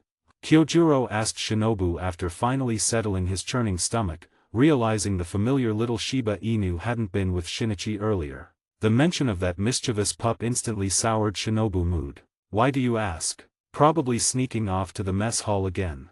Kyojuro scratched his head. Just curious. Obanai doesn't like being near Maruanai much. He says Maruanai always drools over Kabarameru. Shinobu was surprised to hear Obanai also avoided Maruanai. Along the way, she even asked if he liked goldfish. Obanai nodded seriously. Kabarameru enjoys goldfish, but they're not very filling. He gets hungry again after 3 days. Shinobu. Meanwhile, in the Demon Slayer Corps' logistics kitchen, a chubby black and white Shiba Inu wagged its tail as it devoured a heaping bowl of food. The logistics members adored playing with Maruanai and never held back when feeding him, piling his bowl high with fish and meat. Shinichi had been determined to put Maruanai on a diet, but given the circumstances, that dream seemed increasingly unlikely to come true. In high spirits, Shinichi strolled through the Demon Slayer Corps headquarters, greeted respectfully by numerous members along the way. Shinichi nodded in response to each greeting when suddenly, a hurried figure accidentally bumped right into him. Ouch! Came a startled cry. Shinichi stood firm as a rock, but the somewhat reckless squad member lost his balance and landed on his backside. I'm so sorry, I didn't mean to, Shinichi-sama. The young demon slayer boy looked up and froze upon seeing Shinichi's face, never expecting to randomly bump into one of the Hashira. Shinichi extended a hand and helped the boy up. Masachika, how has your master been lately? Shinichi recognized the youth. During his visit to the retired Wind Hashira who had stepped down due to injuries, Shinichi had met this boy. After retirement, the former Wind Hashira had voluntarily become a trainer and this boy, Kimono Masachika, was his first disciple. Come to think of it, Masachika had joined the Demon Slayer Corps around the same time as Kyojuro and Obanai. Why did Shinichi remember so clearly? Because Shinichi had also been the proctor for that year's final selection. He had kept track of all the outstanding swordsmen during the trials and Masachika was certainly one of them. He recalled the former Wind Hashira saying with pride during their conversation that the Wind Hashira position would soon be filled. Masachika absolutely had the potential to inherit his mantle and become the new Wind Hashira. Shinichi likewise recognized Masachika's talent. Master been doing well. He's really happy about your frequent visits, haha. Though he did right saying he hopes Shinichi-sama won't bring dorayaki next time. The doctor says he shouldn't eat too many sweets at his age. Masachika scratched his head sheepishly. 2 black lines appeared on Shinichi's forehead. Doesn't like sweets? Nonsense. The Kakushi had mentioned how the former Wind Hashira used to eat sweet bean cakes daily before retirement. Weren't those sweet enough? If he had no taste, he should just say so. Changing the subject, Shinichi suddenly remembered something else. By the way, Masachika, I heard from Rengoku that you recently brought back a boy with rare blood. Masachika immediately knew who he meant and nodded. Yes, his name is Shinazugawa Sanemi. He'd been fighting demons using just his rare blood and brute strength. But I recently introduced him to my master, who agreed to take him as a disciple. I see, that's good then. Shinichi had only recalled this because of the rare blood.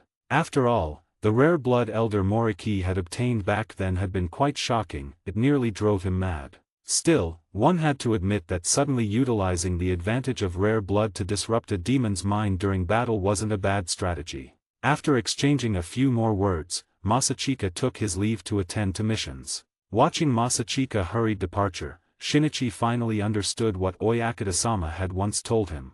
The Demon Slayer Corps isn't just an organization, it's the embodiment of a belief. As long as the will to destroy demons persists, the Corps will always exist and continue to grow stronger. In Kyojuro, Shinobu, and Obanai, Shinichi saw their outstanding potential. In just a few years, the Hashira of the Demon Slayer Corps might no longer be shouldered by just a few individuals. Keep it up. You are the future of the Demon Slayer Corps too. Shinichi softly repeated the words Master Kaguya had once said to him. Though it felt a bit odd coming from Shinichi's mouth, after all, he wasn't that old himself. However, the true meaning behind those words was something only Shinichi understood. Because beneath his identity as the Forest Hashira of the Demon Slayer Corps, hidden behind his peach-colored right eye, lay an even more secretive identity, one unknown to the rest of the Demon Slayer Corps. Read 30 chapters ahead and support me on Patreon. 83, Chapter 83. At the foot of Mount Fujikazan, Goto, a member of the Kakushi wearing a white striped mask and hat, held his forehead in frustration as he watched the two figures in front of him slacking off. Shinichi extended a single finger while Shinobu Koko gripped it with both hands, the two seemingly engaged in a game of finger wrestling. Shinichi looked completely at ease, while Shinobu gritted her teeth, straining with all her might, so much so that the veins on the backs of her hands were nearly bulging. Hey, you've improved, Shinobu. I can really feel your wrist strength getting better. Keep it up, Shinichi said with a smile. Shinobu, her face flushed from exertion, stared at Shinichi's unmoving finger before finally letting go in a huff. Humph. I'm done. She snapped, sounding irritable. Shinichi leisurely withdrew his finger, though his earlier praise had been genuine. Shinobu's wrist strength was indeed impressive, while her arm strength was lacking, her wrist had remarkable explosive power. This observation gave Shinichi an idea. He suggested that Shinobu focus more on thrusting techniques that relied on wrist strength. If she couldn't cut through a demon neck, she could instead concentrate on piercing it. Combined with speed training, she could still sever a demon neck that way. Though Shinobu was a bit tsundere, Shinichi was a Hashira and his judgment carried weight. So while she didn't admit it aloud, she took his advice to heart and had recently been dedicating herself to thrusting drills. Additionally, Shinobu hadn't given up on her poison research. During the final selection on Mount Fujikazan, she had already confirmed that poisons were highly effective against demons. Lately, she had been developing poisons specifically targeting them, with some success. Shinichi had also taken a liking to bringing Shinobu along on missions. Perhaps it was because she was the only one in the Demon Slayer Corps who didn't treat him with excessive respect. Either way, he found her sharp tongue oddly refreshing. So when Shinichi was once again assigned to oversee the final selection, he brought Shinobu along. Listen, my esteemed Hashira, it's getting late. Could you maybe do your job? The examens will be arriving soon. Goto grumbled, unable to tolerate Shinichi's laziness any longer. Every time. Always just standing around watching. Don't we Kakushi members deserve help too? Slacking off is one thing, but this time he's even dragging a girl into it. The Kakushi's silent resentment had no effect on Shinichi, who cheerfully patted Goto's shoulder. The capable bear the burden, Goto. Overseeing the final selection, the cornerstone of our Demon Slayer Corps, is a task only someone as diligent, meticulous and hardworking as you can handle. Goto huffed. Humph. Don't think flattery will make me overlook your laziness. Still, his slightly lighter steps betrayed his improved mood. Shinichi stretched lazily. Goto was still so easy to placate. Shinobu, walking behind Shinichi, frowned and pointed into the distance. Hey, blockhead, look over there. Some of the examens seem to have arrived already. Shinichi followed her gaze. Sure enough, figures were already gathering at the base of Mount Fujikazan. Shinichi stood up from the small stool he had been sitting on. Alright, it's really time to get to work now. Soon, before the sun set, 20 to 30 examens had gathered at the foot of Mount Fujikazan one after another. Shinichi scanned the youthful faces of these examens. The future of the Demon Slayer Corps rested on their shoulders. Suddenly, two young figures caught Shinichi's attention. They were two boys, one with black hair wearing a red top, looking around curiously, and the other with an unusual pinkish hue to his hair. However, what drew Shinichi focused the most were the fox-shaped warding masks both boys wore on their heads. Shinichi vaguely recalled such masks. It seemed that among the swordsmen who had passed the final selection alongside Obanai and Kyojuro, there had been a girl who also wore a similar fox-shaped warding mask. A gentle yet strong girl, she had even sought Shinichi out after the final selection to thank him. As for the reason, that would come later. What was her name again? Makomo? That sounded right.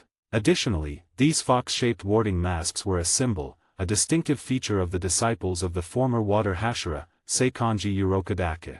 Shinichi had heard about it before. But the two boys only earned a brief glance from Shinichi. His responsibility lay with all the examines participating in the final selection. Everyone, all eyes here. Now, the Demon Slayer Corps Hashira of the forest, Shinichi Moriki, will explain the rules of the final selection. Please listen carefully. It was the familiar voice of Goto, amplified by the equally familiar megaphone. Instantly, all the examine's attention turned to Shinichi, though many also whispered among themselves. The black-haired boy in the red top brightened and tugged excitedly at the pink-haired boy beside him. Sabito. That's the forest Hashira that Makomone mentioned. He really is young, doesn't seem much older than us. The boy named Sabito, who bore a sizable scar on his face, also fixed his gaze on Shinichi standing before the crowd. He murmured softly, a Hashira, huh. I won't let master down. I'll definitely inherit the title of Water Hashira. Let's do our best, Jiyu. Seeing Sabito's fiery determination, the black-haired boy named Jiyu nodded with equal resolve. Shinichi briefly outlined the rules of the final selection. It was much the same as before: survive 7 days and nights in Mount Fujikazan, teeming with demons. But then, Shinichi's tone shifted abruptly. His heterochromatic eyes swept sharply over all the participants, the piercing glint in them sending an involuntary chill down their spines. However, I must warn you, the dangers of the final selection lurk everywhere. You could face danger at any moment because what you'll be up against are real demons with razor-sharp claws and fangs, not lifeless wooden stakes or stones. A single misstep, and you could die. So I ask you, are you truly prepared? Right now, it's not too late to withdraw. Shinichi's intense gaze bore into them. But just like before, not a single swordsman wavered. Shinichi nodded to himself in approval. As expected, those who came to participate in the final selection, regardless of their actual strength, at least possessed unshakable determination. In that case, Shinichi was even more unwilling to let these brave and resolute swordsmen perish meaninglessly within Fujikazan Mountain. Very well then, come and receive what I've specially prepared for you. Shinichi announced clearly, casually gesturing to Shinobu, who stood nearby with her arms crossed to open the prepared package. Immediately, a rich, sweet aroma began to spread through the air. Read 30 chapters ahead and support me on Patreon. 84, Chapter 84. The Demon Slayer Corps is this considerate. They even provide dinner. The swordsmen participating in the final selection stared blankly at the fragrant dorayaki placed before them. Their gazes turned even more peculiar when they looked at Shinichi. Had the Demon Slayer Corps specifically sent a Hashira just to deliver sweets? Only Sabito, wearing a fox mask, and Jiyu remained unfazed. They had already learned some inside information from their senior Makomo. These dorayaki were gifts prepared by the forest Hashira, Shinichi Moriki, or rather, a lifeline to save their lives. Sure enough, Shinichi merely smiled nonchalantly at their confusion, casually picking up a piece of dorayaki before addressing the group. This is food, but not for your dinner. You can think of it as dorayaki stuffed with poison. Poison. His outrageous statement stunned everyone. That's right, poison. But it's poison that can save your lives in a critical moment. If you encounter a powerful demon you can't defeat, or if you wish to voluntarily withdraw from the exam, eat this dorayaki.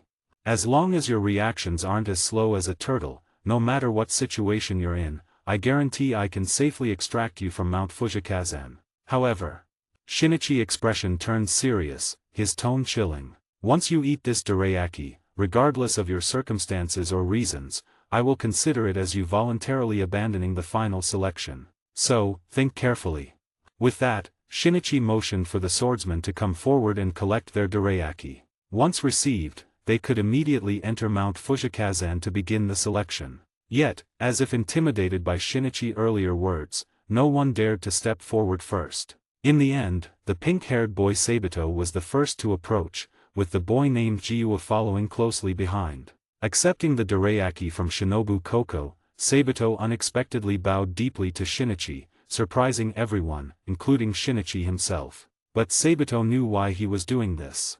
He was expressing gratitude to Shinichi, for this poison in his hands was the masterpiece of the forest Hashira, Shinichi Moriki. His master had once told him that the mortality rate of the Demon Slayer Corps' final selection was extremely high. Often, only a handful of examines survived each round. However, Makomo had written in her letter that since Shinichi took charge of the final selection, the survival rate of the examines had skyrocketed. Though the number of those who truly passed the selection remained low, most examines now lived through it. So Sabito wasn't just thanking Shinichi for himself, but also on behalf of all the examines who would survive. At the same time, he held a firm resolve in his heart: he would ensure everyone passed the final selection together. Following Sabito's lead, the other examines imitated him, each bowing to Shinichi as they received their dorayaki. After a moment of surprise, Shinichi caught on, his gaze turning playful as it settled on the pink-haired boy. Interesting.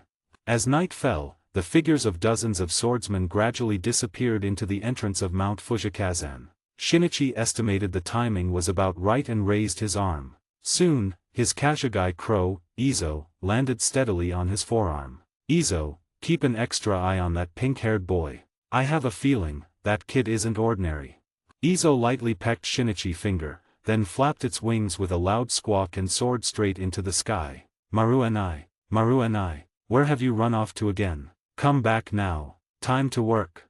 After giving Izo its orders, Shinichi began searching for Maru and I again, but the plump little Shiba Inu had disappeared somewhere to play. It took quite a while before Maru and I came trotting happily back to Shinichi on its short little legs. However, when Shinichi saw the fat around Maru and I's body, his brows knitted together tightly. He crouched down directly, grabbing Maru and I's chubby face with both hands and vigorously rubbing it while scolding in frustration. Maru and I, look at you. You eat so much that you turn into a pig now. What kind of Shiba Inu looks like you? It's not that I'm stingy with your food. But who eats 5 pounds per meal like you? Maru and I, you need to lose weight. Faced with his owner nagging, the plump Maru and I had long developed the good habit of ignoring him. No matter how much Shinichi lectured, it didn't interfere with Maru and I mealtime in the slightest. So regardless of how earnestly Shinichi pleaded, Maru and I's chubby face maintained the characteristic smile unique to Shiba Inus. Sigh whatever, let's get to work.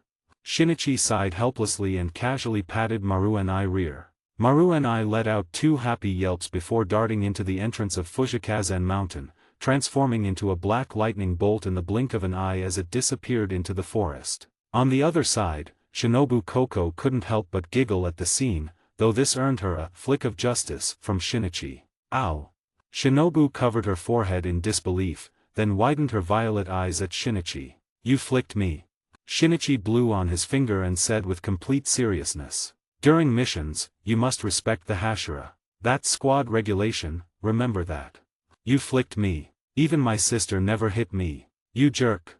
The angry Shinobu doesn't give a damn about regulation, clenching her fists to punch Shinichi. However, as a Hashira, there was no way Shinichi would let a mere Mizunato-ranked little girl hit him. In an instant, his figure flashed into the distance. Goto, who had been watching the show, covered his forehead at the sight of these 2 clowns. The future of the Demon Slayer Corps didn't seem very bright. Deep within Fujikazan Mountain, in a dark corner, a pair of murky yellow eyes suddenly opened, followed by the sound of something squirming. From the bushes, a feces-green figure slowly crawled out. Bathed in the bright moonlight, the hand demon let out a roar. Ah, how many years has it been now? Damn it, damn it, damn it all. Damn Urokodake. Damn that brat. No, that brat is worse than Urokodake. After barely recovering some strength over several years of lying around Fujikazan Mountain like a dead dog, the hand demon hatred for Shinichi had reached its peak. The image of that young figure with emerald and pink eyes was seared deep into the hand demon's soul. The damage he'd inflicted surpassed even Urokodake. That damn brat, I'll make you pay sooner or later. The hand demon muttered viciously. Feeling the emptiness in its body, it began moving in a certain direction. I wonder when the Demon Slayer Corps selection will begin. If it's tonight, that would be perfect. I could quietly snack on 1 or 2 human swordsmen. Though the hand demon cursed fiercely, if it actually encountered Shinichi again, it would instantly cower in fear. After all, the difference in their strength was undeniable. So even as the hand demon boasted about eating humans, it only dared to mention consuming one or two. It feared that eating too many might truly attract that terrifying thing. Read 30 chapters ahead and support me on Patreon. 85, Chapter 85. Water Breathing, Fourth Form, Striking Tide. Azure blade light surged forth like relentless tides, severing the necks of 3 demons in the blink of an eye. Incredible. A disheveled swordsman gaped at the fox-masked, peach-haired young swordsman whose skills were astonishingly masterful. Swish. After dispatching the 3 demons, Sabito calmly sheathed his Nicaran blade and extended a hand to the disheveled swordsman. "Are you all right?" "Why yes, I'm fine. My name's Murata. Thank you for your help. I panicked earlier and almost forgot to draw my blade." The embarrassed Murata scratched his head and took Sabito's hand, who pulled him up firmly. Brushing off the dust, Murata's face flushed with shame. The sudden encounter with 3 demons had left him flustered, and he'd completely forgotten about the emergency dorayaki in his pocket. "Be more careful. There are others who need my help. Take care." Sabito patted Murata's shoulder before sprinting deeper into Mount Fushikazan without looking back. Murata hastily called out, "Wait. I didn't get your name." But only Sabito's rapidly disappearing silhouette answered him. Swish. Drawing his Nicaran blade, Murata gripped it tightly while scanning his surroundings. He muttered, "Why the hurry? At least tell me your name." As night fell, the legend of the peach-haired, fox-masked boy grew. Whenever swordsmen encountered demons, he would always strike first. It was nothing short of a miracle. On the 3rd day of the final selection, not a single swordsman had died and none had needed to eat the emergency dorayaki Shinichi had prepared. "What? Someone's doing your job for you." Shinichi, who had been calmly seated, stood up in shock upon hearing Maruenai report. A boy with strangely colored hair. Shinichi immediately pictured the peach-haired youth. Frowning, Shinichi's heterochromatic eyes turned toward Mount Fushikazan's depths. Single-handedly slaying so many demons. Is this guy trying to play the savior? Meanwhile, within Mount Fushikazan, Jiyu Tomioka, a black-haired boy in a red haori, walked alongside several unfamiliar swordsmen. Having arrived late, he'd become separated from Sabito upon entering the mountain. Yet after 3 days, Jiyu hadn't encountered a single demon. According to fellow swordsmen, Sabito had nearly cleared the path of demons alone. While awed and admiring, Jiyu grew increasingly worried for Sabito's safety. "It's fine. Our teacher said Sabito's talent is exceptional. The final selection won't trouble him," Jiyu reassured himself. Then Murata, the same swordsman that was saved by Sabito, noticed Jiyu's fox mask, similar to the peach-haired boy. Unable to resist, he asked, "Your name is Jiyu, right?" "Yes. Jiyu Tomioka. I see you and that boy with pinkish hair are wearing the same masks. Are you fellow disciples from the same school?" Hearing someone mention Sabito again, Jiyu Tomioka's expression immediately became animated. "Yes. That's Sabito. We're both students of Master Uroka Dake." "Ra!" The crimson-eyed demon let out an unwilling roar before its head rolled off its neck like a ball, gradually turning to ashes. 22nd. Sabito silently counted in his heart. Raising his Nicaran blade under the bright moonlight, Sabito noticed the edge had become chipped and uneven. Slaying too many demons had severely worn down his sword. Shaking his head slightly, Sabito sheathed his Nicaran blade, his master teaching still fresh in his mind. With greater power comes greater responsibility, Sabito lived by these words. His relentless demon slaying wasn't for showing off, but to help more swordsmen pass the final selection. Sitting on a rock to rest, Sabito removed his mask, revealing his youthful face. He took out an already cold rice ball from his pocket and began eating hungrily. Suddenly, Sabito thought of his fellow disciple Jiyu. He'd been so focused on slaying demons that he'd forgotten about Jiyu. The rice ball instantly lost its flavor. Before departure, their master had repeatedly told them to watch out for each other, yet he'd forgotten this upon entering Mount Fushikazan. "Damn it, I need to go check on him." Stuffing the remaining half of the rice ball into his mouth, Sabito hastily put on his fox mask, grabbed his Nicaran blade and prepared to turn back. At that moment, a small oil paper package fell from his pocket.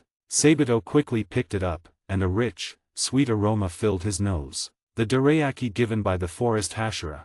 Staring at what the Hashira had called a life-saving treat, Sabito pondered briefly before pocketing it and running deeper into the forest. Unbeknownst to Sabito, a Kashagi crow watched everything from the sky above. That Sabito is incredible. I haven't even encountered a single demon yet, one swordsman said while casually cutting through bushes with his Nichiren blade. His companion replied, isn't that good? What if we encounter a powerful demon we can't handle? It's already been 4 days. I think we just need to hold out a little longer to pass the final selection. That's true. Should we thank that fox-masked boy then?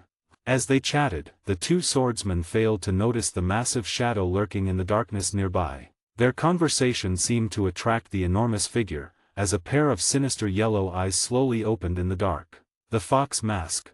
A sharp voice whispered softly, a familiar feeling instantly surging to the surface. Uncontrollable rage quickly clouded its eyes as it recalled an old enemy's. The filthy green arm that had been reaching toward the two unsuspecting swordsmen silently withdrew. If what these brats said was true, then tonight, the hand demon would definitely devour that little brat wearing the fox mask. Uroka Dake.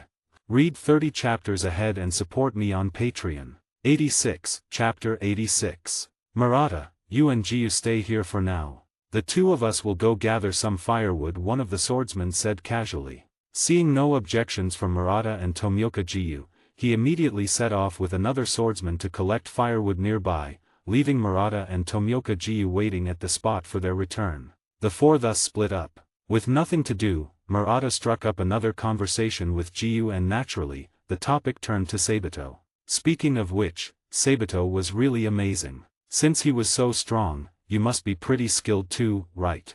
Murata remarked casually. But upon hearing Murata words, Jiyu shook his head. No, compared to Sabito I am nothing. In truth, if not for Sabito, he might have long been consumed by guilt and shame. Fox mask. Fox mask. Fox mask. Fox mask. Just as the two were talking, faint murmurs emerged from the darkness. Murata suddenly frowned and quickly stood up, asking Jiyu beside him in confusion. Did you hear that strange sound? Jiyu had heard it too. He also stood up, scanning their surroundings for the source of the eerie voice. Fox mask. Fox mask. Closer, it was getting closer. The bizarre murmurs were drawing nearer. Murata and Tomioka Jiyu simultaneously tensed, drawing their Nichiren blades and staying alert. As the distance closed, the strange murmurs became clearer in their ears. Fox mask. Fox mask. Murata looked in surprise at the fox mask on Jiyu's head. Huh, is it talking about your mask? Jiyu was equally bewildered. He had no idea why the strange voice was fixated on the fox mask. But before he could figure it out, suddenly, a massive figure burst out of the darkness. Under the pale moonlight, its sickly green body exuded overwhelming pressure. Dozens of twisted, adult-sized arms in the same revolting shade writhed together. Its dull yellow eyes brimmed with violent killing intent. When the hand demon emerged from the darkness and saw the fox warding mask on Tomioka Jiyu's head, it went berserk. Ah, fox mask. Yes. This familiar feeling. Damn you, Uroka Dake. It must be you. The hand demon let out a heart-rending roar, its dozens of grotesque arms flailing wildly. Jiyu was utterly stunned. How did this hideous demon know his master? You brat wearing the fox mask. You must be Uroka Dake disciple. I'll devour you. The hand demon suddenly lunged, its sickly green arms surging toward Jiyu all at once. Jiyu, watch out. Murata's loud warning snapped Jiyu back to his senses. With no time to react properly, he instinctively used water breathing. Water breathing, third form, flowing dance. Instantly, Jiyu's body moved at high speed like rushing water, his Nichiren blade gleaming blue as he sliced through the sickly green arms before him. However, Jiyu had been forced to counterattack hastily. Moreover, the hand demon attacked with reckless abandon, completely ignoring Murata, who stood nearby with his Nichiren blade raised. It was single-mindedly determined to kill Uroka Dake disciple wearing the fox mask. After slicing through over a dozen putrid green arms, Jiyu was caught off guard when the hand demon suddenly wrapped one of its limbs around his ankle and yanked hard. Instantly losing his balance, the swing of his Nichiren blade went awry, the ripples of water breathing dissipating into the air. The remaining arms of the hand demon surged forward, swiftly ensnaring Jiyu in their grasp. No, Jiyu! Murata shouted in panic as he saw his comrade captured. He swung his Nichiren blade with all his might at the demon, though the faint blue glow emanating from his blade was barely noticeable. Foolish brat! The hand demon didn't even spare Murata a glance, swatting him away effortlessly with two flailing arms. But to avoid exposing itself, the demon caught Murata as well. Seems I'll feast well tonight. Keh keh keh. Just as the hand demon reveled in its triumph, a clear, icy voice rang out from behind it. Water breathing, first form, surface slash. A brilliant azure flash sliced toward the demon's grotesque head. What? The hand demon. Shinichi froze upon hearing Izo report from his arm. It took him a moment to recall the hideous demon he had encountered years ago during the final selection. It's still alive. Shinichi was stunned. His life drain technique had nearly sucked the hand demon dry back then, leaving it with only a sliver of life. Under normal circumstances, that wretched creature should have long since crumbled to ashes. Even if it hadn't turned to dust, a demon in such a weakened state could have been killed by any ordinary demon's lair. Damn it, how had it not only survived but regained so much strength? A dark expression twisted Shinichi's face. This was utterly humiliating. To have left such a glaring oversight, what a disgrace. Noticing Shinichi's sudden shift in demeanor, Shinobu Koko, who was walking beside him, couldn't help but ask. What's wrong, blockhead? You look strange.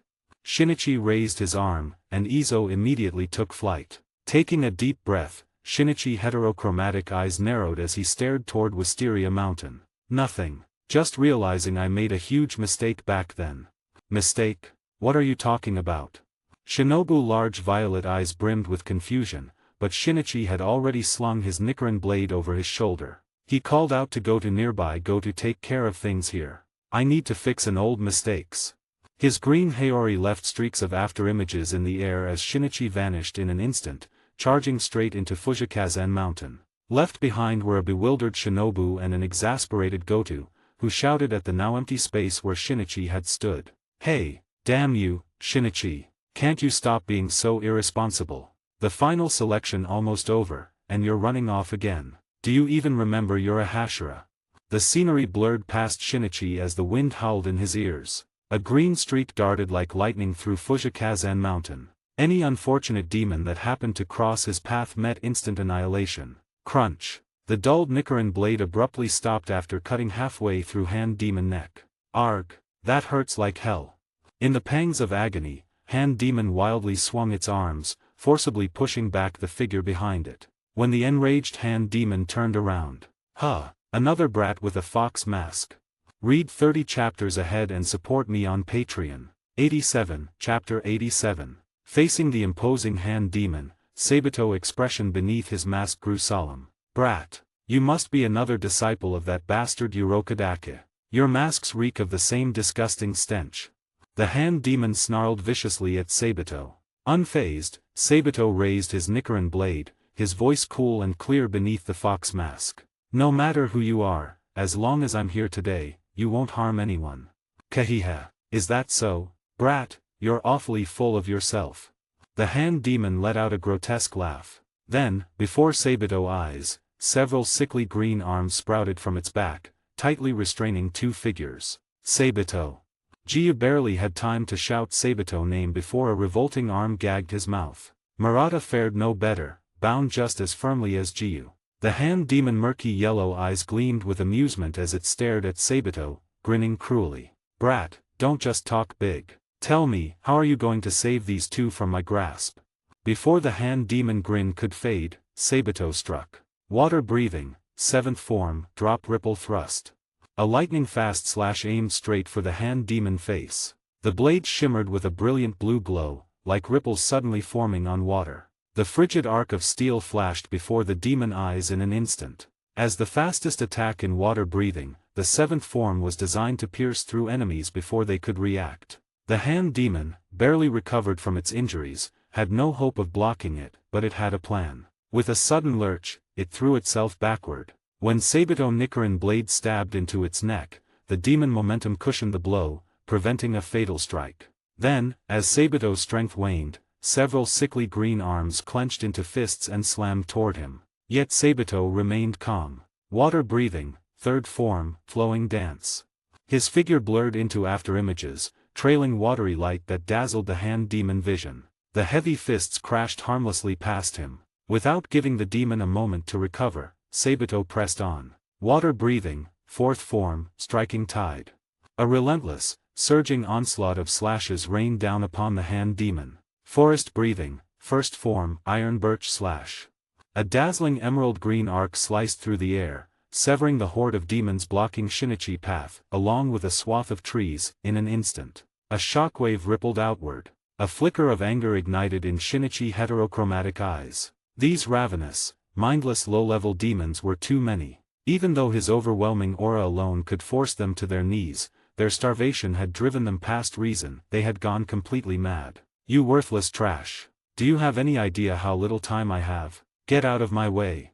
Shinichi growled from deep in his throat, his right eye a vivid peach hue, finally unable to hold back. In an instant, a crimson glow overtook his right eye, the pupil narrowing into a wild, elongated slit. An invisible surge of power erupted around him. The deerskin boots stomped heavily on the ground, kicking up a cloud of dust. Within the haze, Shinichi's figure underwent an indescribable transformation in an instant. Black claws and terrifying fangs slowly emerged, while fine blood vessels bulged around his eye sockets. Shinichi had entered his demonized state. Blood demon art, raging blood, second stage.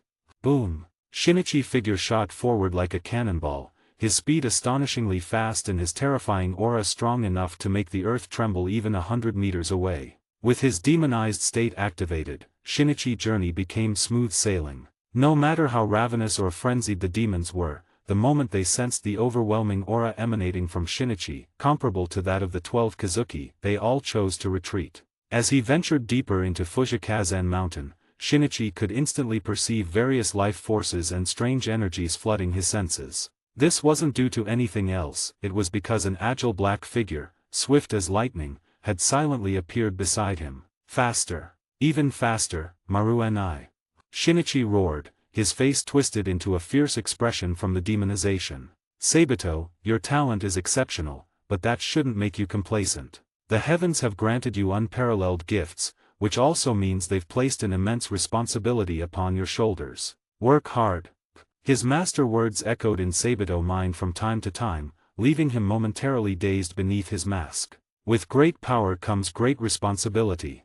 This was what Makomo had written in her letter after joining the Demon Slayer Corps. She said it was something the forest Hashira, Shinichi Moriki, often repeated. These two simple sentences encapsulated the sentiment Urokodaka-sensei most wanted to convey. From that moment on, Sabito had held deep respect and admiration for the forest Hashira, Shinichi Moriki, whom he had never met. Someone who could say such words must surely live by them. Now, the hand demon blocking his path was the first demon on Fujikazen Mountain that Sabito found somewhat troublesome. Not because it was particularly strong, but because this demon was shameless enough to use the restrained Murata and Jiu as human shields, holding them firmly in front of itself. This severely limited Sabito's sword swings, causing him to miss multiple opportunities to behead the demon. Seeing his dear friend Sabito being relentlessly suppressed by the hand demon, the bound and gagged Jiu grew frantic. He struggled desperately, but only incoherent grunts escaped his throat. Yet, Sabito didn't need Jiu to say anything, he could already guess. It was undoubtedly a plea for Sabito to disregard his safety. But that was something Sabito simply couldn't do. With his exceptional swordsmanship, Sabito had already clashed with the hand demon dozens of times. This demon isn't particularly fast, and its strength seems to be waning. Stay focused, observe carefully, and seize the opening. Sabito's mind remained calm and resolute. With a single slash, he severed 3 putrid green arms lunging at him. Using the recoil, Sabito leaped high into the air, twisting his body mid-flight before landing squarely on the hand demon back. This sudden turn of events shocked everyone, even the hand demon was caught off guard. By the time the demon reacted, Sabito had already mustered all his strength. Water breathing, first form, water surface slash. The dazzling azure glow on the Nichiren blade shone brilliantly as it sliced straight toward the hand demon neck. Oh no! The hand demon panicked, its reflexes far slower than before, making it impossible to dodge this strike. But in the next instant, clang, crack, the crisp sound of shattering metal rang clearly in everyone's ears. For the first time, even the usually composed Sabito wore an expression of stunned disbelief. The Nichiren blade had broken. Read 30 chapters ahead and support me on Patreon. 88, Chapter 88. Sabito had been relentlessly slaying demons. His Nichiren blade had already been worn down excessively. The necks of demons were not as supple as those of humans, many were as hard as steel. But Sabito never imagined his Nichiren blade would break at a moment so close to victory. With a slash aimed at the hand demon-hardened neck, the result was the jagged, broken blade being violently flung away, leaving Sabito with only the hilt and a remnant of the blade less than 5 centimeters long. What? What?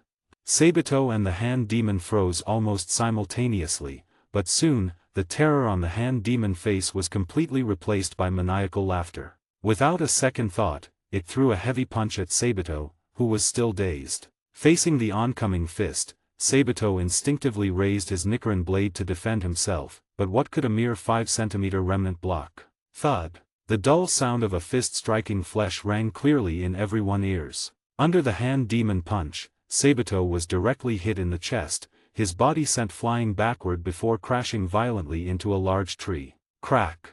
The immense impact even caused the sturdy tree to split slightly. A mouthful of blood sprayed uncontrollably from his lips and half of his fox mask shattered, revealing the scarred side of Sabito's face. His vision began to blur and the pain in his chest felt like it was drilling into his heart. Broken. His ribs must have fractured in multiple places. The excruciating pain nearly robbed Sabito of all mobility.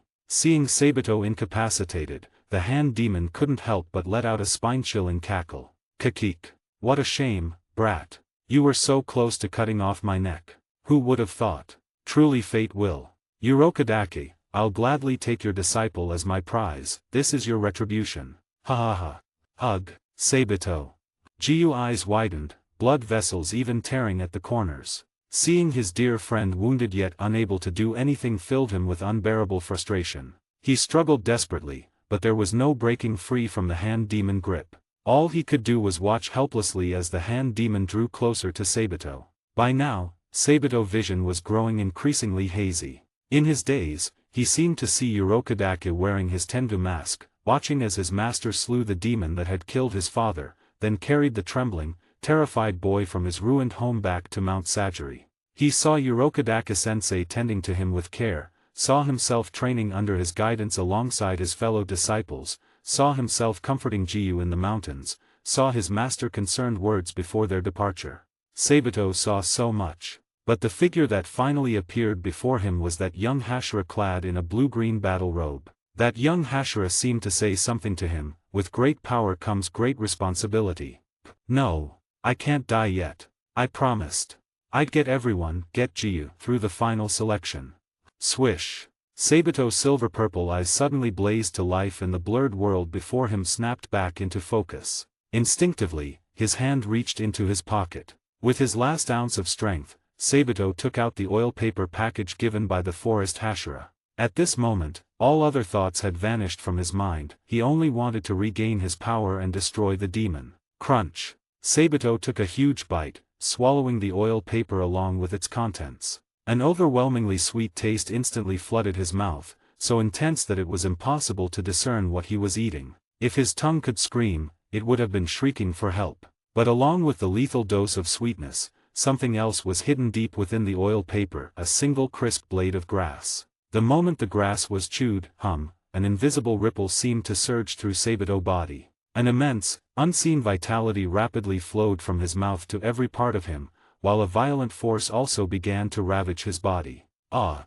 The clash of vitality and the unknown power collided inside Sabito, forcing a scream from his lips. For a brief instant, his eyes flickered with hues of emerald green and blood red. No, no, impossible. What is this? It can't be. Why do I sense that bastard presence? The hand demon massive body trembled violently. The overwhelming vitality and the familiar, savage force instantly dragged its memories back to that day years ago when it had been utterly crushed by that brat. No. Boom. Sabito's scorching hot body abruptly halted. His right eye, now a blood-red glare, locked onto a direction, while his left eye blazed with emerald green light. Forest breathing, 8th form, whispering forest eye. Within the whispering forest eye, a surge of vitality erupted, paired with the familiar sensation of raging blood. Someone ate my dorayaki. Shinichi declared with certainty. A single blade of grass and a drop of blood, that was what Shinichi had hidden inside the dorayaki. It was meant to save lives, but it also ravaged the body. Without a second thought, Shinichi dashed toward the source of the erupting vitality. Having swallowed the dorayaki, Sabito had already lost consciousness. In his dazed state, his vision was filled with a sea of crimson and a violently destructive force tore through his body. The pain was excruciating, yet at the same time, a soothing warmth enveloped him, preventing him from being completely consumed by agony. His last memory was kneeling on a blood-soaked battlefield, clutching the twisted remains of a sword hilt. Jiyu and Murata were sprinting toward him, and in the distance, another figure seemed to be rushing over as well. Thank goodness, everyone's safe. With that, darkness swallowed Sabito's vision and he fell completely unconscious. When he opened his eyes again, the first thing he saw was a vast blue sky, and then Jiyu's ashen face. Jiyu. The faint whisper snapped Jiyu out of his despair. Stunned, he looked down in disbelief. Sabito. For the first time, a boy cried harder than any girl ever could. But Sabito, awakening, instantly drew a crowd of swordsmen around him. This is the entrance of Fujikazan Mountain. It's already the 8th day and the final selection has come to an end. No one died during this selection.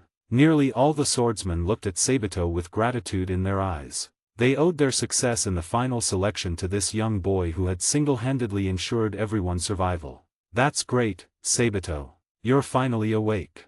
I thought. Murata, his face filled with excitement, was abruptly yanked aside before he could finish speaking. Annoyed, Murata was about to protest when he turned and saw a pair of heterochromatic eyes staring back at him. Shinichi-sama. A murmur spread through the crowd as the swordsman quickly made way upon realizing Shinichi had arrived. Shinichi looked down at Sabito, who lay weakly on the ground, the shattered remains of his fox mask resting beside his arm. So, you're Sabito. You killed many demons and led so many through the final selection. Do you feel proud of yourself? Like some kind of savior? Shinichi asked calmly. Sabito tried to sit up to answer, but the pain was unbearable. Even the slightest movement felt like his body might fall apart. With the help of Jiyu, he managed to lift his head slightly. No, Hashira-sama. I only did as my master taught. You once said it yourself, with great power comes great responsibility. Hearing this, Shinichi paused, studying the still youthful face of the boy. Finally, he uttered words that left everyone present in shock. Sabito, you have failed the final selection. You are disqualified. Read 30 chapters ahead and support me on Patreon. 89, Chapter 89. What?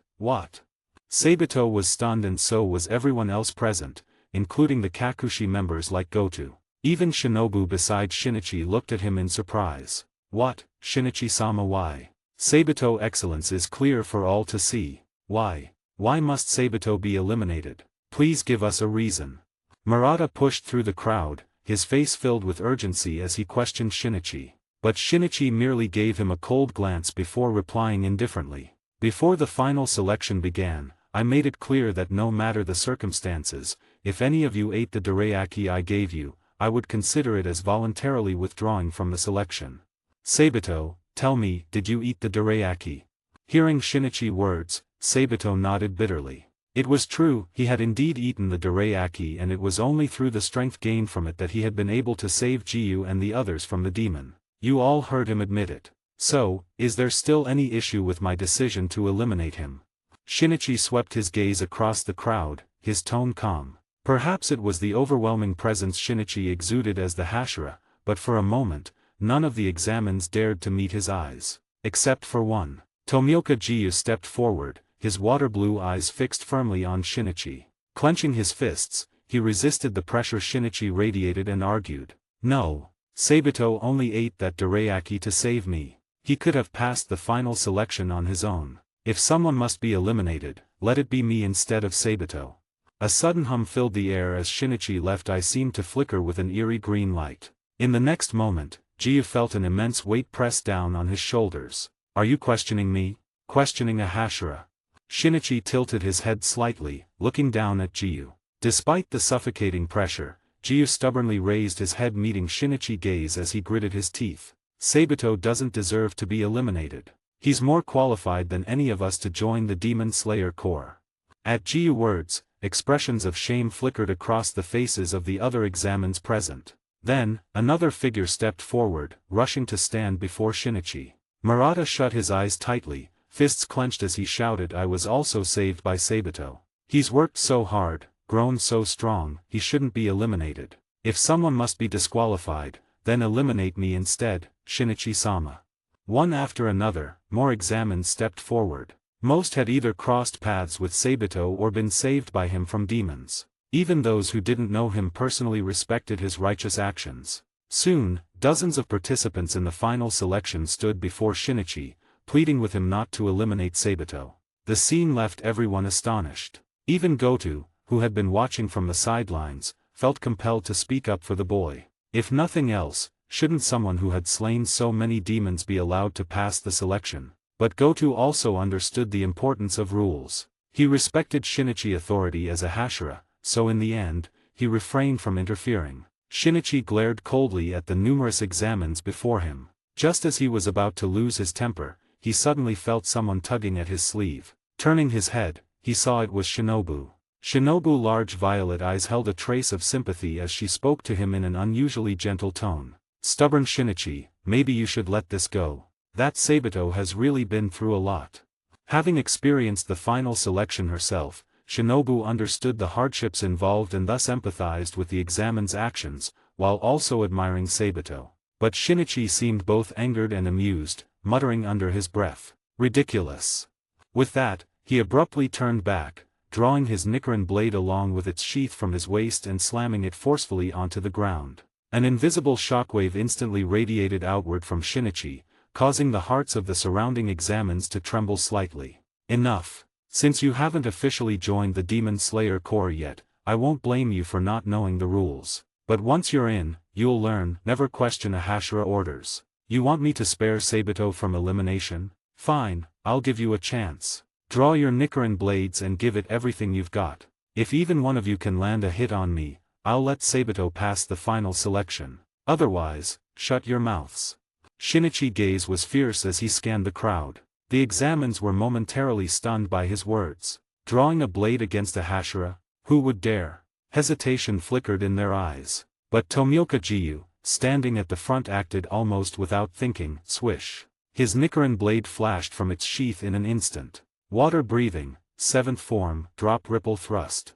A swift strike aimed straight for Shinichi's face. The sudden attack shocked everyone. Was there really someone bold enough to challenge a Hashira? Facing Jiyu lightning-fast technique, Shinichi remained expressionless. Without any visible movement, he simply raised his sheath and effortlessly blocked the strike. But it didn't end there. Jiyu had already closed the distance, his blue eyes filled with unwavering resolve. Gripping his Nichiren blade with both hands, he launched a relentless barrage of slashes at Shinichi, as if his life depended on it. As Shinichi dodged the attacks with ease, Murata, who had been clutching his own Nichiren blade tightly, could no longer hold back. He shouted to his comrades, "Everyone, are we just going to stand here and watch? If it weren't for Sabito, none of us might have passed the final selection. We have to do something." With that, Murata yanked his Nichiren blade free, but instead of drawing it, he plunged it into the ground and charged at Shinichi, gripping only the sheath. Murata's action set an example. Immediately, other examines hardened their expressions and grabbed their sheaths. "Who cares if he's the Forest Hashira? We're not officially in the Corps yet. Let's take him down." One reckless fighter roared, sparking a chorus of agreement. Dozens of examines brandished their sheaths and charged at Shinichi with battle cries. Catching their approach from the corner of his eye, Shinichi allowed himself the faintest hint of a smile. But amusement aside, the dignity of a Hashira had to be maintained. Clang! Blocking another of Jiyu's strikes, Shinichi took a deep breath. Hot air escaped from the corners of his mouth. It was time to show these examines the might of the Forest Hashira. Forest breathing, 6th form, resilient grass, hurricane strike. Whoosh! A fierce emerald-green hurricane erupted from Shinichi's position, sweeping across the previously calm clearing and leaving countless slashing afterimages in its wake. The terrifying whirlwind instantly swallowed dozens of examines, and in an instant, countless screams rang out. More than a dozen figures were even flung into the air. On the other side, Sabito, lying on a stretcher, heard the agonized cries of the examines. His expression twisted with urgency as he gritted his teeth against the excruciating pain, desperately trying to stand up. Hey, I re-upload some of my blocked FIC under different account, Oplovers 11. Read 30 chapters ahead and support me on Patreon. 90, Chapter 90. Gradually, the emerald green whirlwind dissipated, leaving the open ground littered with bruised and groaning examines. Shinichi had his sheathed Nichiren blade slung over one shoulder while his other hand firmly restrained the frantically struggling Jiyu. With a casual glance at the fallen examines, Shinichi provocatively asked Jiyu, "Convinced now? Still dare to question my decision?" From start to finish, dozens of examines hadn't managed to lay a finger on Shinichi. The restrained Jiyu eyes turned bloodshot as he roared in frustration. "You can't eliminate Sabito." Crack. Shinichi increased the pressure on Jiyu arm. Leaning closer, Shinichi said coolly, bitter about it, "Let me tell you, this is reality. Question me. Try again when you become a Hashira someday." With that, he shoved Jiyu away. Stumbling to the ground, Jiyu didn't hesitate. The moment he broke free, he grabbed his Nichiren blade and charged at Shinichi again. But another hand clamped down on his hilt. Jiyu's furious gaze instantly softened when he saw Sabito's pale face. Gritting through pain, Sabito shook his head at Jiyu. "Stop, Jiyu. The forest Hashira is right. Stand down." Clang. The Nichiren blade clattered to the ground as tears welled in Jiyu's eyes. "I'm sorry, Sabito. It's all my fault. I'm useless." Blockhead Shinichi, you're being heartless. Why would you do this? When did you become so cruel? If this is how you are, why did you let Maru and I help me pass final selection back then? Shinobu Koko stared at Shinichi as if he were a stranger, her voice thick with confusion. But Shinichi, busy writing a letter, barely acknowledged her, waving dismissively. Shoo, I'm busy. Go play somewhere else." Blockhead Shinichi. Furious, Shinobu clenched her fists and lunged at him. At the foot of Fujikazen Mountain, a weakened Sabito leaned on a cane, casting one last regretful glance at the mountain before turning to leave. But he hadn't gone far when hurried footsteps approached from behind. Turning back, he saw Jiyu, a travel pack slung over his shoulder. With resolute determination, Jiyu strode up to Sabito and declared, "Sabito, if you can't join the Demon Slayer Corps, then neither will I. Let's go back together."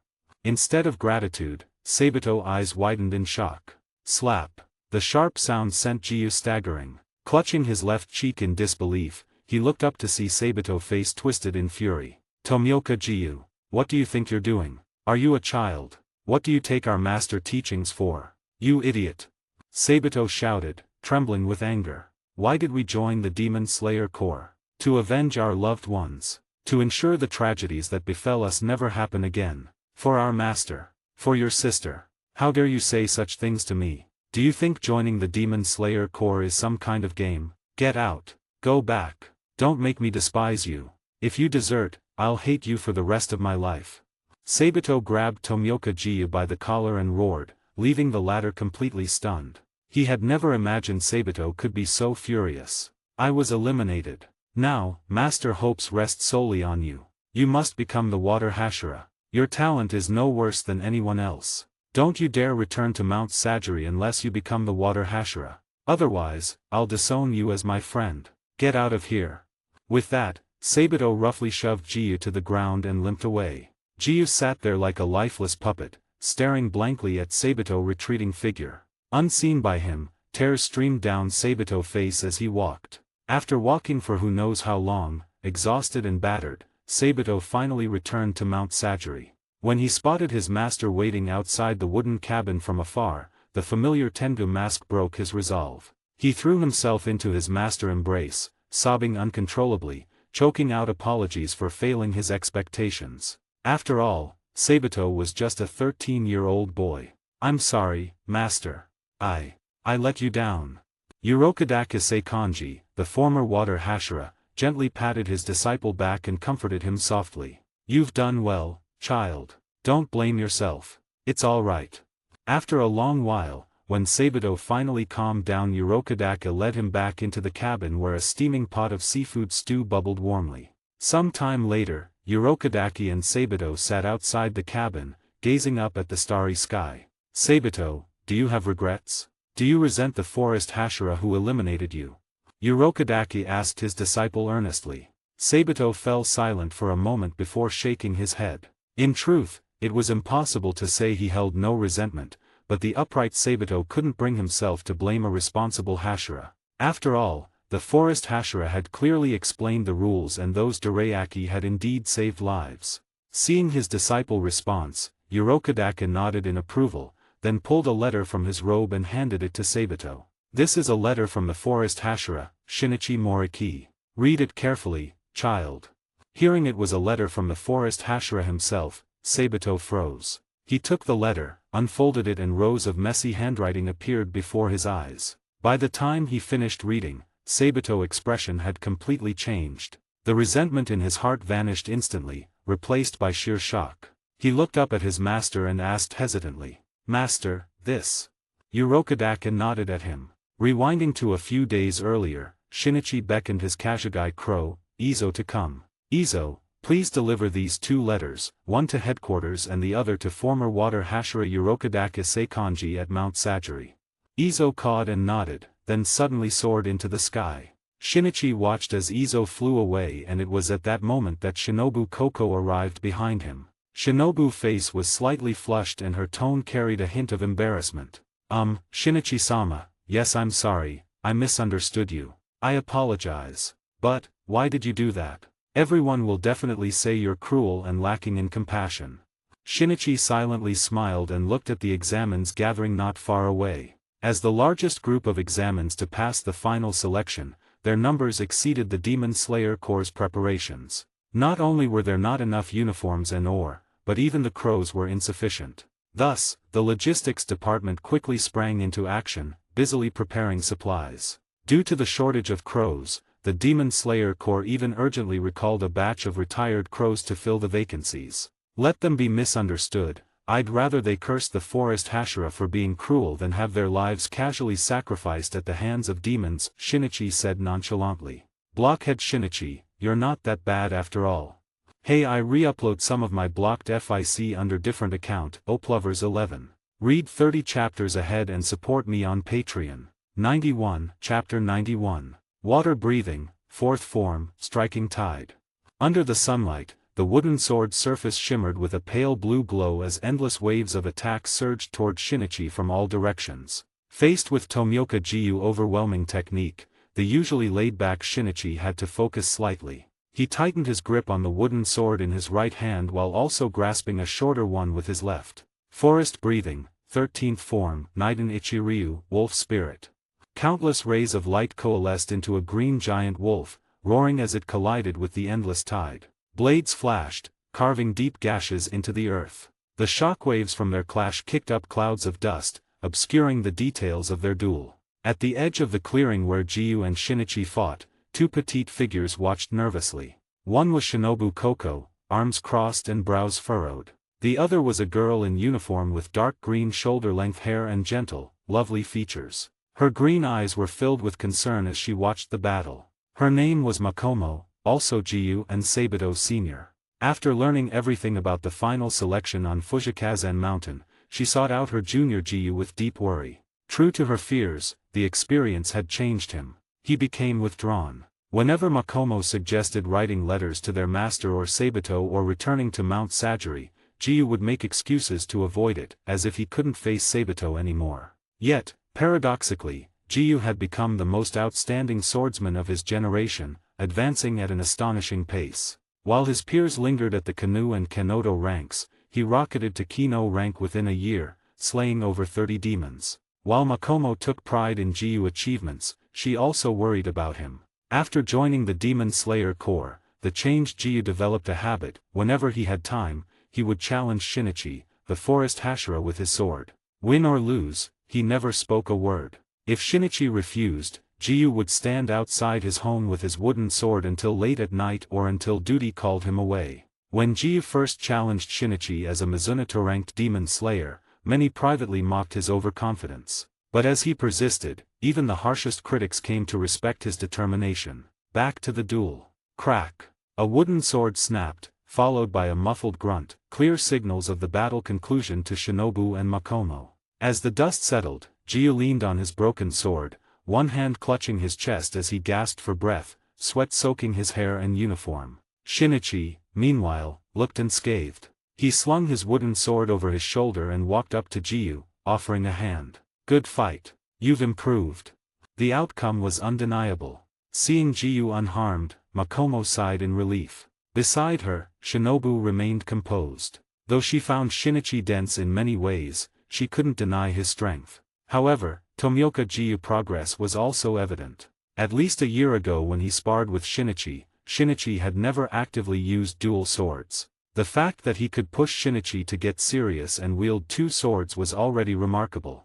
Jiyu ignored Shinichi's outstretched hand, silently standing up on his own before coldly uttering a word after a long pause. I lost. This phrase I lost was something Shinichi had heard 35 times, no, counting this one, it should be 36 now. Shinichi withdrew his extended hand, gazing with some emotion at the black-haired youth before him. Sometimes, appearances truly were deceiving. Who would have thought this seemingly unremarkable boy would possess such immense potential? The defeated Jiyu gripped his broken wooden sword and turned to leave without hesitation. This was typical of him. Seeing him about to depart, Makomo hurried over, first bowing respectfully to Shinichi before concernedly asking if Jiyu was all right. Yet, even toward his caring senior, Tomioka Jiyu remained aloof, only occasionally responding with a word or two. Shinichi tossed aside his wooden sword and called out to Jiyu's retreating figure. Tomioka Jiyu, don't come back anymore. Challenge me again after you become a Hashira, got it? Right now, you're only missing that final threshold.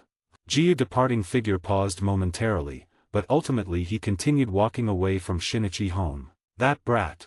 Shinichi grumbled irritably. Shinobu Koko then walked up beside him, watching Jiyu retreating back before glancing at Shinichi. Hey, blockhead Shinichi, do you think he'll actually listen this time? You've said similar things before, yet he kept coming back to challenge you. Shinichi chuckled, handing his wooden sword to Shinobu. This time's different. From our match just now, I could tell his water breathing hasn't reached its peak yet. He must have sensed it too. Urokadaki and I discussed this. Sabuto was the finest inheritor of water breathing, but Tomioka Jiyu, he'll become water breathing new guiding light. Shinobu tilted her head slightly as she observed the somewhat lonely figure, giving a soft snort through her nose. My sister will definitely become a Hashira before that guy.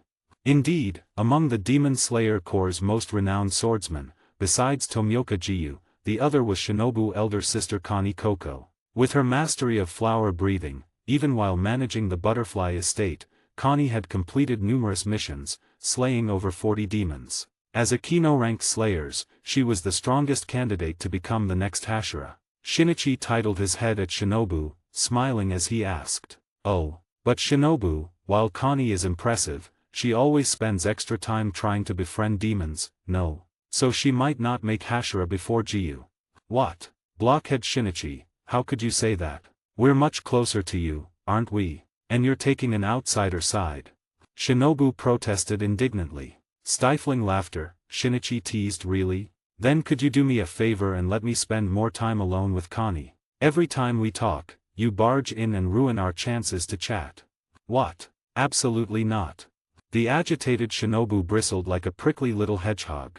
Shinichi could no longer contain himself and burst into hearty laughter. In fact, both Shinichi and Kani had noticed Shinobu's little misunderstanding long ago, but neither of them paid it much mind. They simply laughed it off, treating it as nothing more than a child's whimsical thoughts. At least for now, Shinichi regarded the Koko sisters purely as friends and sisters, while Kani likewise saw Shinichi as a trustworthy and cherished friend.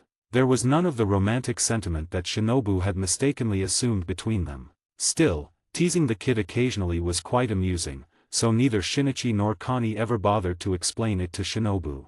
As a result, the misunderstanding persisted in her mind even now. Hey, I re-upload some of my blocked FIC under different account, Oplovers 11. Read 30 chapters ahead and support me on Patreon. 92, Chapter 92. By the way, Shinobu, since you believe in your sister so much, haven't you ever thought about striving to become a Hashira yourself? Shinichi remarked casually, unable to resist reaching out to stroke Shinobu Koko's smooth black hair. Don't pat my head. I'm not a child. Shinobu irritably brushed Shinichi's hand away. TCH. Shinichi reluctantly withdrew his hand, thinking it had felt really nice, much better than chubby Maru and I had, that was for sure. Of course, Shinichi had only been joking earlier. After all, Shinobu's talent for slaying demons wasn't particularly outstanding. Her physical strength was too lacking. Though she had managed to rise to the ranked Tsuchinoto thanks to her unique combat techniques and poisons, neither Shinichi, nor Connie, nor even Shinobu herself believed she could ever become a Hashira. But so what if she couldn't become a Hashira? With powerful people like her sister and that blockhead Shinichi around, the Demon Slayer Corps was plenty strong as it is. That was what Shinobu believed, anyway. Hey, Shinobu, speaking of which, I recently discovered that adding a bit of wisteria to dorayaki makes it taste even better. Wanna try some? No way. In just 2 short years, 2 lower moons have been killed in succession. Since when have the lower moons become so useless? Has Muzan only recruit worthless demon into the rank now? Do we really need to be this cautious? Why not just track him down and finish him off? In a dimly lit room, a figure spoke brashly. The faint glow of the lantern revealed the speaker appearance. Golden eyes, a face as cold and sharp as a blade, short black hair and a headband tied around his forehead with the character Martial emblazoned in the center. 2 sharp fangs protruded from his lips and his arms were crossed, black claws glinting ominously. The speaker was unmistakably a demon. Yet astonishingly, this demon had uttered the name of the progenitor of demons, Kibutsuji Muzan, without consequence. Every demon bore a curse in their blood. Any who dared speak Muzan name or reveal information about him would meet a gruesome end. Yet this headband-wearing demon had not only spoken Muzan name outright. It was nothing short of unbelievable. Seated before the headband-wearing demon was another figure, seemingly engrossed in writing something. Hearing the demon words, the figure set down his pen and replied in a gentle tone. Mato, it's not that simple. Muzan has survived for 1,000 years, he won't be so easy to deal with. The Demon Slayer Corps has fought against demons for centuries, yet apart from that one swordsman, no one has ever truly managed to harm Muzan. The demon named Mato merely scoffed at this before casually adding, "By the way, I messed up that task you gave me last time. I ran into that kid, the one who inherited Shinika breathing style and bloodline." At these words, the previously composed figure abruptly stood up. The lantern light now revealed his appearance as well. Dressed in a tailored suit, with slightly wavy hair and a refined, scholarly face, he looked every bit the educated professor, except for the sharp fangs and claws that betrayed his true identity. He too, was a demon. Is that so? How is that child doing? Mato golden eyes flickered with a trace of reminiscence as he replied calmly. He's doing fine. Much better than that family, at least. He hasn't disgraced Shinika breathing style either. By the way, Shaoku, are you sure the things you're researching will be useful against Muzan? The demon named Shaoku froze for a moment before shaking his head in silence. Slumping back into his chair, he said dejectedly, "I don't know. After all, apart from Shinika, none of us have ever faced Muzan. Still, at least our efforts aren't entirely hopeless." "Oh, right, Mato. I've recently gotten some new information, so I'd like to ask you to go to Kyoto again and search for that woman." Mato frowned, displeased. "Again? I've already searched half of Japan. Are you sure she's in Kyoto?" "I'm not sure, but isn't it worth a try?"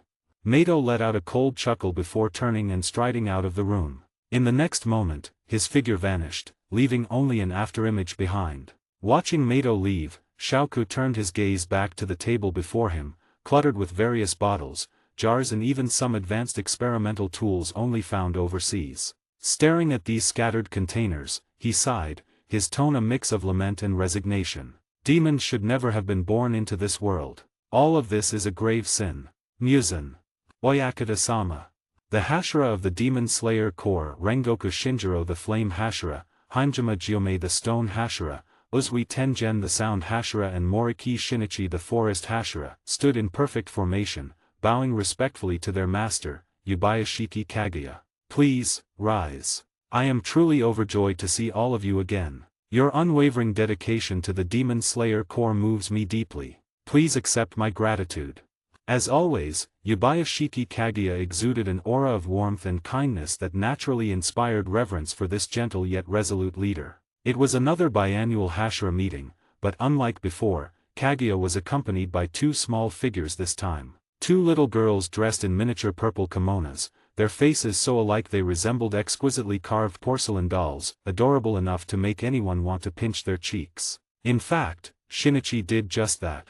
Whenever he visited the master, he couldn't resist giving the girls' cheeks a playful squeeze, though never without bringing some sweets or candies from his pockets as compensation. As a result, Kaguya children were quite fond of Shinichi. Indeed, the two little ones standing beside Yubayashiki Kaguya were his daughters, the older sister, Yubayashiki Hinaki, with a red ribbon on the right, and the younger sister, Yubayashiki Nichika, with a yellow ribbon on the left. Besides these two, Kaguya had three other children, Yubayashiki Kanata, Yubayashiki Kuina, and his eldest son, Yubayashiki Kiriya. Perhaps it was a tradition of the Yubayashiki family, but Kaguya had already begun presenting his 2- or 3-year-old children as part of the household public image. Shinichi had even jokingly accused Kaguya of exploiting child labor. But now was the time for the Hashira meeting, where serious matters concerning the future of the Demon Slayer Corps would be discussed. Here we go again. At this moment, the sound Hashira Uzui Tengen was complaining about Shinichi. Shinichi, the final selection you presided over last time was utterly unflashy. Those examines' awareness and abilities were just too pathetic. In response, Shinichi merely shrugged his shoulders. He was helpless too. Who could have expected the existence of an outlier like Sabito, a youth who far exceeded standards? Namo Amida Butsu. Tengen, that's not an appropriate thing to say. Although those examines may lack in ability, their courage and determination are equally worthy of recognition, said the stone Hashira Himejima Jiome with his hands clasped together. The flame Hashira Rengoku Shinjiro didn't comment on the matter but brought up something else instead. Master, the ranks of the Hashira may be expanding again soon. Hey, I re-upload some of my blocked FIC under different account, Oplovers 11. Read 30 chapters ahead and support me on Patreon. 93, Chapter 93. A demon has been spotted in the village of Kawakita Town, Nishikawa Prefecture, requesting Hashira-level slayers Shinichi Moriki for support. Ka. In the room, a pair of heterochromatic eyes that had been peacefully closed suddenly snapped open. On the carriage heading to Nishikawa Prefecture, Shinichi cheerfully teased the fat Maruenai, who could no longer be called Little Maruenai anymore. Under the care of the Kakushi Corps' cafeteria staff, Maruenai's body had become like an inflating balloon. He no longer resembled a Shiba Inu. There was now a worrying trend toward evolving into another species, a pig. Shinichi had completely given up on making Maruenai lose weight. Whatever, fat was fine, as long as Maruenai was happy. Blockhead Shinichi, there wasn't much explanation for this mission, and it doesn't seem like we're dealing with a particularly strong demon. Why do they need your support? Aren't Hashira usually very busy? Besides Shinichi, Shinobu Koko asked in confusion. During this time, Shinobu had practically become inseparable from Shinichi. It had almost become common knowledge within the Demon Slayer Corps, if you couldn't find the forest Hashira, just go to the Butterfly Mansion and ask Shinobu. She definitely knew where he was. Hearing Shinobu question, Shinichi quickly grabbed Maruenai's wriggling tail before leisurely explaining. Normally, I wouldn't have time, but there are always exceptions. The situation in Kawakita Town is a bit special. The intel I received is more detailed than what you were given. It's not just about a demon appearing there. The key issue is the kind of people being abducted. According to survivors' descriptions, the demon seems to only target the elderly or those in poor health, rarely attacking others. We all know demons usually prefer women and children, followed by young adults. But a demon that exclusively preys on the elderly? That's bizarre. Most demons wouldn't have such a preference, which is why I volunteered to investigate. Shinobu finally understood and nodded before returning to studying the intel in her hands. Bathed in the sunlight streaming into the carriage, Shinichi rubbed Maruenai's head while glancing at Shinobu. Shinobu looks kind of cute when she's all serious. He thought involuntarily, staring at her delicate face. But he quickly snapped out of it, shaking his head and muttering under his breath. No, Shinichi Moriki, what kind of nonsense are you thinking? Can't you be serious? Though, Shinobu really is cute. Blockhead Shinichi, what are you mumbling about? Shinobu frowned slightly, her slender eyebrows knitting together as she looked at him in confusion. That you're really cute, Shinichi almost blurted it out but managed to hold back at the last second, preserving the forest Hashira dignity through sheer reflexes. Nothing. I was just saying that even though Maruenai getting fatter and looks more like a pig, he's still cute. Maruenai.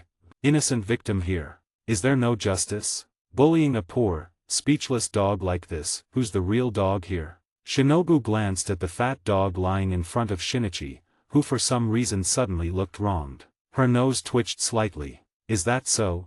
I think you should encourage Maruenai to lose some weight, blockhead Shinichi. A normal Shiba Inu shouldn't be this fat, it's very unhealthy. Is that so? Then why do you feed your goldfish so much that they get fat, Shinobu? They look like little meatballs. That's different. Goldfish are supposed to be chubby, it makes them cuter. If you can't bear to do it, just hand Maruenai over to me. No, wait, even my sister wouldn't have the heart to starve him. But if you give him to me, I'll definitely slim him down.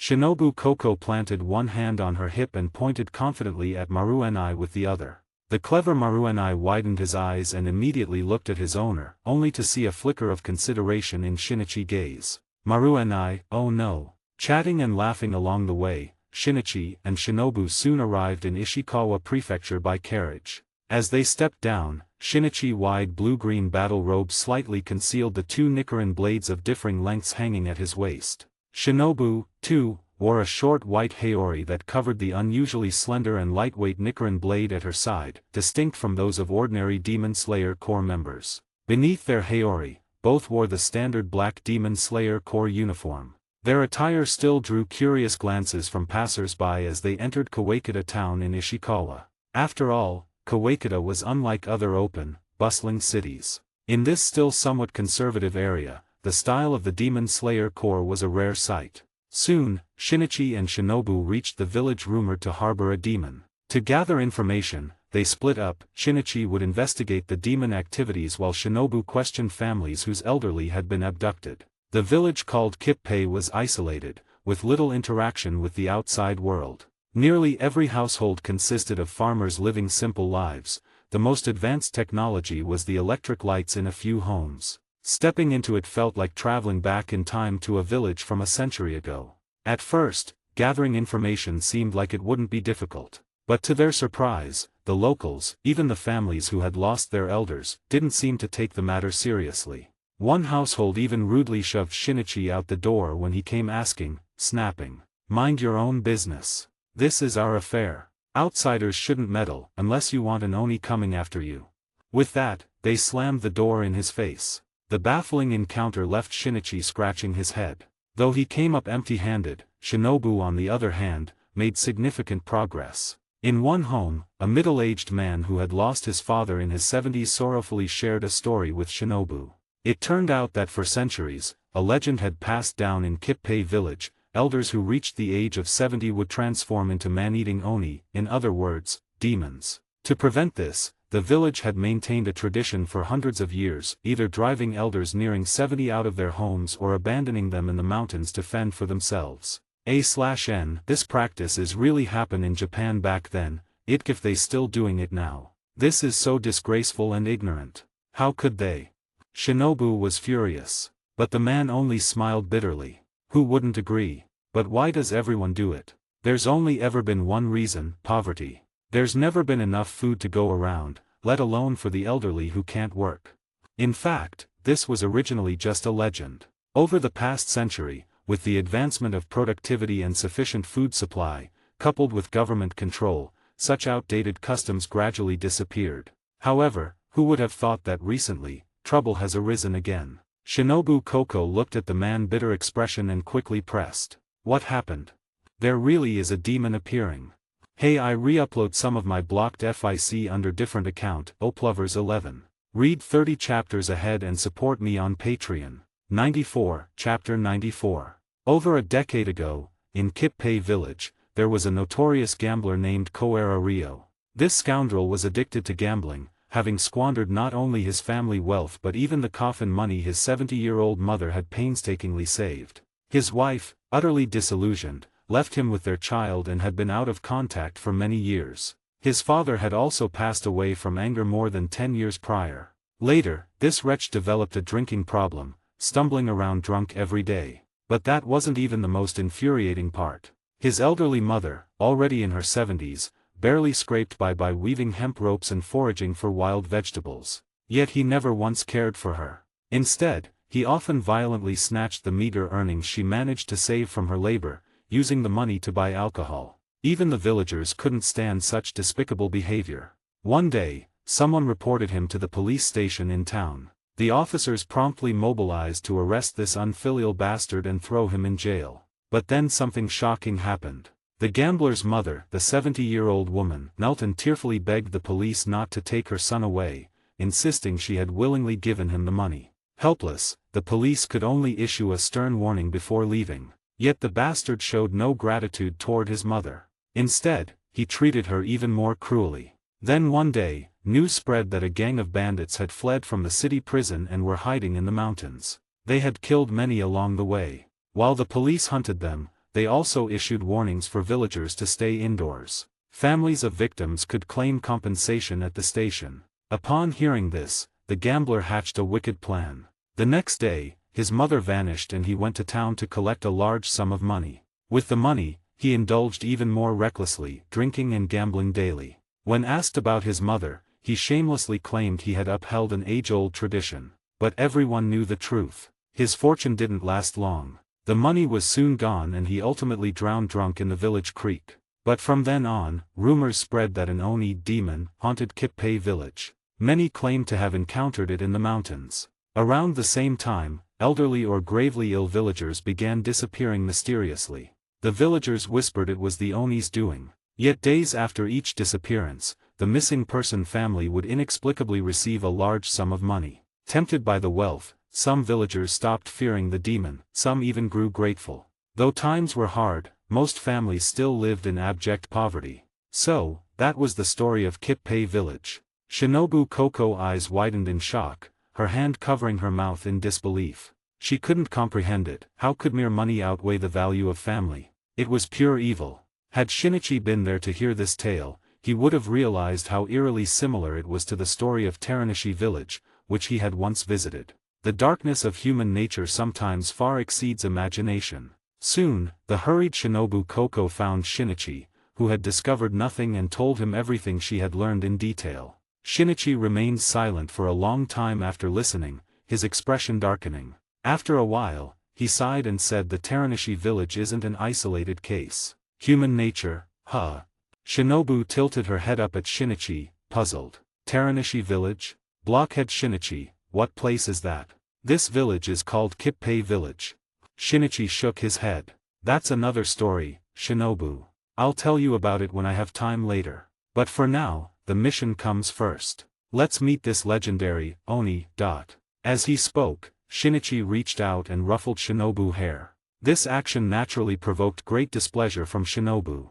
However, over time, she had grown accustomed to it. Though she would grumble unhappily, she couldn't be bothered to resist anymore, letting Shinichi mess up her hair. Fortunately, her hair wasn't too long and was easy to tidy. Having roughly understood the situation with the demon, the next step was to lie in wait. Kippei village still had over a dozen households with elderly people approaching 70 years old, 2 of whom were bedridden with serious illnesses. If the Oni demon were to strike, it would likely target these 2 households first. So Shinichi and Shinobu agreed to each watch one house, with the Kashagi Crow serving as immediate communication if anything happened. Shinobu Kashagi Crow was named a crow with a pleasant voice, at least far more pleasant than Izo. After Shinobu headed off first toward one of the households, Shinichi couldn't shake a sense of unease. Maru and I, go follow Shinobu. If anything happens, make sure to protect her. Shinichi crouched down and patted Maru and I rear. Ow! Maru and I let out a reluctant whine, casting a resentful look at his master. Bad master, always worrying about that little girl. I was here first, and not only do you not care about me, but you even let her put me on a diet. But grumbling aside, Maru and I eventually wobbled his fat body into the darkness. Shinichi had full confidence in Maru and I's strength. Over the years of battles, it wasn't just Shinichi who had improved, Maru and I had grown stronger too. Compared to the demon Karasuma from back then, the current Maru and I could easily overpower over a dozen Karasumas. A/N, this random-ass demon become a power measuring unit like Kakashi with chakra, sad face. With Maru and I watching over Shinobu from behind, Shinichi could finally relax. He then hurried toward the other household. The night, shrouded in clouds that obscured the moon, was eerily unsettling. The faint moonlight filtering through the clouds barely illuminated the path ahead. Perched on a tree branch like an elegant and nimble butterfly, the petite Shinobu Koko carefully observed the house enveloped in darkness with her large violet eyes. Time passed quickly, and just as Shinobu thought the Oni demon wouldn't appear, a pair of sickly green eyes suddenly lit up on the dim rooftop of the house. "It's here." The moment she spotted the demon, Shinobu's small frame tensed up instantly. At the same time, the Kashagi crow N on her shoulder immediately flapped its wings and flew toward Shinichi's location. The flapping sound of the Kashagi crow immediately drew the attention of those sickly green eyes. A fierce gaze instantly turned toward the tree where Shinobu Koko was perched. Under the faint moonlight, Shinobu could now clearly see the face of this Oni-masked demon. Pale, wrinkled skin, long fangs and those eerie green eyes, its terrifying appearance truly resembled the mythical Oni of legend. Swish! A uniquely shaped Nichiren blade was swiftly drawn from Shinobu's waist. Her large violet eyes burned with determination. "I can do this. Hey, I re-upload some of my blocked FIC under different account, Oplovers 11. Read 30 chapters ahead and support me on Patreon." 95, Chapter 95. A gentle breeze swept by and Shinichi, who had been peacefully resting with his eyes closed, suddenly opened them, the emerald glow in his left eye flaring to life. Not far away, Shinobu Kashagi Crow was desperately flying toward him. Without a doubt, Shinobu had encountered a demon. Shinichi instantly stood up, locked onto a direction and prepared to charge forward. But in the next moment, a sharp whistling sound abruptly rang out behind him. Shinichi's expression shifted slightly as his body instantly dodged to the left. A blur grazed past the hem of his haori with a screech, boom.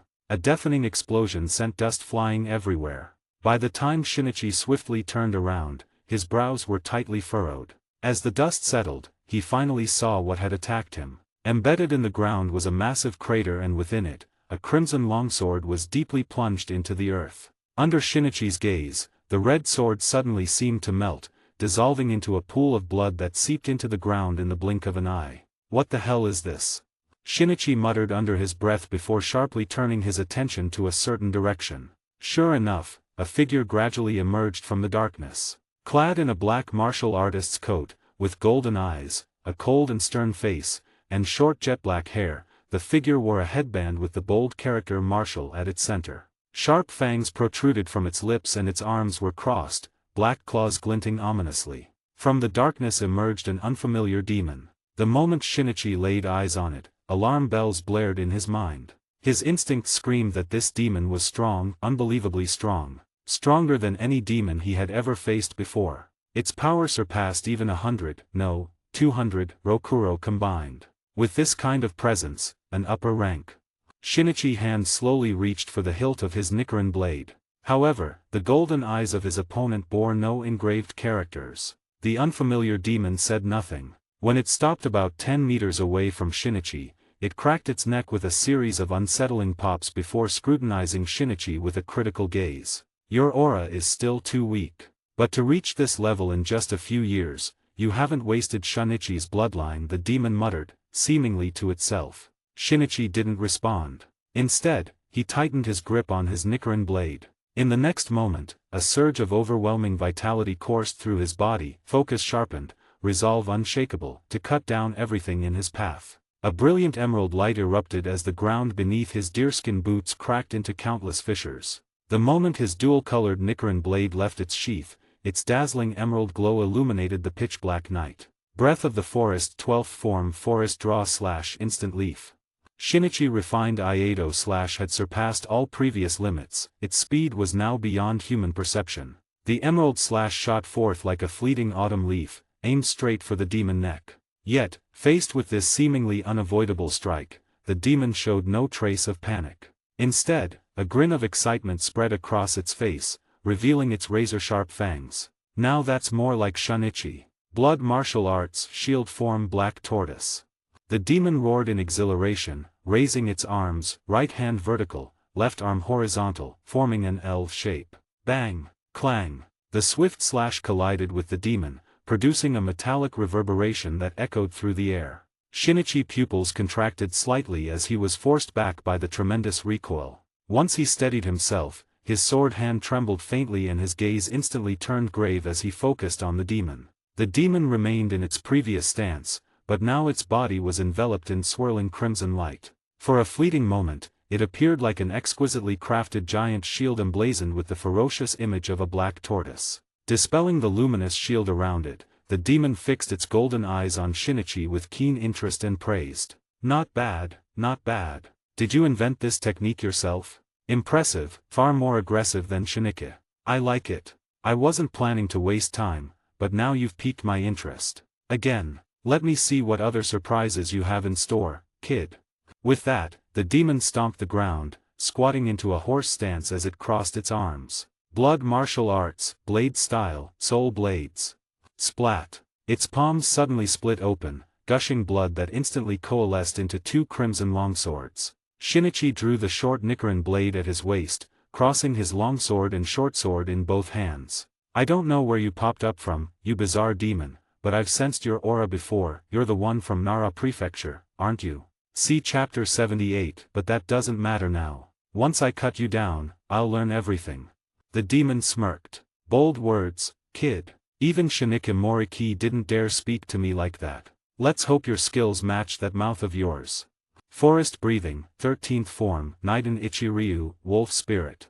A roaring emerald wolf surged forth. The demon golden eyes gleamed with approval as it swung its crimson blades, unleashing countless bloody slashes that clashed violently with the emerald beast. Boom! Crash! Kaboom! A series of explosions and metallic clashes erupted, the commotion loud enough to rouse half the villagers in Kapi village. Bewildered, the villagers stepped out of their homes to witness bursts of emerald and crimson light erupting behind the village, trees toppling and shattering instantly. The spectacle terrified the villagers, some even dropping to their knees in frantic worship, believing the gods had unleashed their wrath. Meanwhile, as Shinichi and the demon battled fiercely, Shinobu Koko was locked in her own desperate struggle. The demon she faced, a swift, airborne Oni, darted through the sky like a mythical fiend, its piercing shrieks disorienting her. A trickle of blood seeped from the corner of Shinobu's lips, yet her violet eyes remained unwavering. Her Nichiren blade, uniquely slender and needle-like with only its tip sharpened, was a weapon forged under her and Shinichi joint request by the swordsmiths of the village. Though the smiths had initially disapproved of its unconventional design, the blade proved a perfect match for Shinobu combat style, or rather, for the breathing technique that belonged to her alone. Although the Oni was extremely fast, for Shinobu Koko, who sparred daily with Shinichi and often trained with her sister, catching up wasn't impossible. Then, in one decisive moment, insect breathing, dance of the bee sting, true flutter. Hey, I re-upload Make Marines Great Again under different account, Oplovers 11. Also please read my new book, One Piece, From Slave to Fleet Admiral. Read 30 chapters ahead and support me on Patreon. 96, Chapter 96. Forest breathing, first form, iron birch slash. Shinichi swung his Nichiren blade horizontally with one hand, slashing fiercely toward the demon. The demon had already lost one arm and its remaining hand, gripping a crimson longsword, was still locked in place by Shinichi's short blade. The verdant slash surged unstoppably toward the demon neck. Yet even in this critical moment, the demon remained eerily calm. Squelch. A brand new arm regenerated almost instantaneously, the speed of recovery making Shinichi pupils constrict sharply. Blood martial art, sword style, swallow strike. The demon roared. A scarlet longsword materialized in its hand, thrusting straight forward to meet Shinichi iron birch slash head-on. The indestructible iron birch slash clashed against the peerlessly sharp swallow strike. The explosive impact sent Shinichi flying backward instantly. His Nichiren short blade spun through the air before embedding itself into the ground.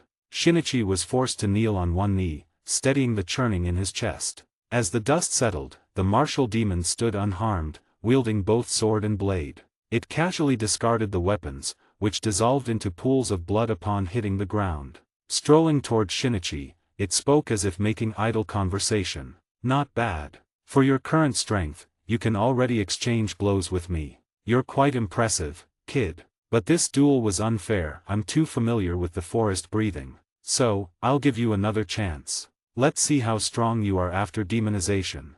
Shinichi rose coldly to his feet, his gaze flickering toward where Shinobu Koko stood. Noticing Shinichi's concern for her, the martial demon feigned sudden realization. Oh, so you're worried about that little girl. Don't be. If she can't even handle an old demon, then you'd better mind your own business. Keeping her around would just be dead weight. Shut up. Shinichi snapped, unable to contain his fury. He drove his Nichiren blade into the ground and, under the martial demon watchful eyes, shed his verdant Haori. His demon slayer core uniform was already riddled with gashes and tears from their battle. I don't care who you are. Even if you knew the ancestors of the Moriki family, I couldn't care less why. All I know is that you, with your incessant yapping, are truly utterly detestable. Shinichi clenched his fists, his voice icy. The peach-red hue in his right eye was swiftly overtaken by a deep crimson. His pupils narrowed like a beast awakening. You want to see my power? Fine. I'll oblige. Blood Demon Art, Raging Blood 3rd Stage. Boom. A shockwave erupted from Shinichi's body, igniting the very air around him. His upper uniform exploded into tatters, revealing skin flushed red. Fiery orange patterns coiled around his muscles. Sharp fangs pierced through his lips, black claws gleamed menacingly. His disheveled black hair whipped wildly in the scorching wind, the tips seemingly aflame. His entire body radiated blistering heat. A low, bestial growl rumbled from his throat as his blood-red eyes locked onto the martial demon. For the first time, the demon felt the chilling sensation of being prey, pinned under a predator's gaze. But as a battle maniac to the core, this only fueled the martial demon exhilaration. Good. Excellent. Kid, you've got some skills. After centuries of boredom, it's rare to find someone who can truly excite me. Come on. Attack me with all you've got, ha ha ha ha. Shinichi, now in his 3rd stage of blood rage, could no longer speak normally. In fact, this was his first attempt at the 3rd stage. The terrifying, scorching heat not only burned his enemies but also seared his own body, causing his newly regenerated flesh to wither and die in an instant. Yet, thanks to the formidable regenerative abilities of his demon physique, his body continuously cycled through damage and repair. Roar! What emerged from Shinichi's throat was no longer a human voice but a deafening, bestial roar. Boom! With a forceful stomp, his scorching crimson figure shot toward the martial demon like a cannonball. Whoosh! Along his path, dried leaves and broken branches ignited instantly in the wake of the surging heatwave. A small mouse that had just crawled out of its nest was engulfed in flames before it could even react, its flesh consumed in an instant, leaving behind nothing but a perfectly intact, desiccated skeleton. Shinichi's trajectory blazed like a trail of fire, scorching marks left upon the earth itself. Faced with Shinichi's furious charge, the martial demon took a slight step back, not out of fear, but to gather strength. His left leg extended, right leg bent, fists clenched tightly across his chest as he assumed an unusual martial arts stance. Flash! His golden eyes suddenly blazed to life and an endless surge of crimson energy erupted violently from his core. The terrifying aura in the darkness made it seem as though a true demon god had descended. Bearing his fangs, veins bulging across his body, the martial demon roared. Blood martial arts, armor form, blood plate. Splurt. In an instant, the veins across his body burst open and as scarlet blood gushed forth, it rapidly coalesced over his form. Soon, an ornate, blood-red armor, radiating an overwhelming aura of slaughter, encased the martial demon. Ha ha ha, come at me. The martial demon laughed wildly, charging forward in his crimson armor to meet Shinichi head-on. Boom! Crash! An even more intense shockwave engulfed the entire village of Kippei. The deafening explosions terrified countless villagers as bursts of flame and bloody light erupted behind the village, illuminating the night sky. Oh, gods! Have we wronged you in some way? Is this your warning to us? An elderly man knelt on the ground, tears streaming down his face as he kowtowed repeatedly. Behind him, many villagers followed suit, dropping to their knees in fear. Is it because of the Oni? Have we angered the gods by ignoring such demon? Oh heavens! I knew it. What use is wealth compared to family? Gods, I was wrong. I swear I'll treat my parents better from now on. Please, do not unleash your wrath.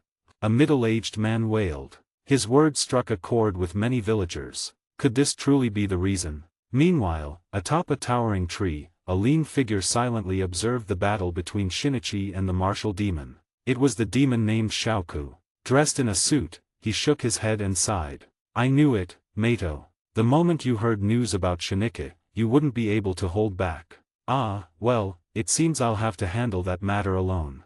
As soon as the words fell, Shaoku's body eerily dissipated, leaving behind only a faint mist of blood. Please read my new book, One Piece, From Slave to Fleet Admiral. Read 30 chapters ahead and support me on Patreon. 97, Chapter 97. Amidst the mountains and forests, countless trees lay shattered and splintered, the crackling of burning branches and withered leaves filling the air. The earth itself was torn apart by endless fissures and deep craters. Clearly, a great battle had taken place here. Within a vast crater, a figure knelt half-naked, his body rising and falling slightly. With his head lowered and black disheveled hair obscuring his face, Shinichi's expression remained hidden, save for the sound of his labored breathing. Steaming cracks covered Shinichi's upper body, revealing glimpses of crimson flesh beneath, the torn tissue slowly knitting itself back together, though at an agonizingly slow pace. At the edge of the crater, a somewhat disheveled demon stepped forward, his golden eyes fixed on Shinichi.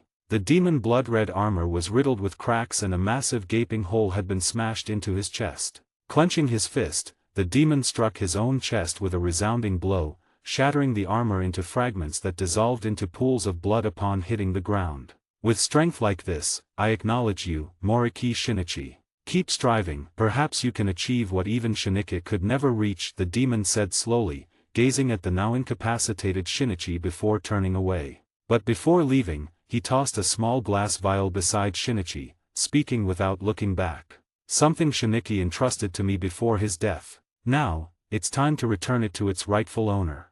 With that, the demon vanished in a flash. Whoosh! Perched on a tree branch, the demon opened his golden eyes, sensing a faint presence in the air. His brow furrowed slightly. Shaoku.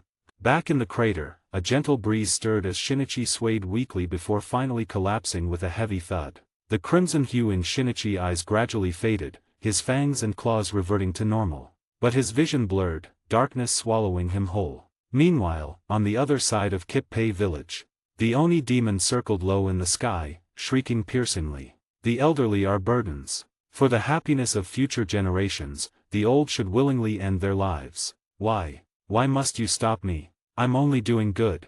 Shinobu Koko, however, remained unmoved by the demon's twisted logic. Her eyes locked onto its erratic movements, her Nichiren blade poised to strike again, her previous all-out attack had been dodged. There is no such thing as a burden in this world. Family bonds are the most precious thing of all. Any act that robs innocent lives from others is despicable.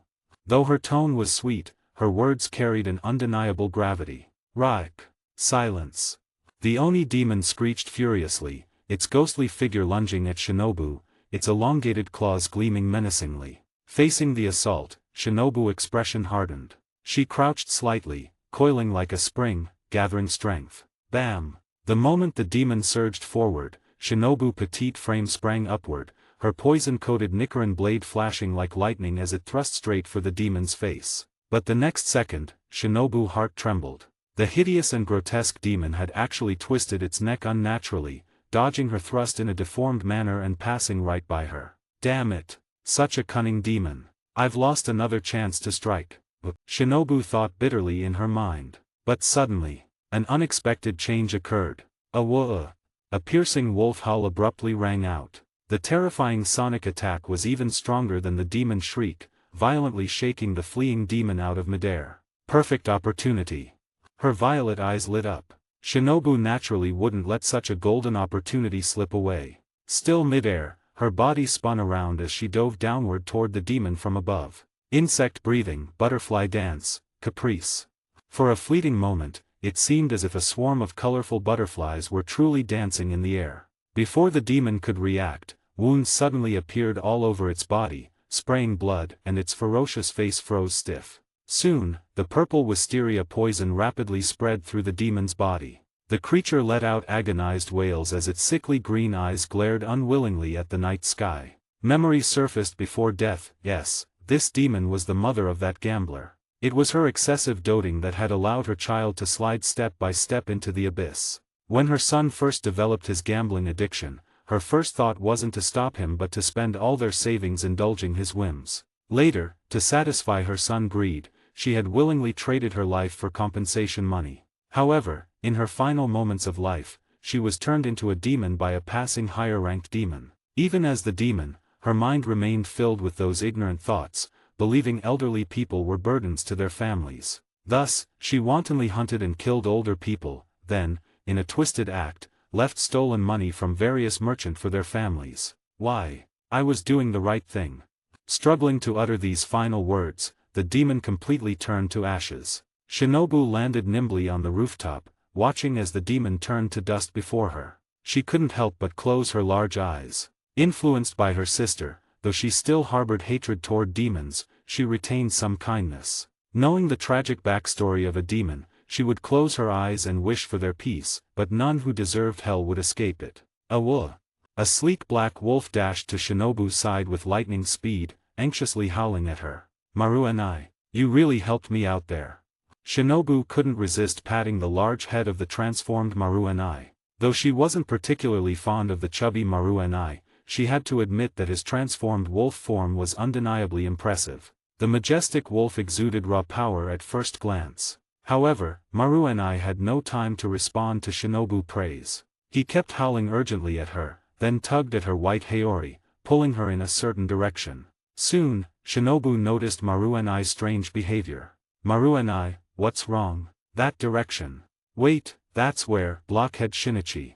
Shinobu Koko eyes widened as she looked in the direction Maru and I had been pulling her, immediately realizing something was wrong, Shinichi might be in trouble. Seeing that Shinobu had finally reacted, Maru and I stopped pulling her. Instead, he suddenly bit her arm and forcefully flung her onto his back. Of course, Maru and I was careful not to actually injure Shinobu's arm. At most, his saliva dampened her sleeve. Before Shinobu could even process what was happening, Maru and I dashed toward Shinichi's location like a black lightning bolt. Stupid Shinichi, please don't be hurt. Please read my new book, One Piece, From Slave to Fleet Admiral. Read 30 chapters ahead and support me on Patreon. 98, Chapter 98. When Maru and I brought Shinobu to the other side of Kippei village, Shinobu was deeply shocked by the devastating battlefield before her eyes. When she spotted Shinichi lying unconscious in the deep crater, her face paled in alarm as she rushed down into the pit. Blockhead Shinichi. Blockhead Shinichi. Shinichi, are you all right?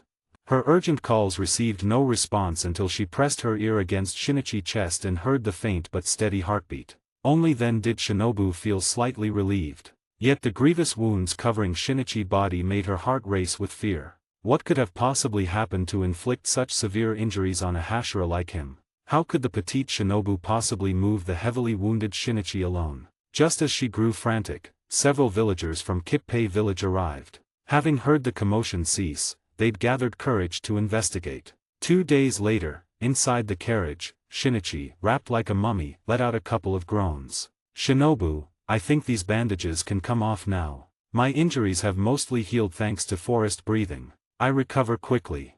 No, your wounds were too severe. You need proper medical treatment along with it. It's only been 2 days, you must take responsibility for your own body.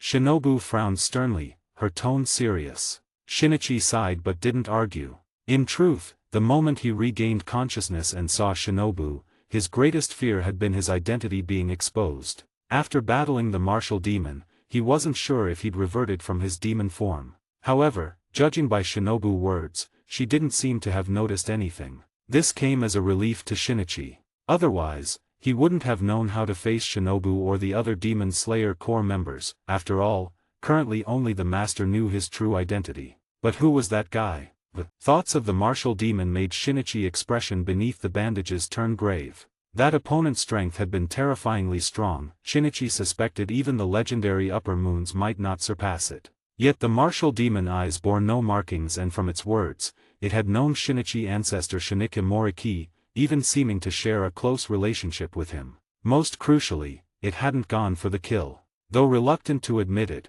Shinichi had to acknowledge the martial demon had held back significantly during their fight. Shinichi raised his head, staring at the carriage ceiling. Seems like the Moriki family's history isn't so simple. There might be hidden circumstances surrounding how the ancestor became a demon. TCH, things are getting complicated. Shinobu turned to him curiously. What are you muttering about? Shinichi, nothing, just talking to myself. Shinobu, oh. Shinichi heterochromatic eyes, visible through the bandages, studied Shinobu's face with sudden interest. Speaking of which, Shinobu, why do I suddenly feel like you're speaking much more gently? It's so unlike you. Could it be you're going easy on me because I'm injured? Shinobu Koko. With a hint of tsundere attitude, Shinobu called Shinichi an idiot before turning her head away. Shinichi simply chuckled and didn't press further. He had only made an offhand remark without any deeper meaning. But in the direction Shinichi didn't notice, Shinobu's small face turned away, suddenly flushed red at a certain moment. That idiot Shinichi. He really forgot. Another half-day passed and soon the carriage carried Shinichi and Shinobu back to the Butterfly Mansion. Upon their return, they received good news. A day earlier, the master had officially announced the promotion of 2 new Hashira, the Flower Hashira, Kani Koko, and the Water Hashira, Tomioka Jiyu. Nei-san became a Hashira? That's wonderful. Shinobu's violet eyes practically sparkled. Soon after, upon hearing about Shinichi's severe injuries, the Hashira currently at the headquarters came to visit. Namo Amida Butsu. The demon that gravely injured Shinichi was at one of the upper moons. Jiomei Haimjima, hands clasped together, mused solemnly. But Shinichi honestly replied that it was a completely unfamiliar demon and gave a detailed description of its abilities. The sound Hashira, Tengen Uzui, seemed intrigued, stroking his chin with one hand. It does sound somewhat flashy. But demons? No thanks. Their stories are always unacceptably vulgar. The flame Hashira, Shinjiro Rengoku, had recently taken leave from the master. It was said his wife had fallen seriously ill. Kani Koko also came to see Shinichi at once. Seeing that he was in decent condition, she sighed in relief. By the way, I must thank you properly, Shinichi-kun. Thank you for taking care of Shinobu all this time. I'm sure she must have caused you a lot of trouble, Kani said warmly, holding her younger sister's hand while smiling at Shinichi in the sickbed. Nei-san. Shinobu's cheeks flushed as she whined, but Kani only responded with a gentle laugh. Meanwhile, Tomioka Jiyu, who had become the Water Hashira alongside Kani, did not come to the Butterfly Mansion to visit Shinichi. His cold behavior left Shinobu indignant. Hands on her hips, she huffed, that cold-faced jerk is so rude. He used to always drag that blockhead Shinichi into sparring matches, never even saying thanks afterward. And now that he's a Hashira, he can't even bother to care about his comrades. Humph. So rude. Well, Shinichi's old nickname had now been passed on to someone else. But Kani defended Jiyu. I'm sure Tomioka-san must have urgent matters. I heard he left headquarters right after his promotion. He seemed in quite a hurry. Humph. Cold face is just plain rude.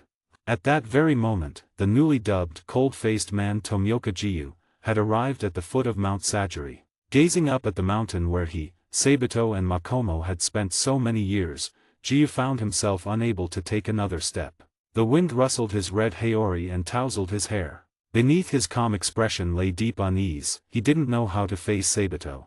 After much hesitation, Tomioka Jiyu finally stepped into Mount Sajiri. No matter what, inheriting the title of Water Hashira was his master wish. He had to personally tell his master about becoming the Water Hashira. This was also the promise he had made to Sabito long ago. When Jiyu arrived outside the cabin, a figure was already waiting for him. It wasn't his master, but the familiar boy with peach-pink hair. Tomioka Jiyu's eyes widened in disbelief as he stared at his dear friend attire. Sabito. You. The black uniform unique to the Demon Slayer Corps gleamed brilliantly on the smiling, peach-pink-haired boy. Please read my new book, One Piece, From Slave to Fleet Admiral. Read 30 chapters ahead and support me on Patreon. 99, Chapter 99. A powerful demon not among the 12 Kazuki. I've never heard of such a thing before.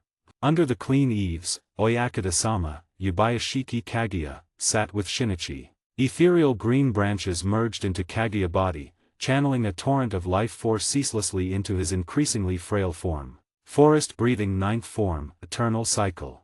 This was Shinichi's insistence. Though forest breathing couldn't resist the curse eating away at Oyakata-sama, it could at least alleviate his physical suffering, granting him a few days of relief. It was during this time that Shinichi reported in detail his encounter with the martial demon to Oyakata-sama, even mentioning that the demon might have known Shunichi Moriki, the ancestor of the Moriki family. Is that so? From your description, this suddenly appearing demon doesn't seem to be like the ones under Muzen's command. An ancestor of the Moriki family, you say? I'll keep an eye out for any related records in the Yabayashiki family archives. Additionally, Shinichi, you might also try asking Mitsuyo Moriki-san, perhaps you'll uncover more. Oyakata-sama suggested. Shinichi nodded in agreement. He did intend to ask the old man about it. Speaking of which, Shinichi, what are your thoughts on the two newly promoted Hashira? I'd like to hear your opinions on Connie and Jiyu, Oyakata-sama suddenly asked. Shinichi paused for a moment, then answered thoughtfully. They're well suited. Both Connie and Jiyu have the potential to become Hashira. Their promotions were only natural. Oyakata-sama nodded, then remarked with a sigh, Connie is such a gentle swordsman, toward both her fellow demon slayers and the demons themselves. I've heard she's always wanted to truly befriend a demon. Though, I doubt she realizes her wish has already been fulfilled, hasn't it? With a knowing smile, Oyakata-sama glanced at Shinichi, who averted his eyes uncomfortably. His identity was a sensitive matter, and even though Shinichi himself was a demon, he didn't share Connie ideals. In his view, he had never considered demons as his kind. The best way to deal with them was to send them straight to hell. Perhaps. But Connie flower breathing is truly exceptional, Shinichi replied offhandedly. After discussing Connie, Oyakata-sama continued. And then there's Jiyu. I've heard that before becoming a Hashira, he challenged you many times. In a way, you've watched him grow, haven't you? This time, Shinichi nodded earnestly. Indeed. As Urokodaka-san said, Tomioka Jiyu possesses extraordinary talent for water breathing. But before this, he never seemed to realize that his brilliance was always overshadowed by that boy named Sabito. There's no denying Sabito was also a supremely gifted swordsman, but if I had to choose, I'd say Jiyu talent surpasses even his. I believe it won't be long before he reaches heights beyond the current limits of water breathing. Yubayashiki Kaguya looked at Shinichi in surprise. He hadn't expected such high praise for Jiyu. Is that so? Though, it seems Jiyu has misunderstood you all this time. Don't you plan to explain things to him? Shinichi smiled nonchalantly and said, there's nothing to explain. It was all what I should do. Two equally outstanding talents shouldn't overshadow each other. One needs to show their edge, while the other needs to shed their pretenses. Excessive protection and blind heroism are equally undesirable. From the conversation between the master and Shinichi, everyone could guess, yes, Shinichi had deceived Jiyu. Or rather, Shinichi had deceived all the swordsmen of that year's final selection. Sabito hadn't been eliminated. Shortly after Sabito left Fujikazan Mountain, Shinichi urgently sent letters to both the headquarters and Mount Sajiri, where the former water Hashira Urokodaka Seikanji resided, detailing his arrangements. In truth, Shinichi greatly admired Sabito's bravery and sense of responsibility, but he couldn't approve of Sabito's blind heroism, even though Sabito's intentions were good. Allowing swordsmen who weren't qualified to pass the final selection to join the Demon Slayer Corps was irresponsible, both to the Corps and to those swordmen's lives. So Shinichi pointed this out bluntly. However, this wasn't too significant a flaw, and Sabito's brilliance wouldn't be overshadowed by it. On the surface, Shinichi had eliminated Sabito, but this was only to instill a sense of urgency in those who had passed because of Sabito and to prevent them from becoming accustomed to relying on the protection of the strong,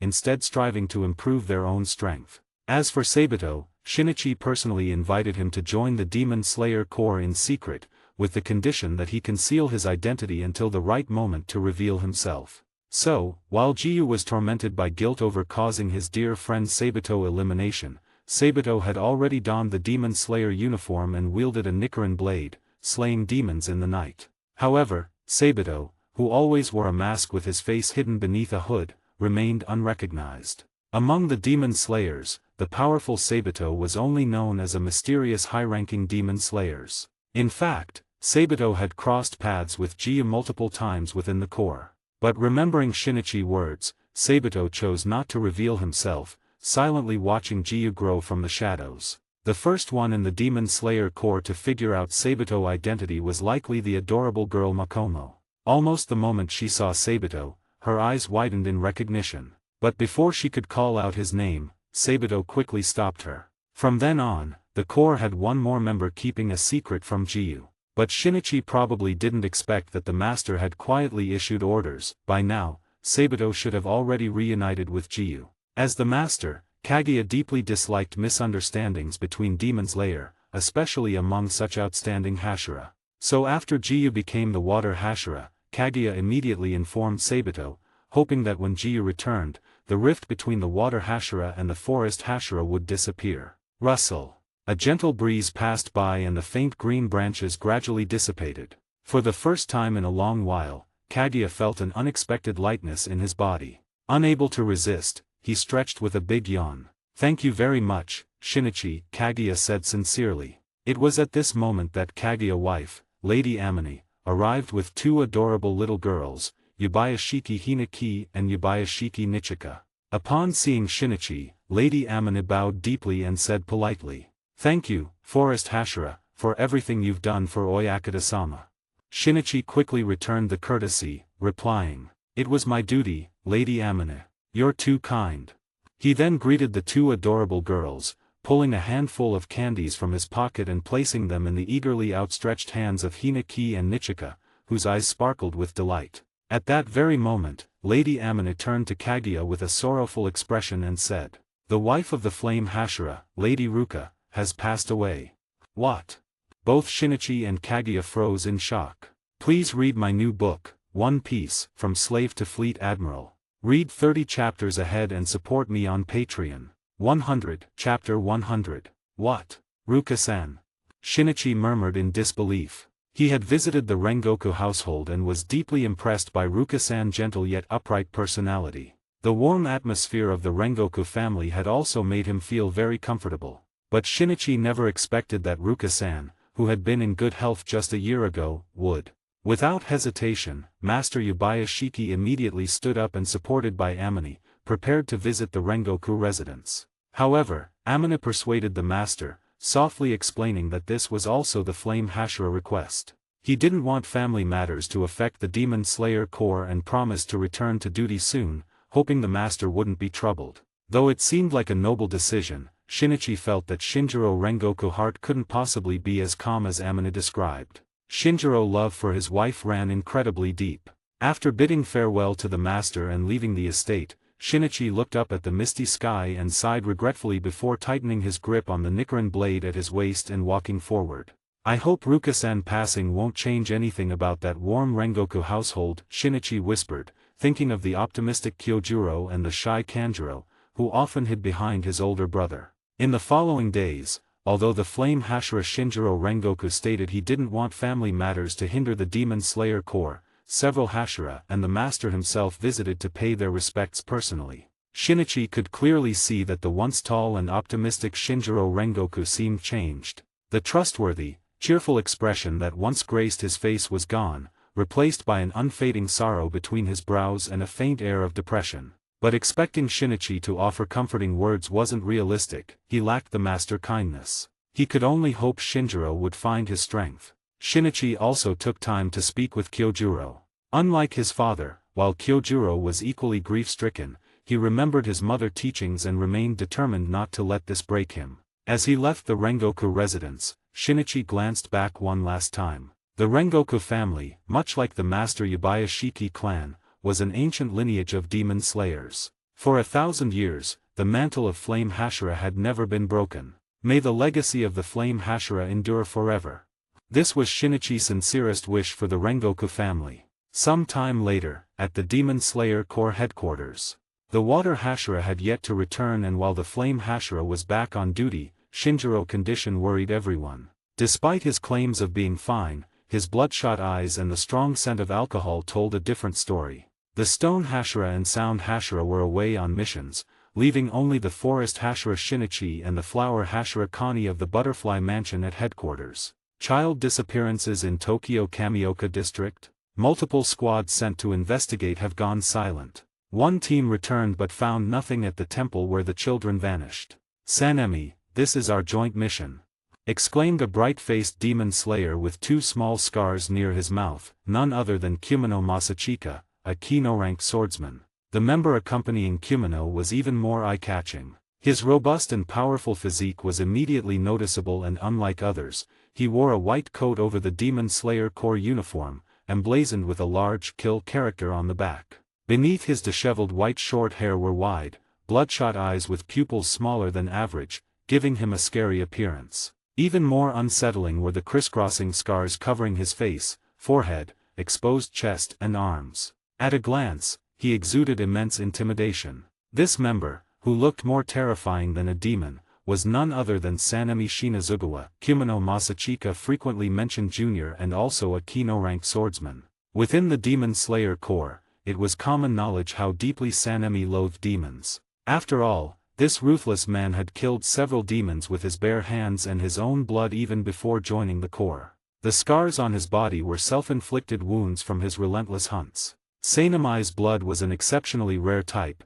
even among the Merchi, so potent that ordinary demons would be intoxicated just by smelling it. Shinichi was aware of Sanemi Merchi blood, but out of respect for the Forest Hashira authority, he couldn't openly ask Sanemi for it. However, due to Sanemi reckless, life-risking battles against demons, the Butterfly Mansion had practically become his second home. Whenever he returned to headquarters, he spent half his time there recovering. Thus, Kani Koko, the flower Hashira, often crossed paths with him.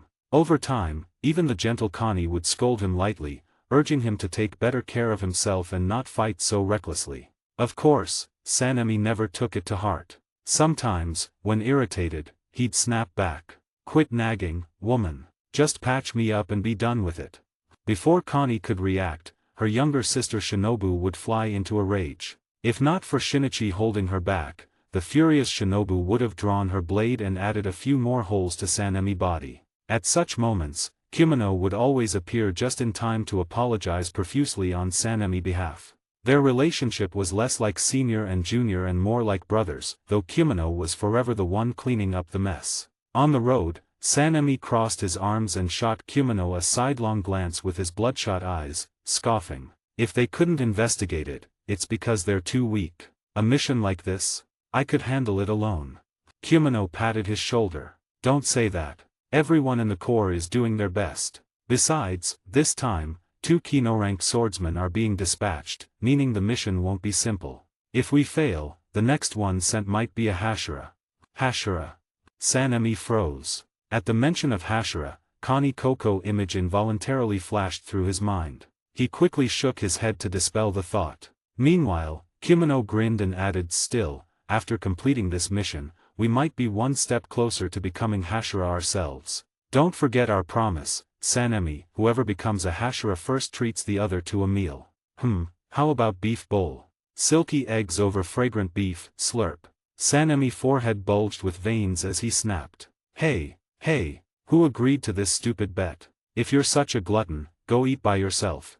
Kumino wrapped an arm around Sanemi's shoulder and said cheerfully. "It's different, you know. Becoming the Wind Hashira was also our master wish. Doesn't that make the beef bowl more meaningful?" "Sanemi, get lost." Just as the two were bantering, an intrigued voice suddenly sounded behind them. "Are you two heading to Tokyo as well?" Hearing this, they immediately turned around. Kumino exclaimed in surprise. "Shinichi-sama." Meanwhile, Sanemi Shinazugawa glared and said, Please read my new book, One Piece, From Slave to Fleet Admiral. Read 30 chapters ahead and support me on Patreon." Every novel listed in the description comes with permanent access to the audiobook on Telegram. You pay once, and if the novel is still ongoing, you'll receive all future updates automatically. No extra cost.